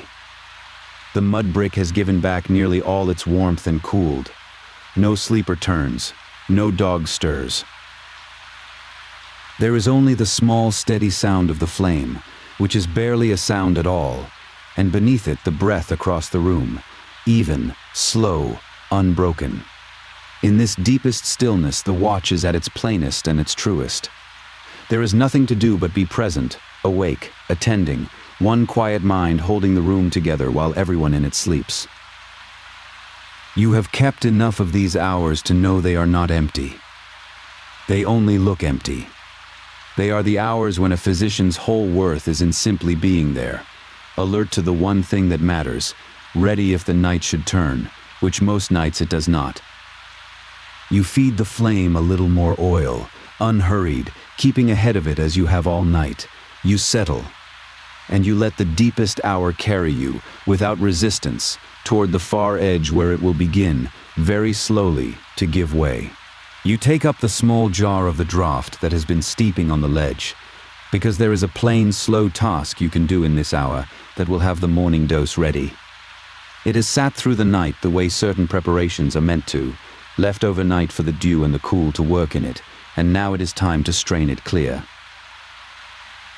You lay a twist of clean linen over the mouth of a second small bowl and tip the jar slowly, letting the liquid pass through the cloth and leave the spent solids behind.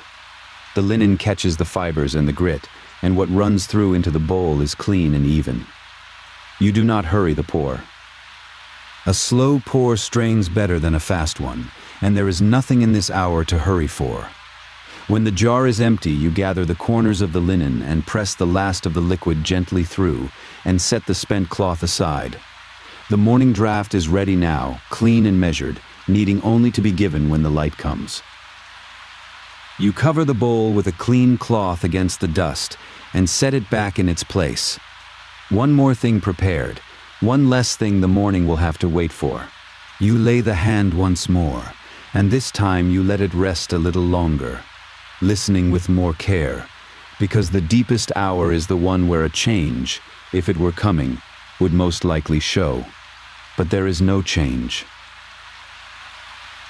The flow beneath your fingers is the same even flow it was at the first hour, and the breath is the same slow tide, and the two still agree with each other, and that steadiness held across so many hours is its own kind of good news. A watch is largely the keeping of a thing that does not change, and the quiet gladness of a physician is often exactly this, that nothing has happened, that the night has been uneventful, that the judgment made at the start, an ailment which I will treat, has held true straight through to the far side of the dark. You take your hand away slowly. You do not wake the sleeper, who has not stirred through any of it, and that too is what you wanted. A night slept whole. You draw the sheets straight a last time in this hour. Then you return to your stool, and you carry the good even finding back with you into the stillness, and you sit with it, quietly glad. The flame wants tending again, and you go to it, and this time as you draw the wick up and settle the light you notice the oil is running low in the small jar at your foot, and you weigh whether there is enough to see the night out. You judge that there is, barely, if you keep the flame modest and do not let it burn high. So you set the wick to give a smaller, steadier light, enough to hold the room and no more, and you resolve to spend the last of the oil carefully across the hours still to come. This too is part of a watch kept well, the plain arithmetic of oil against darkness, spending what you have so it lasts exactly as long as you need it. You pour a measured thread into the saucer, less than before, and stopper the jar and set it back, lighter in your hand now. The modest flame settles and holds. The room draws in a little closer around its smaller circle of light, and that closeness is not unwelcome in the late hour, a smaller warmth for a thinner part of the night. You sit. The breath rises and falls. The light holds. In the small hours, a physician's mind wanders, gently, and yours goes to the long line of others who have kept nights like this one, back and back, further than the memory of anyone living. The book you copy from was old when it came to you, copied from a book older still, from a hand that had watched by lamplight in a room much like this one 1,000 years before you were born, or more. And that hand had learned from another before it. The watch you are keeping tonight is not yours alone. It is a plain human thing handed down the length of the craft, the sitting up beside another person in the dark, the feeding of a light, the laying on of a quiet hand, the honest judging of what can and cannot be helped. You are only the latest to keep it, and after you there will be others, and the book will be copied again, and the shape of the night will hold. There is a steadiness in that thought that settles you better than any draft could. You are not alone in this room, late as it is. You are the near end of a very long, very quiet line of people who chose to sit up and watch. You feed the flame, and you keep your place in the line. The deepest hour loosens its hold, very slowly, the way it always does, and you feel it before you can name how. Nothing in the room changes, but the quality of the darkness beyond the doorway begins, so faintly you might be imagining it, to thin. The night is not over, not nearly, but it has turned some invisible corner and started the long walk back toward morning, and a watcher who has kept enough nights learns to feel that turn in the body before the eye can confirm it. You do not stir yet. You only note it, the way you note everything on a watch, quietly, without acting. The breath across the room is still even. The flow, when you laid your hand on it a while ago, was still steady. The little modest flame is still holding on the last of the oil. All the things you have been keeping are still kept, and now they only have to be kept a while longer, through the thinning dark toward the first gray light. You settle deeper on the stool. The hardest part of the night, the long, featureless middle, is behind you, and the knowledge of that is a small, quiet relief, held close and not yet spoken even to yourself. You lay the hand a final time in the dark, before the light comes, wanting to carry a clean last finding across into the morning. The wrist first, then, because you have the habit of it, the ankle, letting the fingers rest and listen at each. The flow is even. It has been even all night, from the first hour to this one, never hurried, never thin, never stumbling. And to have felt that same steady flow hold across the whole length of the dark is the plainest and best thing a night watch can give you. The breath agrees, slow and full and unbroken. The sleeper has slept whole, through every hour, through every small tending of the light, undisturbed by any of it, which is exactly the night you hope to keep. You take your hand away for the last time before dawn. You will not need to lay it again until the light is up and the morning draft is given. The judgment you made at the start has held true all the way through. An ailment which I will treat, and the treatment was mostly this: the quiet keeping of a room through a long night, and it has been enough. You straighten the sheet, and you sit, and you wait now only for the light. The last of the oil is nearly gone, and you let the flame burn down now rather than feed it, because the dark beyond the doorway is thinning steadily, and the little light will not be needed much longer. You watch it grow modest, then small, a low and honest flame that has done its whole night's work and is coming quietly to the end of it. There is no waste in letting it burn out just as the light comes to replace it. Only a plain good fit between the two, the made light handing the room over to the coming one. The room, which has been held all night in the small, warm circle of the saucer, begins to fill instead with the barest gray from the doorway, a light without warmth yet thin and even and cool, that finds the edges of things the flame never reached. You can see the shelves now faintly, and the ledge, and the shape of the bed. The night has nearly finished handing itself over. You sit between the two lights, the last of the warm one and the first of the cold one, in the plain quiet of a watch very nearly done, and you let them cross without hurrying either. The flame goes out on its own, without a sound, having nothing left to burn, and you do not relight it, because the gray light through the doorway is enough now to see by. A thin thread of smoke rises from the spent wick and leans and is gone. The room is fully in the cool, early light, every shelf and jar and ledge visible again in the plain, colorless way of the hour before the sun, and the little clay saucer sits empty and quiet, its long night's work finished. You have kept the watch straight through, from the first small tending of the light to this last thread of smoke, and the sleeper has slept whole across the whole of it, and the morning draft stands strained and ready on the ledge for when the sleeper wakes.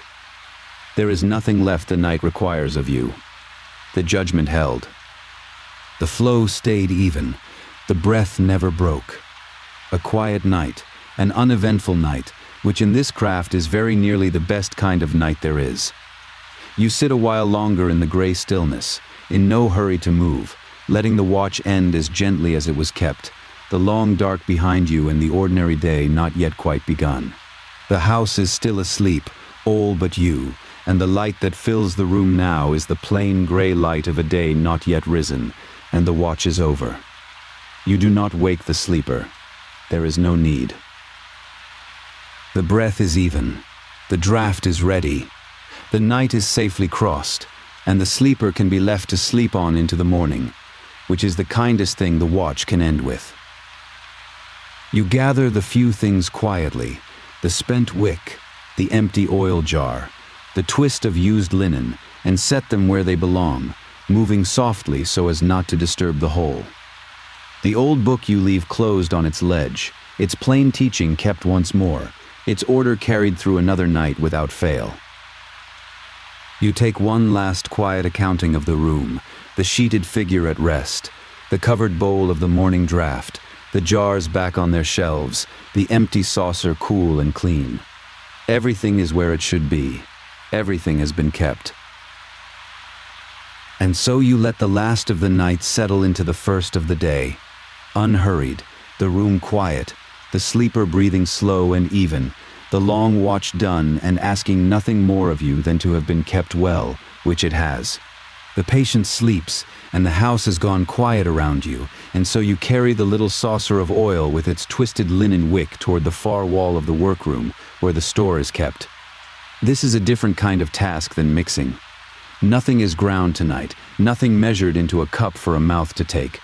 Tonight you only count. Once in a season, perhaps a little more often when a long illness has drawn the shelves down, you walk the store from one end to the other and set eyes on every vessel, and you take a fresh sheet of papyrus and you write what you find.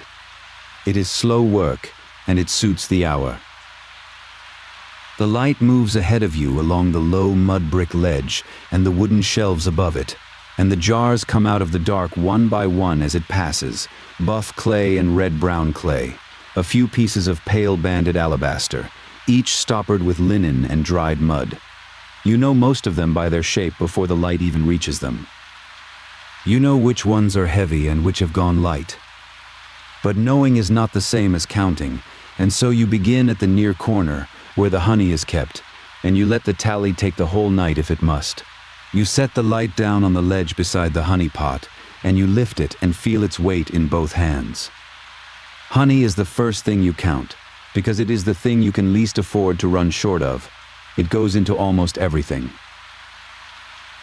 It is the base of the wound dressings and the binder of the pastes and the sweetener that carries a bitter powder down a reluctant throat, and a store without honey is barely a store at all. This pot is a good pot, wide-mouthed and heavy, and when you tilt it a little, the honey inside moves slow and reluctant against the clay, and you can hear it more than see it, a thick, low shift. Half full, perhaps a little under. You had thought it fuller.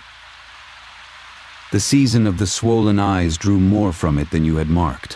One small saucer of honey in ground green after another, day upon day. You set the pot back in its exact place, the place it is always kept, and on the fresh sheet you make the first entry, a short line of black, the sign for honey, and beside it a few small strokes for the measure that remains. 1 jar. Below full. It is a beginning. Next along the ledge stand the small jars of natron, and these you count differently, for natron does not spoil and does not thin, it only goes down. You keep it for the mouth, a pinch dissolved for a rinse when the gums are sore, a cleansing of the teeth, an early gargle. It comes dry from the desert flats to the west, gathered where the shallow lakes have withdrawn and left their white crust behind, and it needs no more preparing than a crush of the fingers to break the crust into grains. You lift the first jar, and it is nearly full, a good pale weight of it, and you set it down and lift the second, and the second is scarcely touched. You do not use much of it in a season. A little goes a long way. You mark it on the sheet, 2 jars, both sound, and you feel the small, quiet satisfaction of a thing that is not running low, a thing that will not send you out to trade or to beg a share from a neighbor before the flood turns. Some stores tend themselves. You let the light rest on the 2 pale jars a moment longer than the tally needs, because it is good to look at a shelf that is full. You move the light 1 pace along, and it finds the willow. This you keep as dried willow, the narrow leaves bundled and bound with a twist of linen, and the bundle has gone thin. You take it up, and it weighs almost nothing in your hand, a dry, light rustle of brittle leaf, and you know at once that this is one of the shelves that will send you out. Willow goes on to the hot and reddened wound, laid on to draw the heat out of it, and the season has asked much of it. You do not keep willow for aches or for fevers, whatever the villages sometimes believe of it. You keep it for the wound that has grown angry, and there have been more of those than you would like. The tree itself is no trouble to find. It grows along the canal banks and the wet margins where the water lingers, and a boy can be sent to cut a fresh length and dry the leaves on the roof in a day of good sun. You mark the willow low on the sheet with a small red stroke beside it, the color that means attend to this, and you move on, already thinking of the boy and the canal in the morning. The seeds are kept together in a cluster of small jars along the middle of the ledge, and you count them as a family because they come and go together. Cumin for the wind trapped in the belly, for the gripe and the cough. Coriander and dill for the same complaints of the stomach and the breath. Juniper berries, dark and wrinkled, kept whole until they are wanted. You lift each little jar in turn and judge it by its weight and by the sound the seeds make when you tilt it. A dry whisper against the clay that tells you more than looking would. The cumin is low. The coriander is fair. The dill has plenty. The juniper you have scarcely touched since the flood, for it is a slower medicine and asked for less often. These are garden things, most of them, or market things, easy to come by when the boats come up the river with the harvest, and you do not worry over them the way you worry over the willow. You mark each on the sheet in its own short line, and the little jars go back shoulder to shoulder in their row, each in the hollow its base has worn into the dried mud of the ledge over the years. Higher on the wooden shelf, where the light must climb to reach them, hang the bundles of dried herbs, tied at the stem and looped over pegs and over the ceiling beam so the air moves through them and keeps them from the damp. These you do not lift, for they cannot be weighed by the hand the way a jar can. You count them by eye, standing back a little and letting the light rise over them, and you tell the full bundle from the picked over one by how much stem shows bare below the leaves. Some hang thick and whole, barely touched since they were brought in and hung to dry. Others are stripped nearly to the string, a few brittle leaves clinging where your fingers pinched off the rest across the season. You reach up and turn one bundle on its peg to see the far side of it, and a faint dry scent comes down to you as it moves, dust and old summer.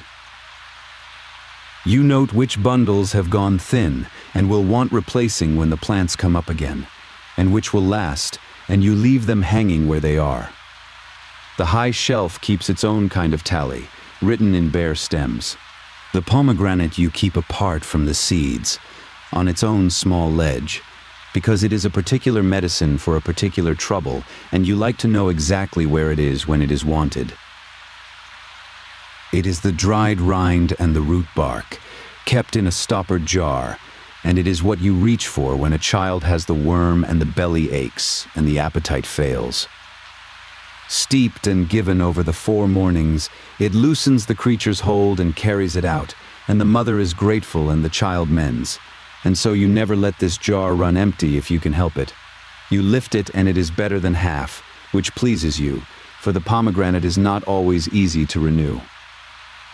The tree fruits in its own season and not before, and a good store of the rind must be laid by while it can be had and made to last through the rest of the year. You had the sense, last autumn, to dry and set aside more than you thought you would need, and now on this quiet night you are glad of that foresight.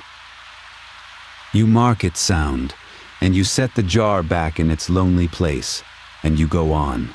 The acacia gum you count next, kept in a squat jar as hardened amber tears, some clear and some clouded, that you crush and dissolve when they are wanted. This is the astringent, the drawer together, the thing you reach for when a flux will not stop, or a rash weeps, or the worm must be met from another side. It keeps almost forever in this dry form, and so the jar you hold has served you a long while, and will serve you longer, and you find it still comfortably full. The acacia grows everywhere in the dry country beyond the fields, and its gum can be gathered where it bleeds from the wounded bark and hardens in the sun, so there is never any anxiety about renewing it. It is one of the patient stores, like the natron, a thing that asks nothing of you and is simply there when the need comes. You tilt the jar and the amber tears shift and click faintly against one another, a small dry sound, and you mark its sound on the sheet, and for a moment you simply hold the cool weight of it and are content that some shelves keep themselves. Along the lower ledge, set a little apart from the dry things, stand the sealed vessels of the castor oil, and these you check with a care you do not give the seeds. The oil is pressed from the beans of the kiki plant, and it serves you two ways, as a gentle loosener of a stopped belly, and as the fuel that keeps a light like the one in your hand burning through a long night. It is a liquid store, and a liquid store is a store that can be lost, so each vessel is stoppered close with linen and mud pressed down hard over the mouth to keep the air out and the oil sweet. You do not open them tonight. You lift each in turn to feel the fullness by its weight, and you look at the seal to see it whole and unbroken, and that is enough. One is full, one is broached and part gone, one you cannot quite judge and must remember to open by daylight. The kiki grows readily and the pressing is no great labor, so you do not fear a shortage, only spoilage, and against spoilage the good seal is your whole defense. You mark the vessels and press a thumb once more to the softest of the seals before you leave them. In a shallow bowl set back on the ledge, you keep the green, the malachite ground fine, and beside it in its own small jar the black, the galena you grind for the eyes, and these you count with particular attention because the season past has been hard on eyes. The dust that comes off the desert and the flies that gather at the corners of the lids leave many a villager blinking and sore, and so the green paste and the black have gone down faster than most. You dip a clean reed into the green, and it comes up shallow, the bowl nearly scraped to the clay at its center, worn down to a thin ring around the edge. The black is better, a good dark heap of the crushed mineral still. You keep these for the sore and running eye, laid at the lash with a rounded stick, a thing the people set great store by against the trouble of the eyes, and you would not like to be without them when the dust season comes round again. You mark the green low, a red stroke beside it, and the black you mark sound, and you think of where the green stone must be gotten, which is not from any garden or canal bank. The green stone puts you in mind of the far places, and you pause over the sheet a moment to think how each thing on these shelves has traveled to reach them. The green comes from the mines out east, in the dry hills between the river and the sea, brought back by the men who go out for it in the cool seasons and carried down to the market in small hard lumps to be ground. That is a thing you must trade for, when the store runs low, giving a share of your own goods or your own labor for a measure of the ground green from a man who deals in such things. So too the frankincense and the myrrh that you keep for the throat, and the breath and the tabletop censer, dried gums that come up the long ways from the southern lands, precious enough that you keep them in the smallest jars and count each one closely. Some of what heals grows at your own door, and some must cross deserts and rivers to reach your shelf, and the counting of a store is also, quietly, a reckoning of the whole reach of the world that a small workroom draws upon. You dip the reed and write, and the far places settle back into their jars. You come to the carrying liquids now, the things that are not themselves the cure but the river the cure rides on, and the first of these is the beer, kept in a tall jug at the end of the lower ledge. Beer is the everyday vessel of a bitter powder, the dark, thick draught in which a ground medicine can be stirred and given over the 4 mornings, palatable enough that even a reluctant patient will take it down. The jug is low, and beer is a thing that does not keep, so a low jug is no great worry, only a note to draw a fresh measure from the household brewing before it is next wanted. Beside it sits the shallow bowl of milk, and milk keeps least of all and must be had fresh each time from a household that has it, so you do not truly store it. Only note that you will need it, and note too the particular formula that calls for the milk of a woman who has borne a son, which is asked for by name in the old book, and cannot be laid in on a shelf, but must be sought when the reason for it comes. You mark the beer to be drawn and the milk to be sought, and you leave the counting of them at that.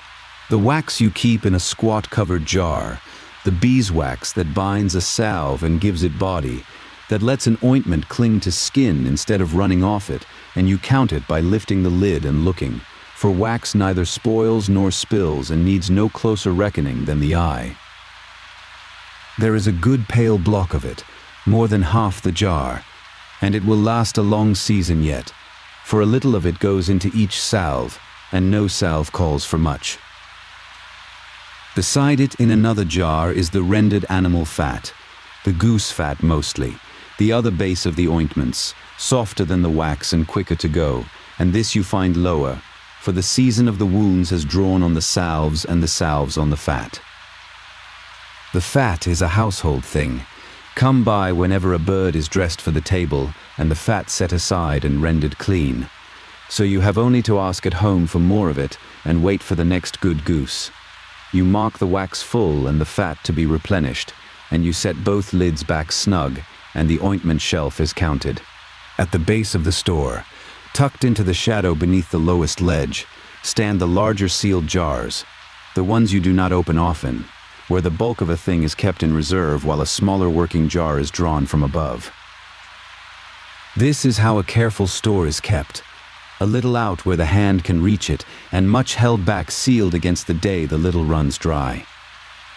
You crouch with the light held low, and you look along the row of them, and each wears its stopper of linen and hard-pressed mud, and on the shoulder of each, low where you would look for it, are a few small faded marks in black, dashes and dots pressed on long ago, that tell you without opening what lies within, and roughly how much.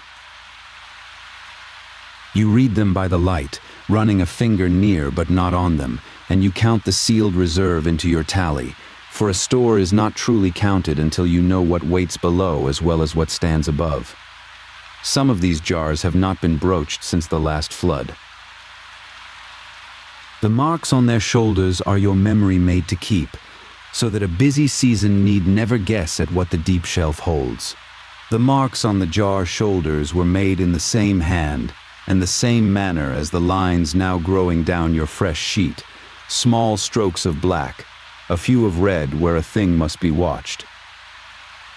It is a plain way of writing, this tally, not the careful cursive of a proper prescription, but a quick shorthand of dashes and dots, and the small signs for the things themselves, enough to hold a number and a name and nothing more. You do not need beauty here. You need only that a mark made tonight will mean the same thing to you in 3 months, when the store has turned over and turned again, and your memory of this quiet night has thinned.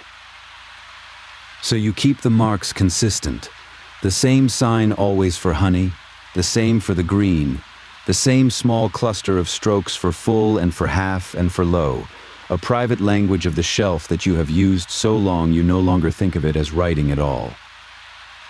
The reed moves, the black dries, another line settles onto the sheet, and the store passes slowly out of the world of things you must hold in your head and into the world of things written down, where it can be safely forgotten until it is wanted.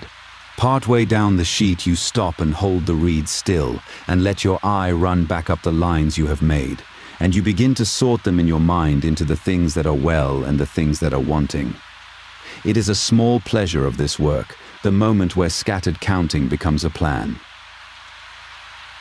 The natron is well, the acacia is well, the wax and the juniper and the pomegranate are well, and these you may forget until they announce themselves empty. The willow is wanting, the fat is wanting, the beer wants drawing and the milk wants seeking, and the green wants getting from a man who deals in the eastern stone. You look at the red strokes standing among the black, few enough that the season has not gone badly, more than none so that there is work to do. This is the shape of a store, always, some shelves full and some drawn down, and the art is not in keeping everything full at once, which no one can, but in knowing at any hour which is which. You have that knowing now, written plain, and you feel the settledness of it. The store no longer a vague weight of worry, but a list, and a list can be answered one line at a time. You take up the light again and carry it to the last stretch of shelf, where the smaller and rarer things are kept, the ones asked for seldom but wanted badly when they are wanted at all. Here is the ochre, the yellow and the red both, kept in tiny jars, a pinch of the one for a weakness, and a pinch of the other where there is bleeding to be stayed. Here is the dill and the caraway kept apart from the cooking seeds, because you use them as medicine and like to keep the two purposes from muddling. Here is the little bag of dates, dried hard, that you soften into a sweet binding paste or a mild loosener, and this you count by the give of the bag under your fingers, still comfortably full. Each of these is a small thing on its own, a jar the size of your fist or a bag you could close one hand around, and yet each has its exact place, and a store where the small things wander is a store where you will one day reach for the red ochre in the dark and find your hand closing on the yellow. So you count them close, and you set each back precisely where it belongs. The linen you count last among the goods, for it is not a medicine, but it is a thing you cannot heal without. The clean strips for the dressing and the fine tuft of lint that is laid into a wound to draw and to pack. It is kept folded in a covered basket to hold the dust off, and you lift the lid and look, and there is a good store of the strips still, torn and rolled and ready, and a lesser store of the lint, which goes fast in a season of wounds. Linen is the one thing on all these shelves you never truly run short of, for it is the cloth of every day, and a worn sheet past its use on a bed becomes, torn and boiled and dried, a store of bandage for the workroom. So the household itself renews this shelf without your asking, its old cloth flowing quietly down into your basket as it wears out above. Still you count it, for a wound will not wait on your going to fetch cloth, and the dressing must be there the moment it is wanted. You mark the strips well and the lint to be added to, and you close the basket, and only the tools of the store remain to be looked over.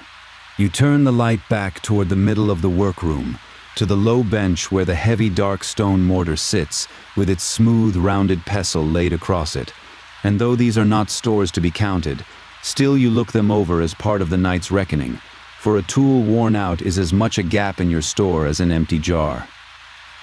You run a thumb around the bowl of the mortar and find it sound, no cracks starting in the stone, the inner face worn smooth and a little hollow by years of grinding but far from used up. The pestle sits well in the hand, its grinding end rounded true. Beside them the little balance hangs from its stand, the two small pans on their plated cords, the polished stone weights nested in their own small dish, and you count the weights to see that none has been mislaid, for a lost weight is a measure you can no longer trust. They are all there. The strainer of loose woven cloth hangs on its peg, whole and clean. The tools of the work are sound, and that soundness is its own quiet entry in the reckoning, the part of the store that does not run down so much as slowly wear, and must be watched all the same. With the goods counted and the tools looked over, you carry the light back along the whole length of the store and pass it slowly across the shelves once more, not to count now, but to see, to take in the order of the thing whole. Every jar stands in its place. The honey at the near corner, the natron beside it, the seeds ranked in their row, the pomegranate alone on its ledge, the sealed reserve in the shadow below, the small rare things at the far end, each where it has always been and where your hand will know to find it without the eyes. This is the peace of a well-kept store, that it is not a heap but an order, that a thing put down in the right place is a thing found again in the dark, at speed, when a patient waits and there is no leisure to search. You did not build this order in a night. It grew as the work grew, each thing finding its place by use, the often wanted near and low where the hand falls easily, the seldom wanted high or deep or aside. Tonight you have only confirmed it, walked it and written it, and set right the one or two things that had drifted, and the shelves stand as they should. You set the light down and take up the sheet and read it through once from the top, and you find that the reckoning has quietly become a plan for the days ahead. A buoy to the canal for a fresh strip of willow bark, to be laid on the roof to dry in the first good sun. A word at home for the next goose fat rendered clean, and for a worn sheet or two to be torn down into bandage and lint. A jug of beer to be drawn from the household brewing before it is next wanted. And when the market next fills, the harder errands, a measure of the ground green traded from the man who deals in the eastern stone, and the small precious gums renewed while they can be had, none of it is urgent tonight.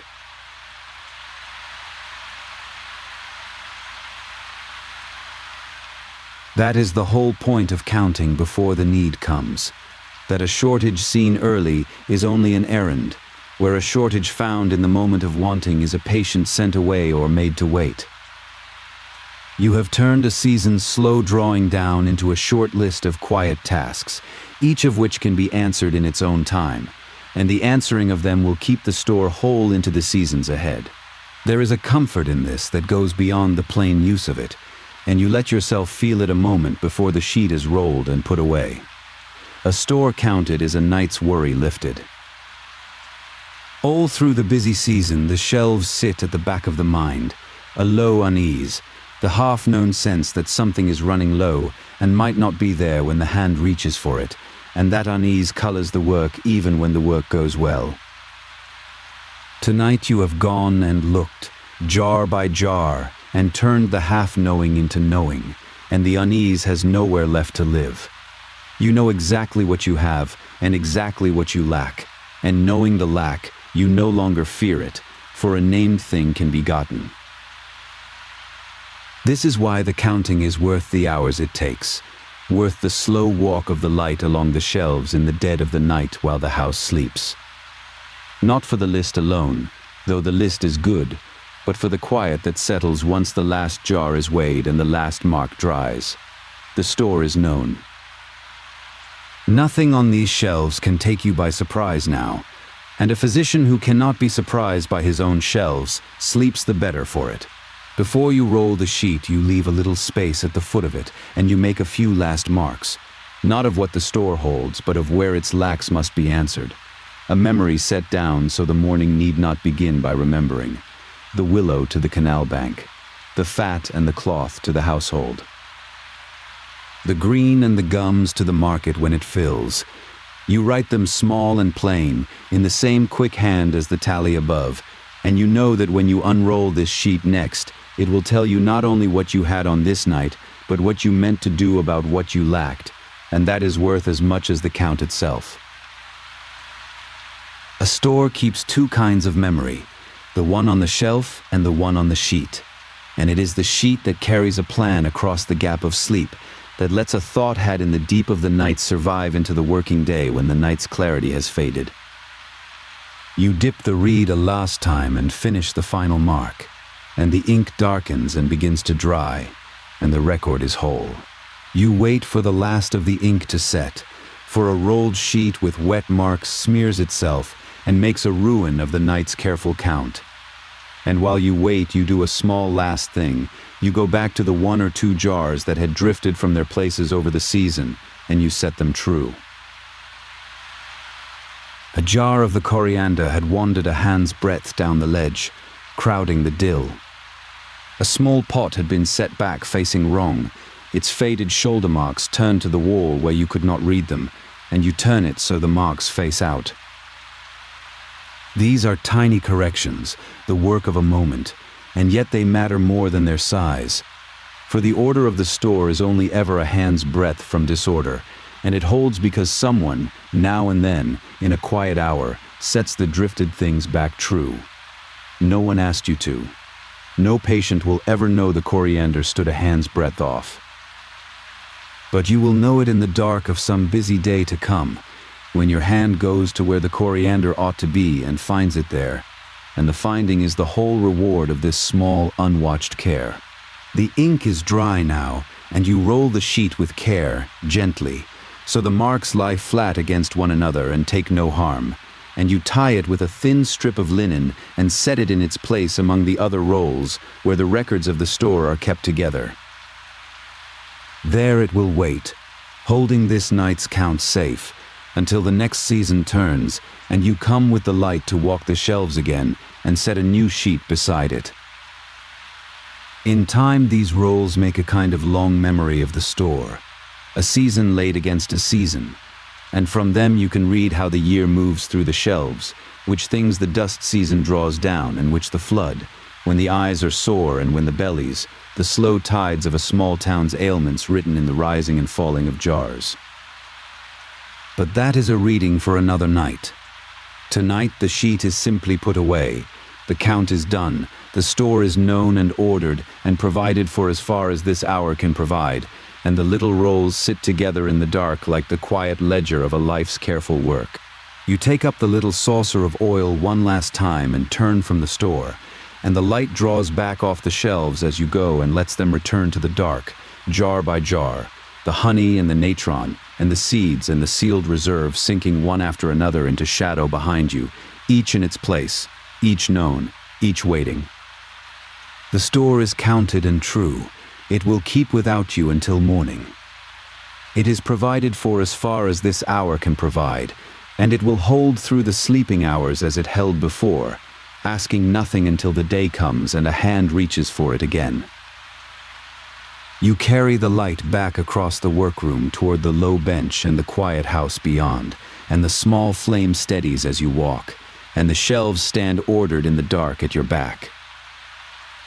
Somewhere in the house the patient sleeps on, and the night holds, and the work of the store is done and set aside, folded into the larger stillness of the hours before dawn. There is a rightness in a thing counted and put away, in knowing that whatever the coming days ask of these shelves, the shelves are ready, and that readiness, quiet and unseen, is its own kind of rest. The house is quiet behind you now, and the garden holds the last dark of the night. You have carried a shallow basket out through the low doorway, past the jars sleeping on their ledges, and you stand at the edge of the beds where the herbs grow in their tidy rows. The air is cool against your bare shoulders. It smells of wet earth and of the river beyond the wall, that flat green smell of water lying still. Nothing moves. A dog somewhere in the town turns over and settles again. The stars have thinned overhead, not gone, only fewer, and low toward the water there is a place where the black has begun to soften, though it is not yet light and will not be for a long while. You are in no hurry. This is the oldest part of the work, older than the writing, older than the stone bowl indoors. Before there was a book to read a remedy from, someone stood in a garden like this one in the last dark and gathered what the day would need. You set the basket down against your foot. You wait for your eyes to learn the dark, and slowly the shapes of the leaves come up out of the shadow, one bed and then the next, and you begin. You crouch first at the low bed nearest the wall, where the coriander grows soft and feathery, and you lay your open hand flat against the leaves. They are wet. All along the top of the garden, the dew has settled through the night. A fine, cold film on every leaf and stem, gathered out of the dark air the way moisture gathers on the inside of a cool jar. You know this water. Indoors, on the shelf, there is a preparation you set out at dusk in a shallow dish and left uncovered, so that overnight the dew would form on it and could be pressed out again come morning. The garden does the same thing to itself, freely, without a dish, without your asking. You draw your fingertips down a stem and they come away beaded and clean. There is a reason the plant gatherers of long ago came out at this hour and not at noon. In the heat the leaves close and grow bitter and the oils in them thin away.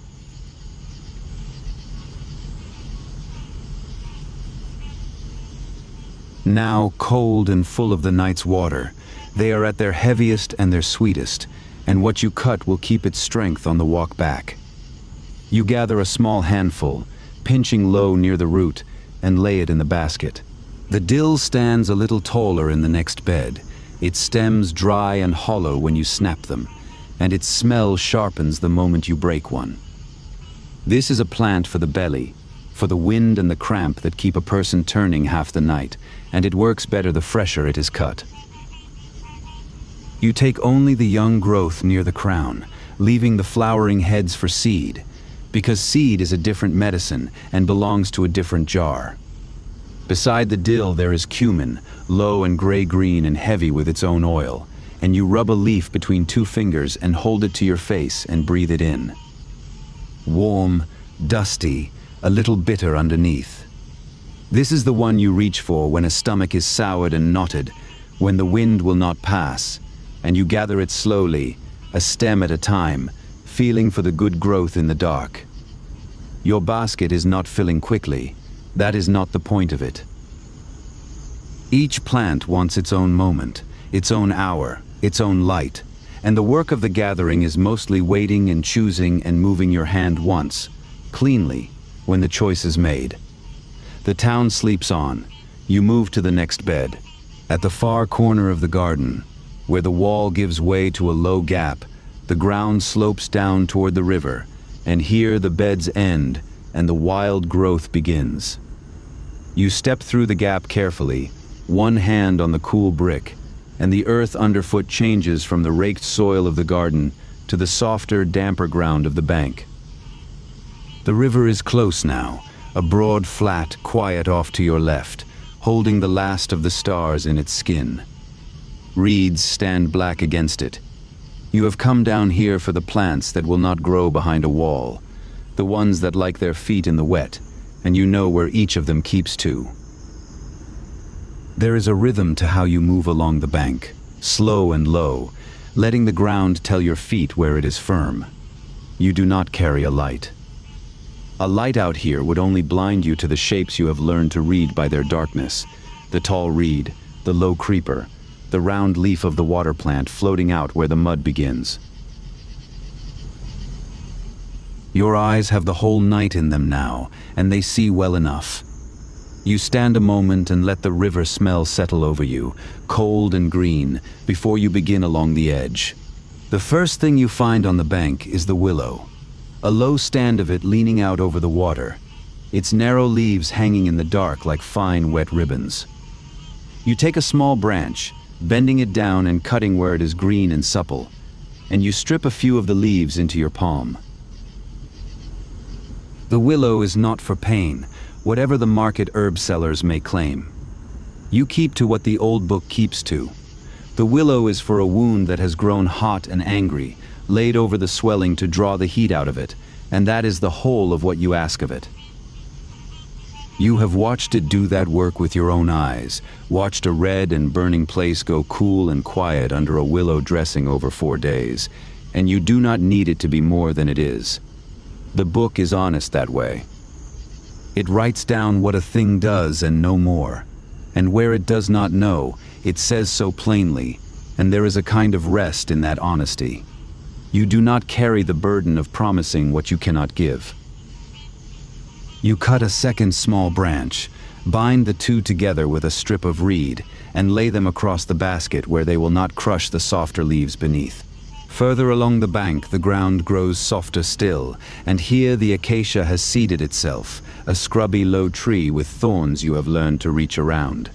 It is not the leaves you want from this one, but the gum, the hard amber beads of dried sap that gather along a wound in the bark where the tree has bled and healed itself. You find such a wound by feel, running your thumb up the trunk in the dark until it catches on the rough, dried drop, and you work it loose and drop it into a small linen bag tied at your waist. Acacia gum is a binding thing, a closing thing. It draws a loose bowel back to firmness. It settles an irritation of the skin. It holds the other parts of a mixture together the way honey does. You gather what the tree has already given up, only the hardened beads, never cutting the bark to make it bleed fresh. There is enough here without wounding the tree for more. A few beads, the size of small stones, drop one by one into the bag with a dry little sound, and when you have a fair handful, you knot the bag again and move on. The sky over the water has lightened by the smallest measure, gray now rather than black. You crouch at the very lip of the water where the mud begins, and you rest there a moment on your heels, hands loose over your knees, and you simply look. The river is very old and very patient, and it does not care about the morning. It has been here longer than the town, longer than the book on the shelf, longer than the first hand that ever ground a leaf in a bowl. In a while the sun will come up over it, and the whole valley will fill with light and heat, and the noise of people, the water carriers, and the donkeys, and the men going up to the tombs, but not yet. For now it is only you and the water, and the slow gray lifting of the dark. You let your breathing settle to the stillness of it. There is nothing to solve out here, nothing to weigh on the little balance, no wound to judge, no doubt to write down. There is only the next plant and the one after it, and the water going by, and the light coming the way it always comes, without being asked. You dip 2 fingers into the cold shallow at the edge, and lift them and let the drops fall back, and then you stand, your knees stiff, and go on along the mud toward the low round leaves floating out ahead of you. The low round leaves belong to a creeping vine that runs along the wet ground, and it is the fruit you have come for, a small hard gourd that hides under the leaves close to the earth. You part the growth with the flat of your hand and feel along the stems until your fingers close on one, round and heavy and cool as a stone, and you twist it free. This is a strong medicine and a careful one, close kin to the worm cure you cook down for the belly. Taken rightly, it moves a stubborn bowel that nothing else will move, and taken carelessly, it moves it too hard, so it is measured out small, a mouthful and no more. Everything you gather out here carries that same caution folded inside it. The plant that heals in the right amount will harm in the wrong one, and the whole of the physician's craft is in the amount, in the small stone weights and the little measuring cups, in the mouthful rather than the handful. You gather 3 of the small gourds, no more than you will use, and set them apart in the corner of the basket, where they will not roll against the soft herbs and bruise them. You straighten, and for a while you just walk the bank slowly, not gathering, letting the basket sit against your hip, feeling the change in the air. It comes first as a smell, the river shifting from its night smell of cold mud to something a little greener, a little warmer, as though the water itself were beginning to wake. Then it comes as sound. A single bird somewhere back in the reeds tries one note, stops, tries it again, and is answered from further off. And then there is a small scattered talking of birds up and down the bank, low and unhurried, nothing like the full noise of day. The reeds that were flat black shapes are beginning to show themselves apart from one another, each one a stem now rather than a wall of dark. You did not see this happen. It is never a thing you can catch happening. You only notice from time to time that a little more of the world has come back into being while you were bent over a plant, and that the dark you began in is quietly spending itself out. There is a long gray road of morning still ahead. You are glad of it. You have never liked to be finished too soon. Near where a footpath comes down to the water, there is a low tangle of juniper, and you crouch to it and pick the small dark berries one at a time, dropping them into a second linen bag. They are ripe now, dusty blue and soft under the thumb, and they give off that clean resinous smell when you press one, the smell of a thing that keeps well and travels well. Juniper is for the water of the body, for the person who cannot pass it freely, and it is a gentle enough medicine that you can be generous with it. You fill a good part of the bag. Beside the juniper, half wild, a few heads of garlic have come up from some old planting, and you pull 2 and knock the earth from them against your wrist. Garlic is everywhere in the work, in the belly cures and the breath cures, both plain and strong and always to be had, and you take it without ceremony, the way you would take bread from a basket.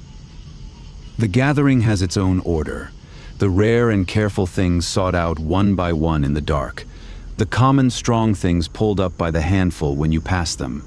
You know which is which by long habit, and the knowing is easy now, almost bodily, needing no thought. The basket has a good weight to it now, though it is not full, and you set it down on a flat stone at the edge of the path, and take a moment to sort what you have gathered before the walk back. You do this every time. Wet things and dry things do not travel well together, and a bruised leaf loses in an hour what it took a whole night to gather. So you lift the willow branches out and lay them along the top where the air can reach them, and you tuck the hard round gourds down into one corner and the leaf herbs into the other, and you settle the 2 small linen bags of gum and berries into the middle where nothing will crush them. It is a small, quiet piece of order, done by feel in the half-light, and it pleases you the way a tidy shelf pleases you. Everything in its place, nothing wasted, each thing kept apart from what would spoil it. You have arranged 100 baskets like this one, in 100 gray mornings, and your hands know the sorting without being told. When it is done, you rest your palm flat on the top of it all for a moment, the way you might rest a hand on a sleeping child, and then you lift the basket again. You climb back up the slope toward the gap in the wall, slower now with the weight on your arm, and at the top you pause and look back once at the river. The gray has warmed at its low edge to the faintest wash of color, not gold yet, not anything you could name, only a lightening, a promise laid along the water where the sun will eventually come. The reeds stand clear now, each in its place. A heron you had not seen the whole time you were down there lifts off the shallows on slow, heavy wings and folds itself away downstream without a sound. You watch it go. It is a good hour, this one, the hour before the world takes up its business again, and you have spent a lifetime of these hours out here with a basket, and it has never once bored you. There is always the same river, and always a different morning. You turn back to the wall and step through the gap, and the garden takes you in again. The tidy beds, the raked earth, the low familiar shapes, and beyond them the dark bulk of the house where the others still sleep, and where the day's work waits already prepared upon the shelves. In the garden you stop once more, at the coriander bed where you began, and you see now in the gray light what you gathered in the dark, and it is good. The leaves you cut are dark and firm and full, the dew still on them, exactly what you reached for by feel. There is a small satisfaction in that, in finding that the hand in the dark chose as well as the eye would have chosen in the light. You have trusted that hand for a long time. It learned the garden the way a child learns the rooms of a house, until it could move through the whole of it blind, and it has not failed you tonight. You crouch and gather one last small handful from the far end of the bed, where the growth is thickest, more than you strictly need, because a little extra of the common green things never goes to waste, and there is always a neighbor who will come to the door with a sour stomach, or a child who cannot sleep. You lay it in on top and straighten. The basket is as full as you want it. Anything more would only be weight. You have learned over the years to know the difference between enough and too much, and to stop at enough. You carry the basket back to the low doorway of the house and stoop under the beam and step inside, and the change is immediate.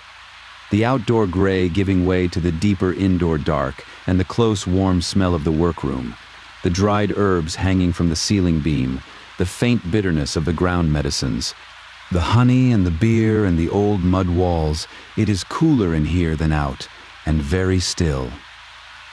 On its shelf, the shallow clay saucer of oil has burned down to almost nothing through the night. Its twisted linen wick a small red coal now, and you leave it to gulter down on its own rather than trim it, for the light of morning is coming through the doorway well enough to see by. You set the basket on the low bench beside the heavy stone bowl where all the grinding is done, and you stand a moment letting your eyes come back to the room. Everything is where you left it at dusk. The jars on their ledges, the little balance with its stone weights, the papyrus roll tied and set aside. The room kept itself through the night. It asked nothing of you while you were gone, and it holds now, patient, whatever you will bring to it in the morning. You lift the herbs out of the basket, a bundle at a time, and hang them from the beam among the others. The coriander and the dill turned upside down so their oils will settle toward the leaf as they dry, tied off with short lengths of reed. There is a right way to hang each thing, and you do it without thinking. The willow laid flat on a shelf where the air moves, the juniper berries left in their linen bag with the mouth open, the acacia gum poured out into a small buff pottery dish. The room slowly takes on the green smell of what you carried in, the wet garden smell laid over the older dried herb smell, and the two settle together the way they always do. None of this is urgent. The herbs will dry in their own time over the coming days, drawing the last of the night's dew out of themselves into the still air of the room, needing nothing further from you now that they are hung. You have only to give them the beam and the shade and the time, and they will do the rest. You stand back and look at the fresh green bundles swaying very slightly among the gray-brown old ones, and it is a good thing to see, the new stock in among the kept, the shelf never quite empty and never quite full. When the last bundle is hung, you rinse your hands in the shallow bowl of water by the door, and the cold of it and the green smell that comes off your fingers is the smell of the whole night at once, the garden and the bank and the river and the dew. You dry your hands on the linen at your waist. The room is lighter now than when you came in, the gray at the doorway warming, though the far corners still hold their shadow. You look along the shelves and take a slow accounting, not a working one, just the quiet eye of a person seeing that all is well. The jars stoppered with their linen in dried mud. The honey pot and the beer jug and the shallow dish of milk set ready. The little balance hanging still and level from its cord. The reed pen laid across the scribal palette with its two wells of ink, the black and the red, gone dry and waiting. Everything measured, everything closed, everything in the place where the hand will find it. There is nothing here that the night left undone, nothing owed to the coming day that has not already been set right. The house is quiet and the house is ready, and the two things feel, standing here, like the same thing. You cross to the far ledge where the doses for the morning are set out, and you look them over one last time by the growing light. This was done last evening, before you slept and before you went to the garden, and it was done carefully, and it holds. Each measure is folded into its own small twist of linen. The powder ground fine and weighed on the little balance against the stone weights and closed up tight, and each twist sits in its own place on the ledge, the belly cure here, the eye wash there, the wound dressing at the end, so that come the hour when the first person knocks at the door there will be no scrambling, no grinding, no searching. It is already measured, it is already dry, it is already clean and closed and named in your own memory, and it will be found in the morning exactly where your hand set it down. You touch each little linen twist in turn as you count them along the ledge, not because you doubt the number, but because the touching is a kind of settling, a way of laying the day to rest before it has even begun. Whatever the morning brings, you will not meet it empty-handed. The work that could be done ahead of time is done. Beside the doses lies the papyrus you wrote out at the bench earlier, the remedy set down in your own hand in a few faint cursive strokes of black, the measures marked in red so the eye will find them quickly, the whole of it long dry now and rolled loosely and tied. You unroll a little of it and read the first lines in the gray light, more from fondness than from need, for you know what it says. It is an old thing, this way of writing a cure, older than you by a great span. The book on the shelf that you copied it from was older than you and older than your teacher, and it will be older still when it passes to whoever copies it next. There is comfort in standing in that line. You did not have to invent the mouthful or the 4 days or the fine grinding. It was given to you, worked out and written down and proven, and your task is only to keep it faithfully and pass it on unspoiled. You roll the papyrus closed again and lay it back exactly where it was, and it settles into its place with the small dry rustle that papyrus makes. The light at the doorway is proper morning light now, soft and pale, the color of the inside of a shell, and it reaches a little way across the floor of the room and stops. You do not go to meet it. You sit down instead on the low bench beside the stone bowl, and you rest, letting the tiredness of the long dark come up through you at last, the good clean tiredness of a body that has done its work and can now be still. Your back aches faintly from the bending on the bank. Your fingers still carry the smell of the herbs. None of it is unpleasant. It is the pleasant ache and the pleasant smell of a night rightly spent. The room is very quiet around you, and warm, and full of the good, bitter, dry smell of the shelves, and the fresh green bundles turn very slowly on their strings in the small stir of morning air from the door. There is a while yet before anyone will wake, a while before the first knock. You have this small hour to yourself, the gathered basket emptied and hung, the doses measured and set, the writing dry and rolled, everything that could be readied. You have nothing at all to do but sit and breathe and let the light come. You think, without meaning to think of anything in particular, of the long chain of mornings that this one belongs to. The plant gatherers who came before the book, standing in gardens like yours in the last dark, reaching for the same wet leaves by the same feel. The physicians who wrote the first cures down, the mouthful and the 4 days, so that the knowing would not die with the knower. The teachers who copied the book by hand in the house of life, the black body of the text and the red of the measures, room after room of scribes bent over the reed pen. The house that gathered all of it in, the garden and the river and the shelf and the balance, and gave you a place to stand inside it and do your small part. None of it began with you, and none of it will end with you.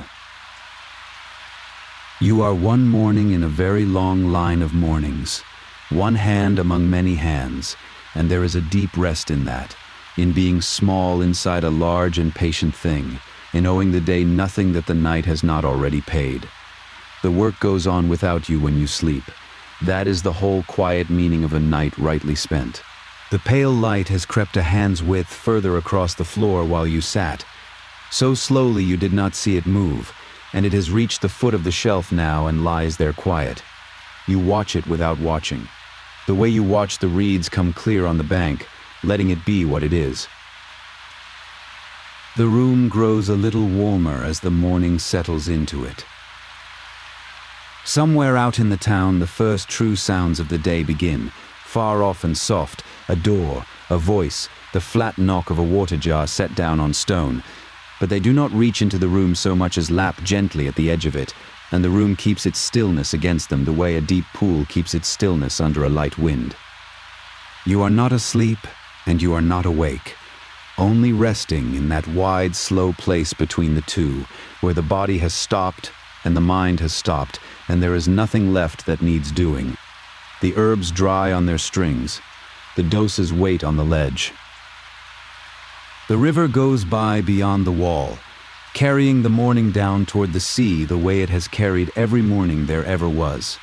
There is a small clay dish of milk on the shelf, set out the evening before, and it has kept its skin through the night, cool and pale in the low light. It is there for the mixing, for the cures that go down gentler in milk than in beer or water, and there is an old form of words that goes with a certain kind of it, the milk of a woman who has borne a son, spoken over the medicine the way the book gives it, so that the strength of a mother nursing a well child passes into the cure. You do not need to speak the words now. The words belong to the morning, to the making, to the moment the dose is mixed and given. Now the milk only waits in its dish, and the dish only waits on its shelf, and the whole room is a held breath of waiting, everything gathered and set and pointed toward a morning that is still, for a little while longer, not quite arrived. You like this held moment better than almost any other in the day. It is the moment when everything is ready, and nothing has yet begun, when the work is all promise and no labor, and it is very peaceful to sit inside it, and ask nothing of it, and let it hold. The tiredness has gone soft and warm in you now, no longer an ache but a weight. the pleasant heavy weight that comes at the far end of a night's work and asks to be lain down under. Your eyes want to close and you let them come halfway, so that the room goes gentle and unsharp, the jars and the beam and the pale light on the floor all blurring a little into one warm, dim thing. You are aware distantly that you could sleep now, here on the bench or across the room on the low bed, and that it would be a good sleep, deep and dreamless, the sleep of a body that has spent itself well and settled all its debts. There is nothing to keep you from it. The gathering is done and hung. The doses are measured and closed. The writing is dry and rolled and laid in its place.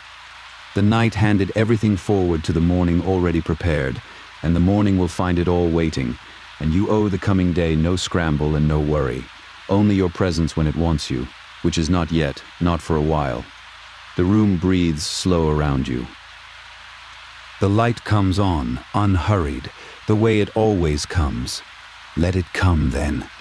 There is nothing left for your hands to do. Every jar sits stoppered on its own ledge. Every measure lies folded fine and dry in its twist of linen. Every word of the remedy is written out and gone dry on the papyrus, and the fresh green things you gathered in the dark hang cool and quiet from the beam, giving up the last of the night's dew into the still air by themselves, needing you for none of it. The bank is behind you and the river goes on without you. The house has been made ready down to its smallest measure, and the readiness does not depend on your waking to hold it. It will keep. It will all keep, exactly as it is, through however long you rest. The balance level, the ink dry, the milk waiting under its pale skin, the doses clean and closed, and each in its place. The whole careful weight of the morning has been lifted off the night and set down gently on the far side of your sleep, where it will be found, unspoiled, whenever you rise to it. So there is only this left to do, which is not a doing at all. Let the eyes close the rest of the way. Let the weight lie down. The room holds you the way the river held the last of the stars, without effort, without asking. The light is fully soft now, pale and even, and it has stopped seeming to come from the doorway at all and seems instead to be simply present, filling the low space to its dim corners, warming the mud walls to the color of honey. The herbs turn so slowly on their strings that you cannot see them move. The jars keep their small, dry silence. Far off, muffled by the thick walls, the town has begun its day, but its sounds arrive softened and slow, more like the memory of sound than sound itself, and they thread through the stillness without troubling it. You breathe, and the breath comes long and easy, and without your steering it, in and out, slow as the light. Your thoughts have loosened their grip on one another. They drift apart, unhurried, like leaves let go on still water, each one wandering off on its own into the dim, and you make no move to gather them back. There is nowhere they need to go, and nowhere you need to go, and nothing at all the hour requires. The house is ready. You are done. The morning will keep. And so the long night closes, not with a door but with a loosening. The way the dark loosened its hold on the water and gave the morning back by degrees, without a moment you could point to. You gathered in the last of the dark and carried it home.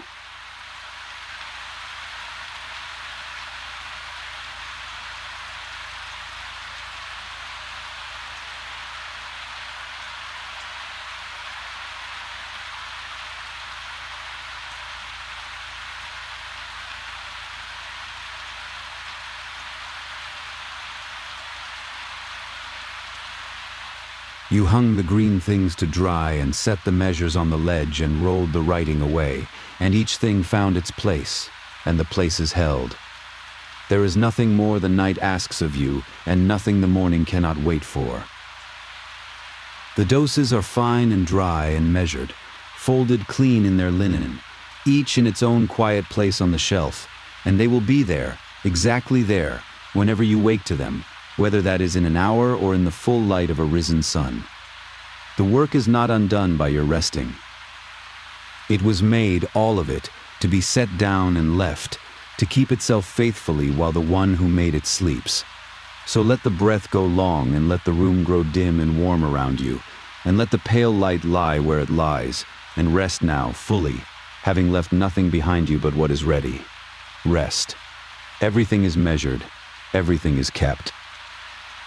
There is nothing left to carry into the day.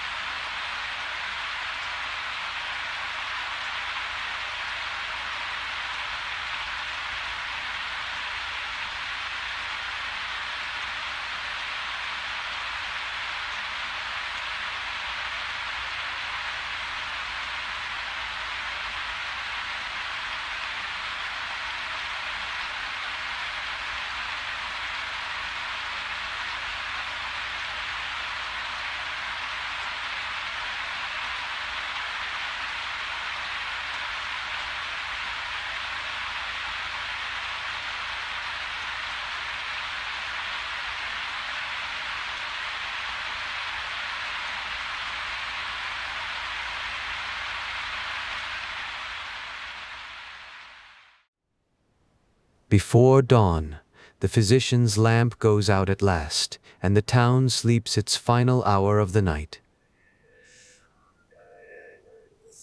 The river, of course, has never slept. It has been moving past all of these lives all along. So we end where Egypt always began, on the water, in the gray hour before the sun, for one last slow day on the Nile. Tonight, the road we are going to follow is not a road at all, but a river, the long and patient river that the Egyptians simply called Interlude, the Great Water, and that we have come to know as the Nile. We are somewhere in the south, on a quiet stretch of the bank, in the long-settled middle of the New Kingdom, some 33 centuries ago, on a day that no chronicle ever troubled to record. The river lies dark and broad in the last of the night, moving without sound toward a sea it will not reach for many days, and along its edge the reeds stand black against a sky that is only beginning, very faintly, to think about the morning. We are not going to witness any of the great matters of this age. There will be no pharaoh here, no temple dedication, no army moving south into Nubia, no name that the long record of Egypt thought worth the cutting into stone. We are not even going to follow a single person through the day, for the river belongs to no one and to everyone at once, to the fisherman and the ferryman and the boy minding the cattle. And most of the faces that pass along its banks are faces that history never bothered to keep. Instead, we are simply going to keep company with the river itself, with its water and its reeds, and its slow brown current across one unremarkable day, from the gray hour before the sun to the hour the last lamp is carried indoors. I should say, before we begin, that the daily life of the river is not a thing we have had to invent. A good deal of it is known, and known well, from the people who lived along the Nile and from the travelers who came after to stare at it. The shape of the year, the rising and the falling of the flood, we owe in part to Herodotus, who walked through Egypt with his endless questions, and to Strabo, who sailed up the river and wrote down what he saw. The boats and the nets and the patient work of the fields we owe to the tomb painters, who left whole walls of ordinary days, and to the careful modern labor of Barry Kemp, of Pierre Montet, of Rosalie David, and of others whose names wait in the description below, should you ever wish to follow the same green water yourself. What we are going to do then is to imagine a single ordinary stretch of the Nile on a single ordinary day, and to move along it slowly, in something close to the order the day itself would have followed. We will begin in the dark before the sun, when the river is only a sound and a coolness, and then we will watch the light come up over the eastern desert and lay itself across the water. We will go out with the fishermen into the reeds and drift downstream with a cargo boat in the heat of the middle of the day, and sit on the bank in the long gold afternoon while the town goes quietly about its work. Nothing in particular is going to happen. That, in a sense, is rather the whole point. The river asks nothing of anyone but that they move at its own unhurried pace, and that tonight is very nearly all that we are going to ask of you as well. So if you are able, dim your lights now, and let the room around you grow as soft and shadowed as the river before the morning. There is nothing here you need to follow, and nothing you need to remember. If your attention begins to drift, let it drift, and if you fall asleep somewhere in the warm middle of the day, then the river will have carried you exactly where an old day on the Nile was always meant to carry you. Settle in. Let your breath grow as slow and even as the current, the long brown current that has been moving north, without hurry and without end, since long before any of these names were written down. And let us go down together and entirely unhurried, to the edge of the water in the dark.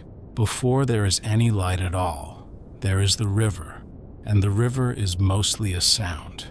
It is the small, ceaseless conversation of moving water against the mud of the bank, the soft suck and release where the current works at a half-sunken root, the faint knocking of a moored boat nudged by the slow swell.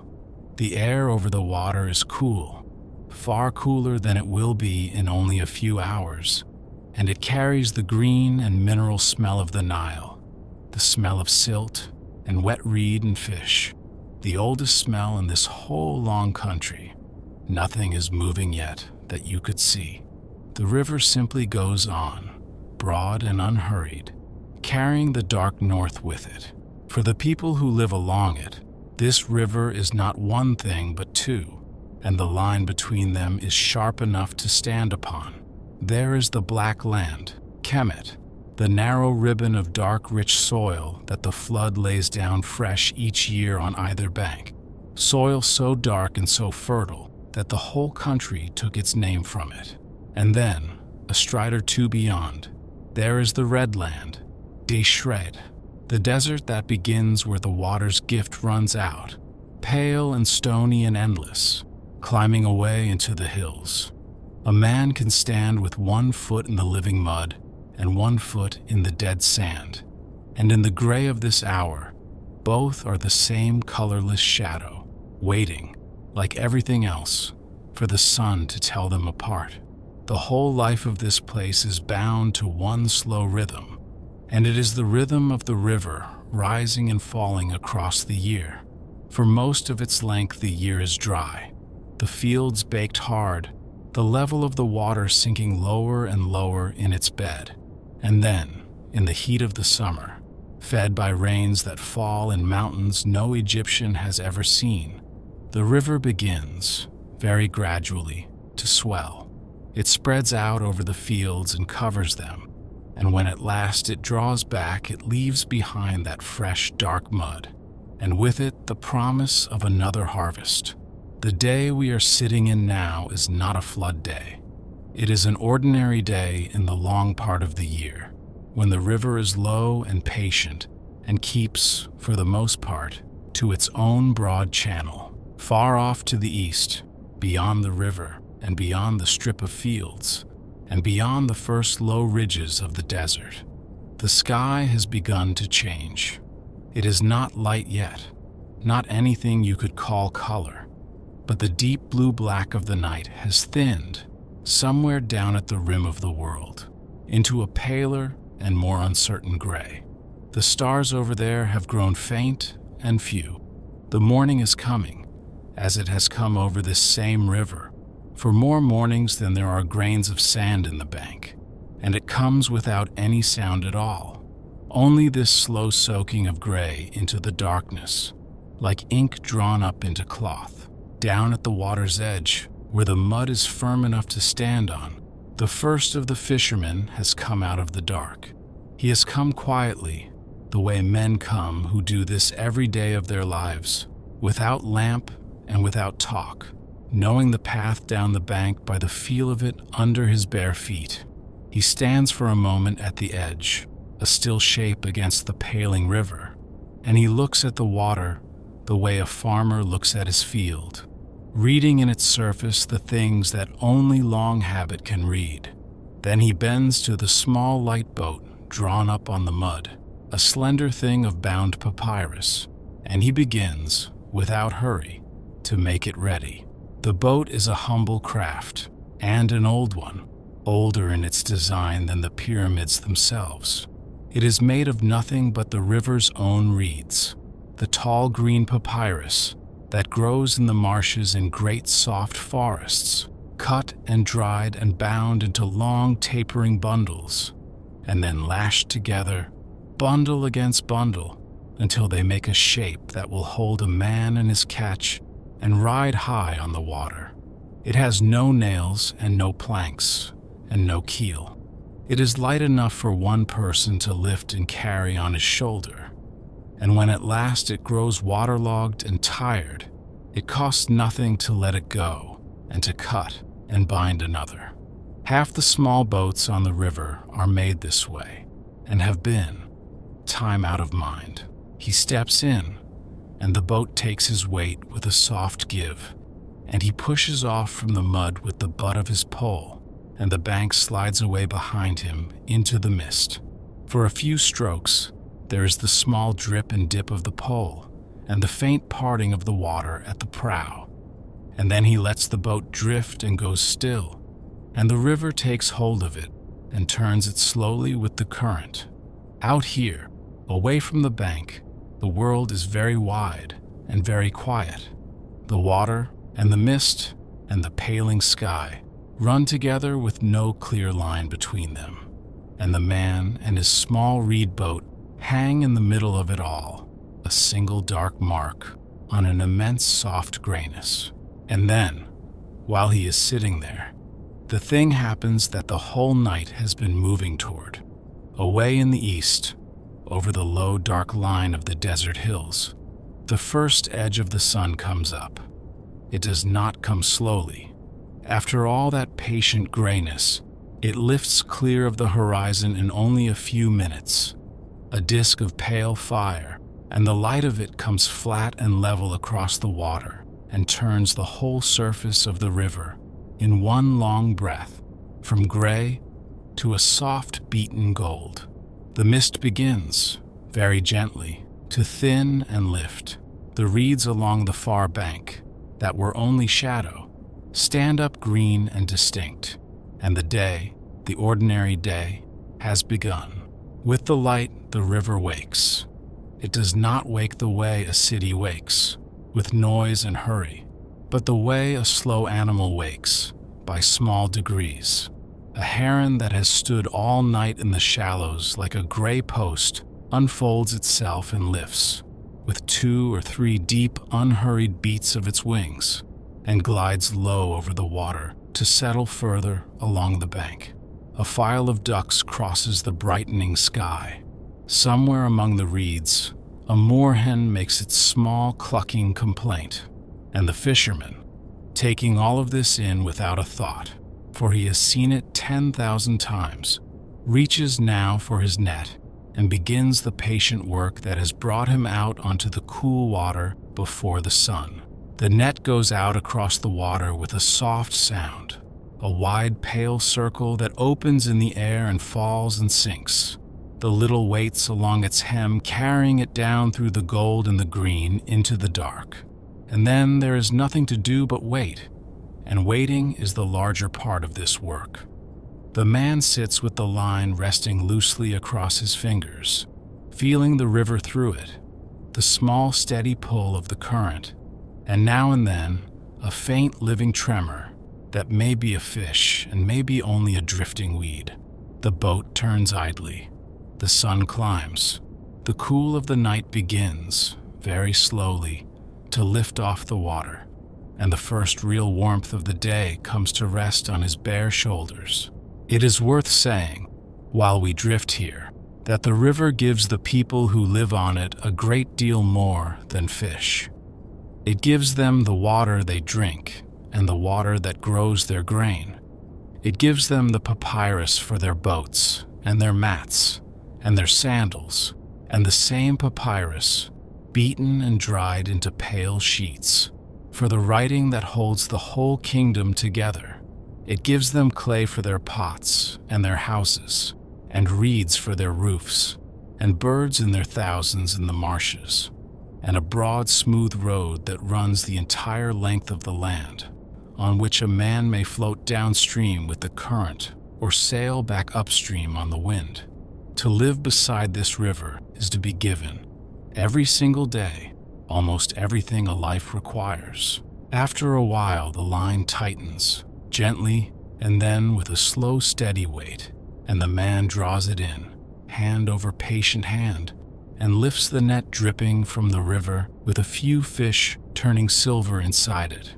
He does not exclaim over them, or count them, or hurry.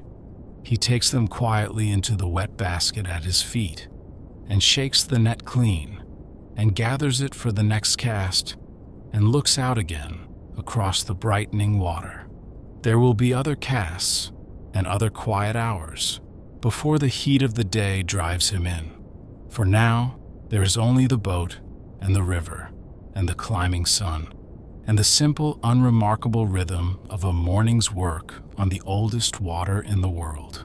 A little way back from the water, where the firm ground rises just beyond the reach of the highest flood, there is a village, and the village too is beginning, in its slow way, to wake. It is a small huddle of houses built of mud, of the same dark river mud that grows the grain, shaped into bricks and dried in the sun and stacked into low, flat-roofed walls, the color of the earth they came from. The houses lean against one another along narrow lanes of beaten dust, and from the roofs, where families sleep on the warm nights, thin first threads of smoke have begun to rise as the breakfast fires are coaxed awake.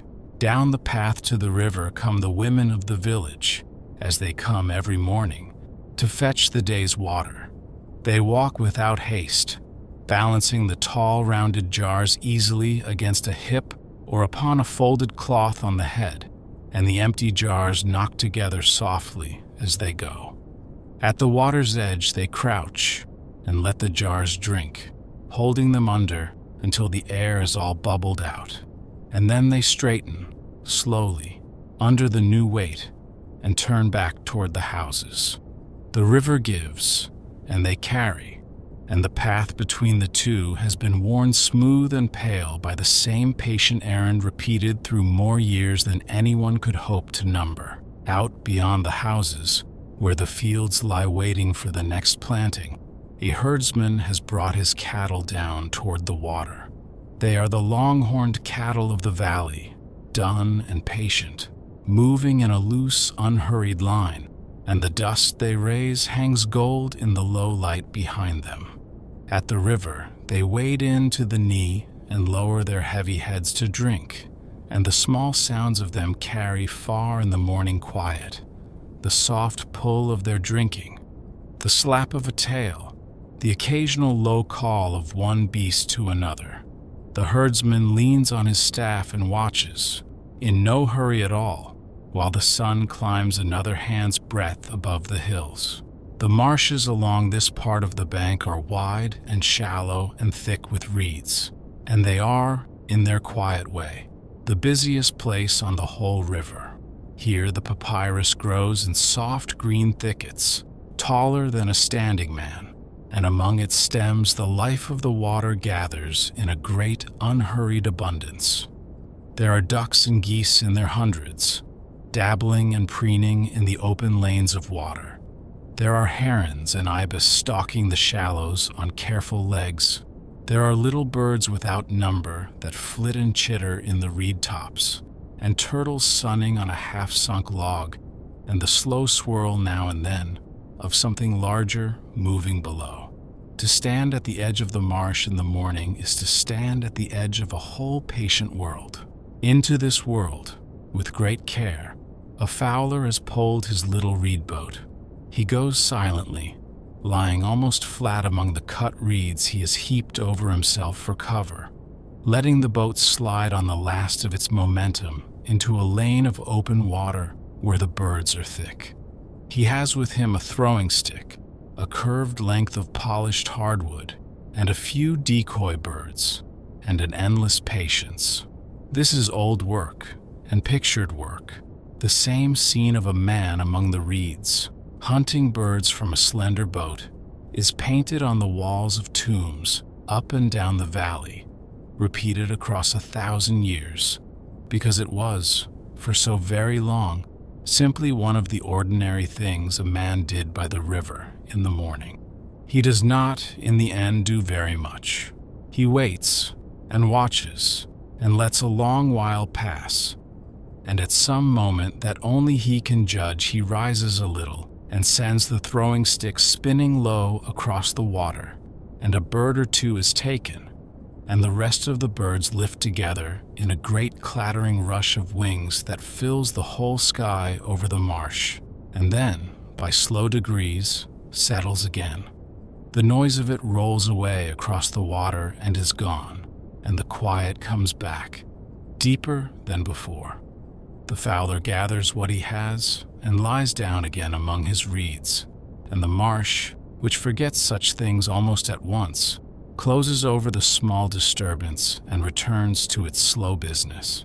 Back at the village edge, the morning's work has spread itself out into the open air. A woman sits in the shade of a wall grinding grain, rocking the smooth upper stone back and forth over the lower with a slow, even motion, and the pale flour gathers grain by grain in the cloth beneath. Nearby, dough from yesterday's grinding is being shaped into flat loaves and set to bake on the hot ashes and on the sun-warmed face of a clay oven. The smell of baking bread drifts out over the lane, mixing with the smell of smoke and dust and animals. And it is, perhaps, the most ancient, comfortable smell there is. The smell that has meant morning and home and enough to eat for longer than there has been writing to record it. Children move through all of this the way children do, half helping and half playing, carrying small jars too big for them down to the water, chasing a goat that has slipped its tether, squatting at the river's edge to watch the minnows dart in the warm shallows. No one minds them very closely. The whole village is their keeper, and the river, for all that it gives, is a known and familiar neighbor rather than a danger. And the day is long, and there is time, on a morning like this, for a child to lie on the warm mud and look at the water for an hour and be scolded by no one. These are the hours that no chronicle keeps, and they are, very nearly, the best of all the hours there are. Along the bank a man is mending a boat, and it is worth pausing to watch him, because his patience is the patience of the whole river. The papyrus hull has grown soft and waterlogged at one end, and he is binding in fresh reed, drawing the cord tight and working it into the old lashing with a smooth, dark tool of bone. He does not measure, and he does not hurry. He has made and mended 100 such boats, and his hands know the work better than his eyes do. And as he works, he keeps up, under his breath, a low, tuneless thread of song, the kind of song that is less a song than a way of letting the time go by, rising and falling with the pull of the cord. The sun is well up now, and the cool of the morning has burned away, and the light on the water has lost its early softness and grown clear and strong. The shadows have drawn in close beneath the walls and the palms. The river, which an hour ago was a sheet of gold, is a broad band of deep green blue, moving steadily north, scattered all over with hard, bright points of light where the small wind off the desert troubles its surface. Out in the channel, the first of the larger boats is coming into view, a wooden vessel under a single broad sail, riding low with cargo, drifting down with the current toward whatever town or temple waits for it downstream. The fishermen who went out before dawn are coming in now, ahead of the heat, their boats sitting a little lower than when they left. They draw up on the mud below the village and lift out their baskets, and there is a small unhurried gathering at the landing, a handing over and a weighing in the eye, a quiet word or two. The day's catch divided and carried up to the houses or set aside, some of it to be split and salted and dried in the sun for the long part of the year when the river yields less. None of it is hurried. The fish will keep for the morning's work, and the morning's work here is never the kind that cannot wait another hour. And so the morning gathers itself toward noon. The water has been fetched, the bread is baked, the cattle have drunk and drifted back to graze, the birds have settled, the catch is in. The village draws a little into itself against the rising heat, finding the shade, slowing the pace of things still further. The river runs on as it always has, broad and green and unhurried, carrying its boats and its light north toward the sea. Nothing has happened that anyone will remember. Everything has happened that a morning is for. And out in the channel, the cargo boat drifts nearer. And it is to that boat, and to the long, warm middle of the day it carries, that we will turn next. The cargo boat that has been drawing nearer all morning is a broad-beamed vessel of acacia wood, built up from short planks pinned and lashed together in the old way, for the acacia of the valley grows in no great lengths, and a boat here is pieced together rather than carved. It rides low and steady, heavy with its load, and it comes down the river with the current under it, and its single wide sail loose and idle, for a boat going north, going downstream, has no need of the wind. It simply gives itself to the river and lets the great slow muscle of the current carry it along, and the steersman at the stern does little more than hold it true. Its cargo is the ordinary wealth of the valley. There are tall sealed jars of grain from an upstream estate, packed upright and close, and beside them squat amphorae of oil and of wine, their stoppers daubed with mud and pressed with a seal. There are bundles of dried reed and stacks of rough pottery, and somewhere beneath it all, lashed flat, a few pale blocks of stone quarried from the eastern hills, bound downstream for the endless building that the kingdom never quite finishes. None of it is treasure. All of it is the slow, ordinary traffic of a country held together by its river, the grain and the oil and the stone moving, as they have always moved, on the patient brown back of the Nile. The crew is small, and at this hour, with the current doing the work, they have very little to do. One man sits in the bow with his legs hanging over the side, watching the water ahead for the pale swirls that mark a sandbank in the channel, and now and then calling back a soft word to the steersman. The rest have settled into the patches of shade where they can find it, in the lee of the cargo or beneath a square of cloth rigged on two poles, and they doze, or talk in low voices, or chew at a piece of bread and an onion. The boat carries them, and the river carries the boat, and for these slow hours of the middle of the day there is, quite genuinely, almost nothing that anyone is required to do. The heat of the middle of the day settles over the whole river like a soft, heavy hand. It comes up off the water and down out of the white sky and in off the desert from every side together, and it presses the land into stillness. The colors of the morning bleach out of things. The green of the reeds goes gray-gold. The blue of the water goes pale and hard. The far banks waver and swim a little in the rising air. Sound carries strangely, or doesn't carry at all. The birds have gone quiet and still in the shade of the reeds. Even the river seems to slow, though it does not, and the whole long valley holds its breath through the worst of the heat and waits, with the patience of a country that has done this every day, forever, for the cool of the evening to come. On the bank, where the fields come down close to the water, a single figure is at work through all of this heat, because the work he is doing cannot wait.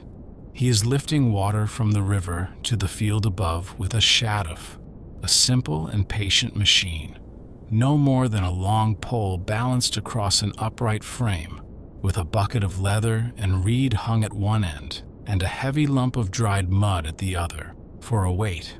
He pulls the bucket down to the river, lets it fill, and then lets the counterweight do the lifting, swinging the full bucket up and around to pour into the channel that feeds his field, and then he lowers it again, and again, and again, in a slow creaking rhythm that goes on for hours. It is humble work, and endless, and it is also, in a way the man himself might never put into words, the whole secret of the country.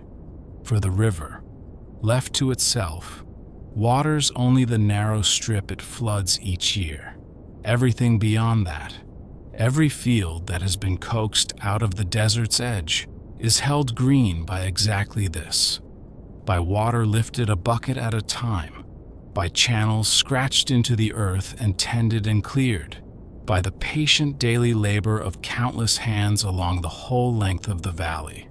The grain in the jars on the cargo boat grew because someone, somewhere upstream, stood in the heat and worked a shaduf through the long afternoons. The kingdom of temples and tombs and pharaohs rests, in the end, on this. The cargo boat passes the man at his shaduf, without either of them taking much notice of the other, for both are simply part of the river's ordinary day. It passes, too, a boat coming the other way, upstream, and here the difference between the two directions shows itself plainly.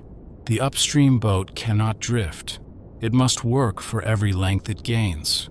Its great sail is hauled up full and taut, leaning into the steady north wind that blows up the valley against the current almost the whole year round, and it leans and shoulders its way south, slow but certain, while its own crew sits idle and the wind does the labor. North on the water, south on the wind.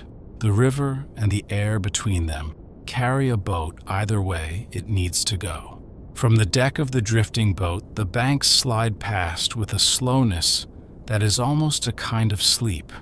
A grove of date palms comes into view and holds for a long while, their crowns hanging still in the heat, and then very gradually falls behind.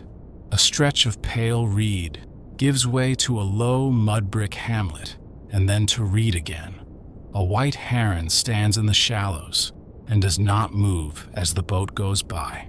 Now and then, a small mark of human life shows itself at the water's edge.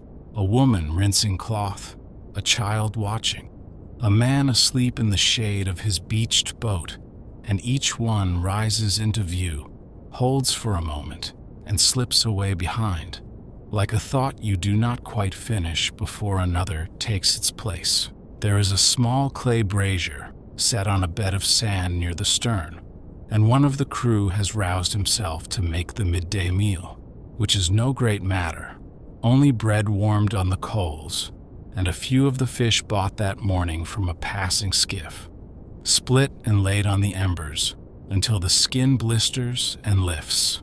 They eat sitting where they are, in the shade, with their fingers, passing a jar of warm flat beer from hand to hand, and they talk a little of the river and the wind and the price of grain downstream. And then they fall quiet again. The boat drifts on.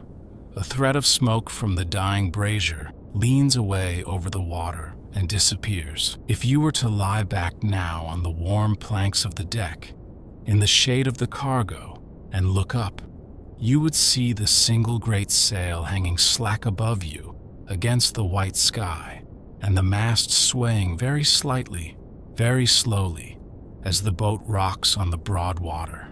You would feel the planks warm beneath you and the faint shudder of the current along the hull, and you would hear the small sounds of the river, the lap and gurgle at the bow, the creak of the steering oar in its lashing, a sailor shifting in his sleep, and very far off, carried thin across the water, the creak of that same shaduf, still lifting water to its field, and you would find it very hard, lying there, to keep your eyes from closing. The river here is wide, and in places it divides, slipping around long, low islands of silt and reed that it has built up over the years, and may, in some later flood, carry away again. The steersman knows them all, knows where the deep channel runs, and where the water shoals to a hand's depth over a hidden bar, and he reads the surface as easily as a scribe reads a familiar hand, steering the loaded boat down the safe green road through the middle of it all by signs that a stranger would never see. On one of the islands, a few goats have been left to graze the reeds, and they lift their heads to watch the boat go by, and then bend again to their browsing, and the island slides slowly astern. And so the long middle of the day goes by, hour after slow hour, with the boat drifting north and the sun beginning, at last, almost imperceptibly, to lean down out of the center of the sky toward the western desert. The fiercest of the heat has passed its peak. The light, when you look again, has just begun to thicken and warm at its edges, to lose the hard white glare of noon and take on, very faintly, the first deep gold of the afternoon. Ahead, where the river bends, and a low bluff of pale rock comes down toward the water, the roofs and walls of a riverside town are coming into view, and it is there, at its busy, patient quay, that the afternoon of our slow day will unfold. The town that the river has been carrying us toward is no great city, only a modest provincial place, a few hundred souls clustered where a good landing and a stretch of firm ground and a road up from the water have drawn people together, since longer than anyone remembers. Its houses climb back from the bank in close, pale tiers of mud brick, washed here and there with a thin coat of white that has gone the color of old bone. Above the low roofs rise a few taller things: the blank pylon wall of a small temple, the crowns of a sycamore grove, a granary's rounded domes, and over it all hangs the soft haze of dust and wood smoke that hangs over every town in the valley in the long gold afternoons. The quay is the busiest place in the town, and even here the word busy means something gentler than it would to us. There is a stone-faced landing, worn smooth and round at its edge by the rubbing of 1,000 hulls, and along it a handful of boats lie moored, our cargo boat among them now, easing in against the others with a soft nudge and a thrown line caught and looped over a worn wooden post. Men move unhurriedly between the boats and the shore, a jar on a shoulder, a bundle on a back, calling out to one another in the flat carrying voices of people who have all the afternoon to do what needs doing. The river slaps quietly at the stone. The work gets done at the pace of the water. At a little folding table set in the shade at the head of the landing sits a scribe, and of all the people at the quay, he is perhaps the most at his ease, for his is the work the kingdom values above almost any other, and he need not lift or carry anything heavier than a reed pen.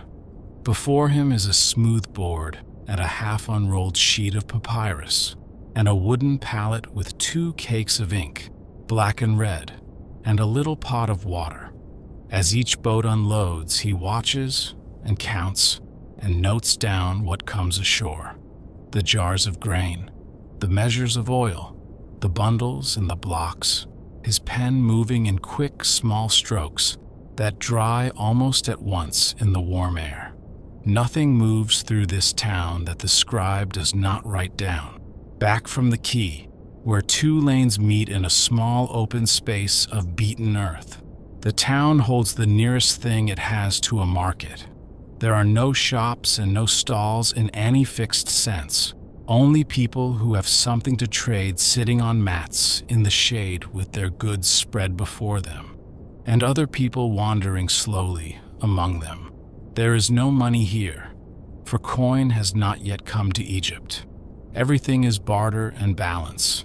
This measure of grain against that jar of oil, a fish against an onion, a length of cloth against a day's labor owed, all of it weighed and reckoned and gently argued in the slow, patient voices of people who know one another and have known one another all their lives. In a yard off one of the lanes, a potter is at his work, and his is among the oldest and most patient of all the crafts of the valley.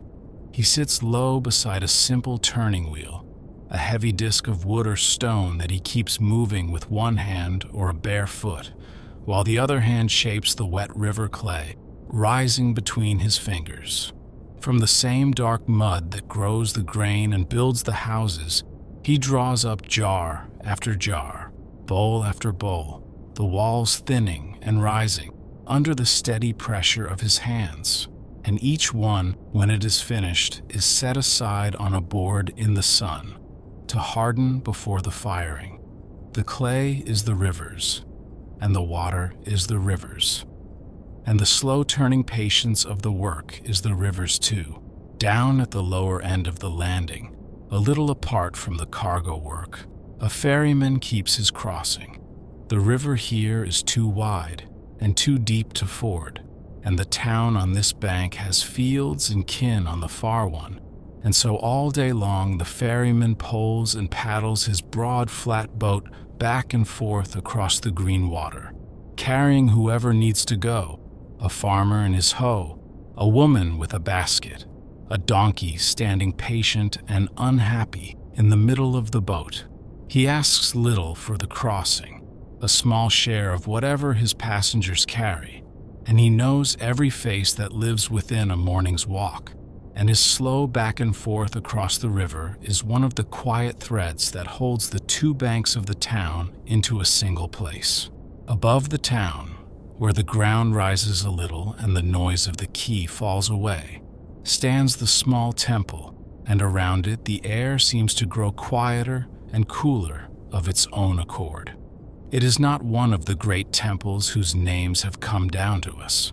It is a modest house of a local god, a god of this town and this reach of the river, with a blank sloping wall of pale stone, a single doorway deep in shadow, and beyond it courts that ordinary people do not enter. A priest in white linen crosses the forecourt without haste and disappears within. A thin, sweet thread of incense drifts out on the warm air. Whatever is done in there is done quietly, behind the wall, as it has been done every afternoon for longer than the town itself has stood, in the shade of a great spreading sycamore near the temple, where the ground is cool and the leaves filter the light to a soft, moving green. A few of the older people of the town have gathered to sit out the warmest hours, as they do every day. They sit on low stools or on the bare, swept earth, and they talk or they do not talk, and they watch the lane and the river below, and the slow hours pass over them like the shadows of the leaves.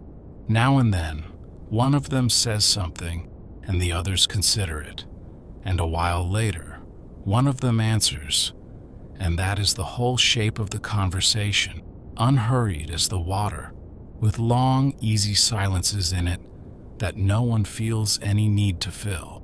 The cargo boat, meanwhile, has been unloaded, the jars and bundles carried up and tallied and stored, and now it lies light and high at the quay, rocking a little, its work for the day all but done. Some of its load will go no further. Some will wait here for another boat going on downstream, and into the empty space along its deck, a new cargo is already, slowly, beginning to come, the produce of this town and its fields. More grain, more pots, a few baskets of dates, bound for somewhere further north. But that is tomorrow's affair, or the affair of the last hour of light. For now the crew, paid off for the day in bread and beer and a measure of grain, have scattered into the town to find what comfort an evening in a strange place affords. The light is changing now in earnest. The sun has swung far over to the west, out beyond the desert hills on the far bank, and it has begun to redden and to swell as it falls, and the whole quality of the afternoon has deepened and grown gold and long. The shadows reach out from the western walls clear across the lanes. The dust in the air catches the low light and turns the spaces between the houses to soft hanging curtains of gold. The river, which all day has been first silver and then hard blue-green, has begun to take on the color of the sky, to glow faintly from within, so that the boats upon it seem to float on a sheet of pale fire. All along the bank, the day's last errands are being quietly finished before the light goes. The women come down once more to the river to fill the jars for the evening and to rinse the dust of the day from their feet, and the water they draw up is warm now on the surface from the long sun. The cattle are brought down a final time to drink before they are folded for the night. A man stands knee-deep in the shallows, washing the mud from a hoe. The ferryman makes his last crossing, his boat a black shape against the burning water. And everywhere the talk grows softer and slower, the way talk does as the light fails, settling toward the long quiet of the night. And then the sun touches the line of the western hills and rests there a moment, enormous and deep red and strangely soft to look upon. And the whole valley holds still to watch it go, as it has watched it go every evening since the first evening of the world. For the people of this river, the setting of the sun is not merely the end of a day. It is the oldest and the greatest of all their stories. The sun god going down into the west, into the land of the dead beyond the desert, to make his long dark journey through the hours of the night and to be born again, if all is well, at dawn. They watch it sink without fear, for it has always come back, and they turn as its last red rim slips below the hills toward the lamps and the quiet of their homes. The light does not leave the valley in a single stroke. It gathers itself slowly out of the lanes and up the walls and off the water. And for a long while after the sun is gone, the sky holds a deep and deepening color, rose and amber, and at last a soft dusty violet, and the river holds it too, lying broad and still and pale between its darkening banks. The air begins to cool. The heat that has soaked into the mud brick all day breathes gently back out of the walls, and one by one, in the houses along the bank, the small lamps are lit, and their low, warm light begins to show, here and there, in the gathering blue of the evening. Down at the quay, the boats have all come in. They lie moored along the landing and drawn up on the mud, dark and still, rocking very gently where the last of the current reaches them, their masts bare against the fading sky. The cargo boat that carried us through the middle of the day lies among them, quiet now, its deck swept, its lines made fast, its long day's drifting done. No one works the water after dark. The river at night is left to itself, to the fish and the birds, and the slow unsleeping current, and the boats wait along the shore, patient as the cattle in their fold, for the gray hour and the next slow day. In the houses, the evening meal is a small and simple thing, taken by lamplight, sitting on mats on the swept earth floor, bread and beer and onions, perhaps a little of the day's fish, a few dates for sweetness at the end. The talk is low and easy, the talk of people at the end of an ordinary day, of the catch and the crossing and the boats that came and went, of who was at the market and what was said in the shade of the sycamore. Nothing that will be remembered tomorrow, nothing that needs to be. And outside the low doorways, the dark comes down over the river and the fields, soft and complete, and the lamps inside burn low and warm, and the long night settles over the valley. And above all of it, as the last color drains from the western sky, the stars come out over the river.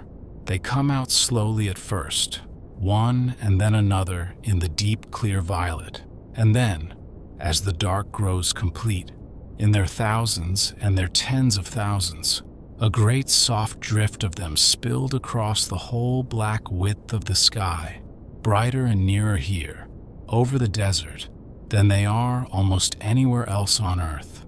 The river lies dark and broad below them, and it catches them, here and there, in a faint scatter of trembling light upon the water, so that there are stars above and stars below, and the boats and the reeds hang in the still dark between. The lamps in the houses are burning lower now. One by one, along the bank, they are pinched out or left to gutter and fail, and the warm, small lights that freckled the dark go out, one by one, and the houses sink back into the greater dark of the night. A dog settles somewhere with a sigh. A child, half asleep, is carried in from a rooftop, The voices have nearly all gone quiet, and the village, which woke so slowly this morning out of the gray, lets go of the day just as slowly now, sinking by soft degrees into sleep, while the river runs on past it in the dark, broad and patient and unhurried, exactly as it ran before anyone was there to watch it. Let us go down, one last time, to the edge of the water in the dark, where we began. The reeds stand black and still against the stars. The mud is cool now underfoot, and the small reed boat lies drawn up where the fisherman left it, dark and quiet, its day's work done. The river moves past, broad and slow and almost silent, the same small ceaseless conversation of water against the bank that was here before the dawn, the soft suck and release, the faint knocking of a moored hull, the oldest sound in this whole long country. Nothing has changed. The day has come and gone, and the river has not noticed it at all, and the river will go on. That is, in the end, the whole of what there is to say about it. When the fisherman is asleep, and the scribe's papyrus is rolled and put away, and the potter's wheel is still, and the lamps are all gone out, the river will go on, moving north through the dark, broad and slow and patient, past the sleeping town and the folded cattle and the drawn-up boats, past the temple and the fields, and the black standing reeds, carrying the starlight on its back toward a sea it will not reach for many days. It went on like this last night, and the night before, and for 10,000 nights before that, and it will go on like this long after this particular ordinary day has been forgotten by everyone, as nearly all the days there have ever been are forgotten. If you are still awake, let your eyes close now, and do not trouble to follow the words any further. There is nothing more that you need to do. The day on the river is over, and it asks nothing of you, and it asks nothing of you now, but that you let it carry you off, the way it carried the boats, the way it carried the light, gently and without hurry, north into the dark. Let the small sound of the water be the last thing. Let the reeds stand black against the stars. Let the lamp gutter and go out, and let the slow brown current take you quietly wherever it is that the river goes. The water against the bank, the soft suck and release, the faint knocking of the moored hull, the cool of the mud and the black reeds, and the stars above and the stars below. The broad, slow, patient current, moving north in the dark, without hurry and without end. There is nothing here you need to follow. There is nothing here you need to remember. The river will hold all of it for you. The morning and the heat, and the long gold afternoon, the nets and the boats and the lamps, and it will carry them on, gently through the night, while you let go of them, one by one, and sink down softly towards sleep. Far off in the east, though it is many hours away yet, the gray will come again, as it always comes. The sky at the rim of the desert will thin and pale. The first fisherman will come quietly down to the water in the dark. The herons will lift from the shallows, and the women will come for the water, and the lamps will be lit, and the boats will go out, and the whole slow ordinary day will begin again, exactly as it began this morning, exactly as it has begun every morning, on the oldest water in the world. But that is far away, and there is no need to wait for it.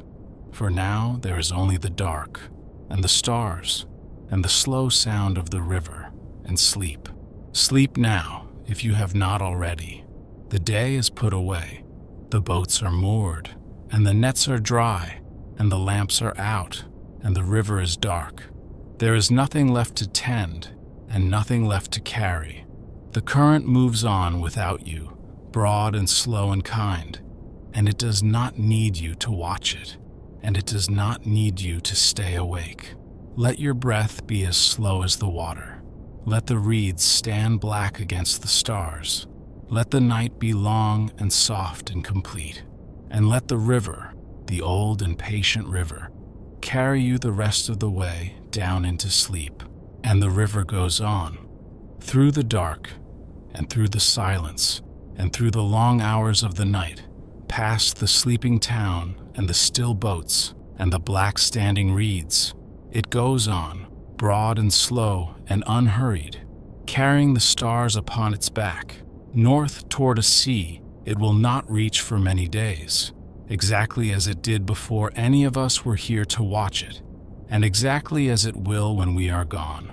The water against the bank, the soft suck and release, the slow brown current, moving on in the dark. Rest now. The river has you, and it will carry you gently and without end until the morning.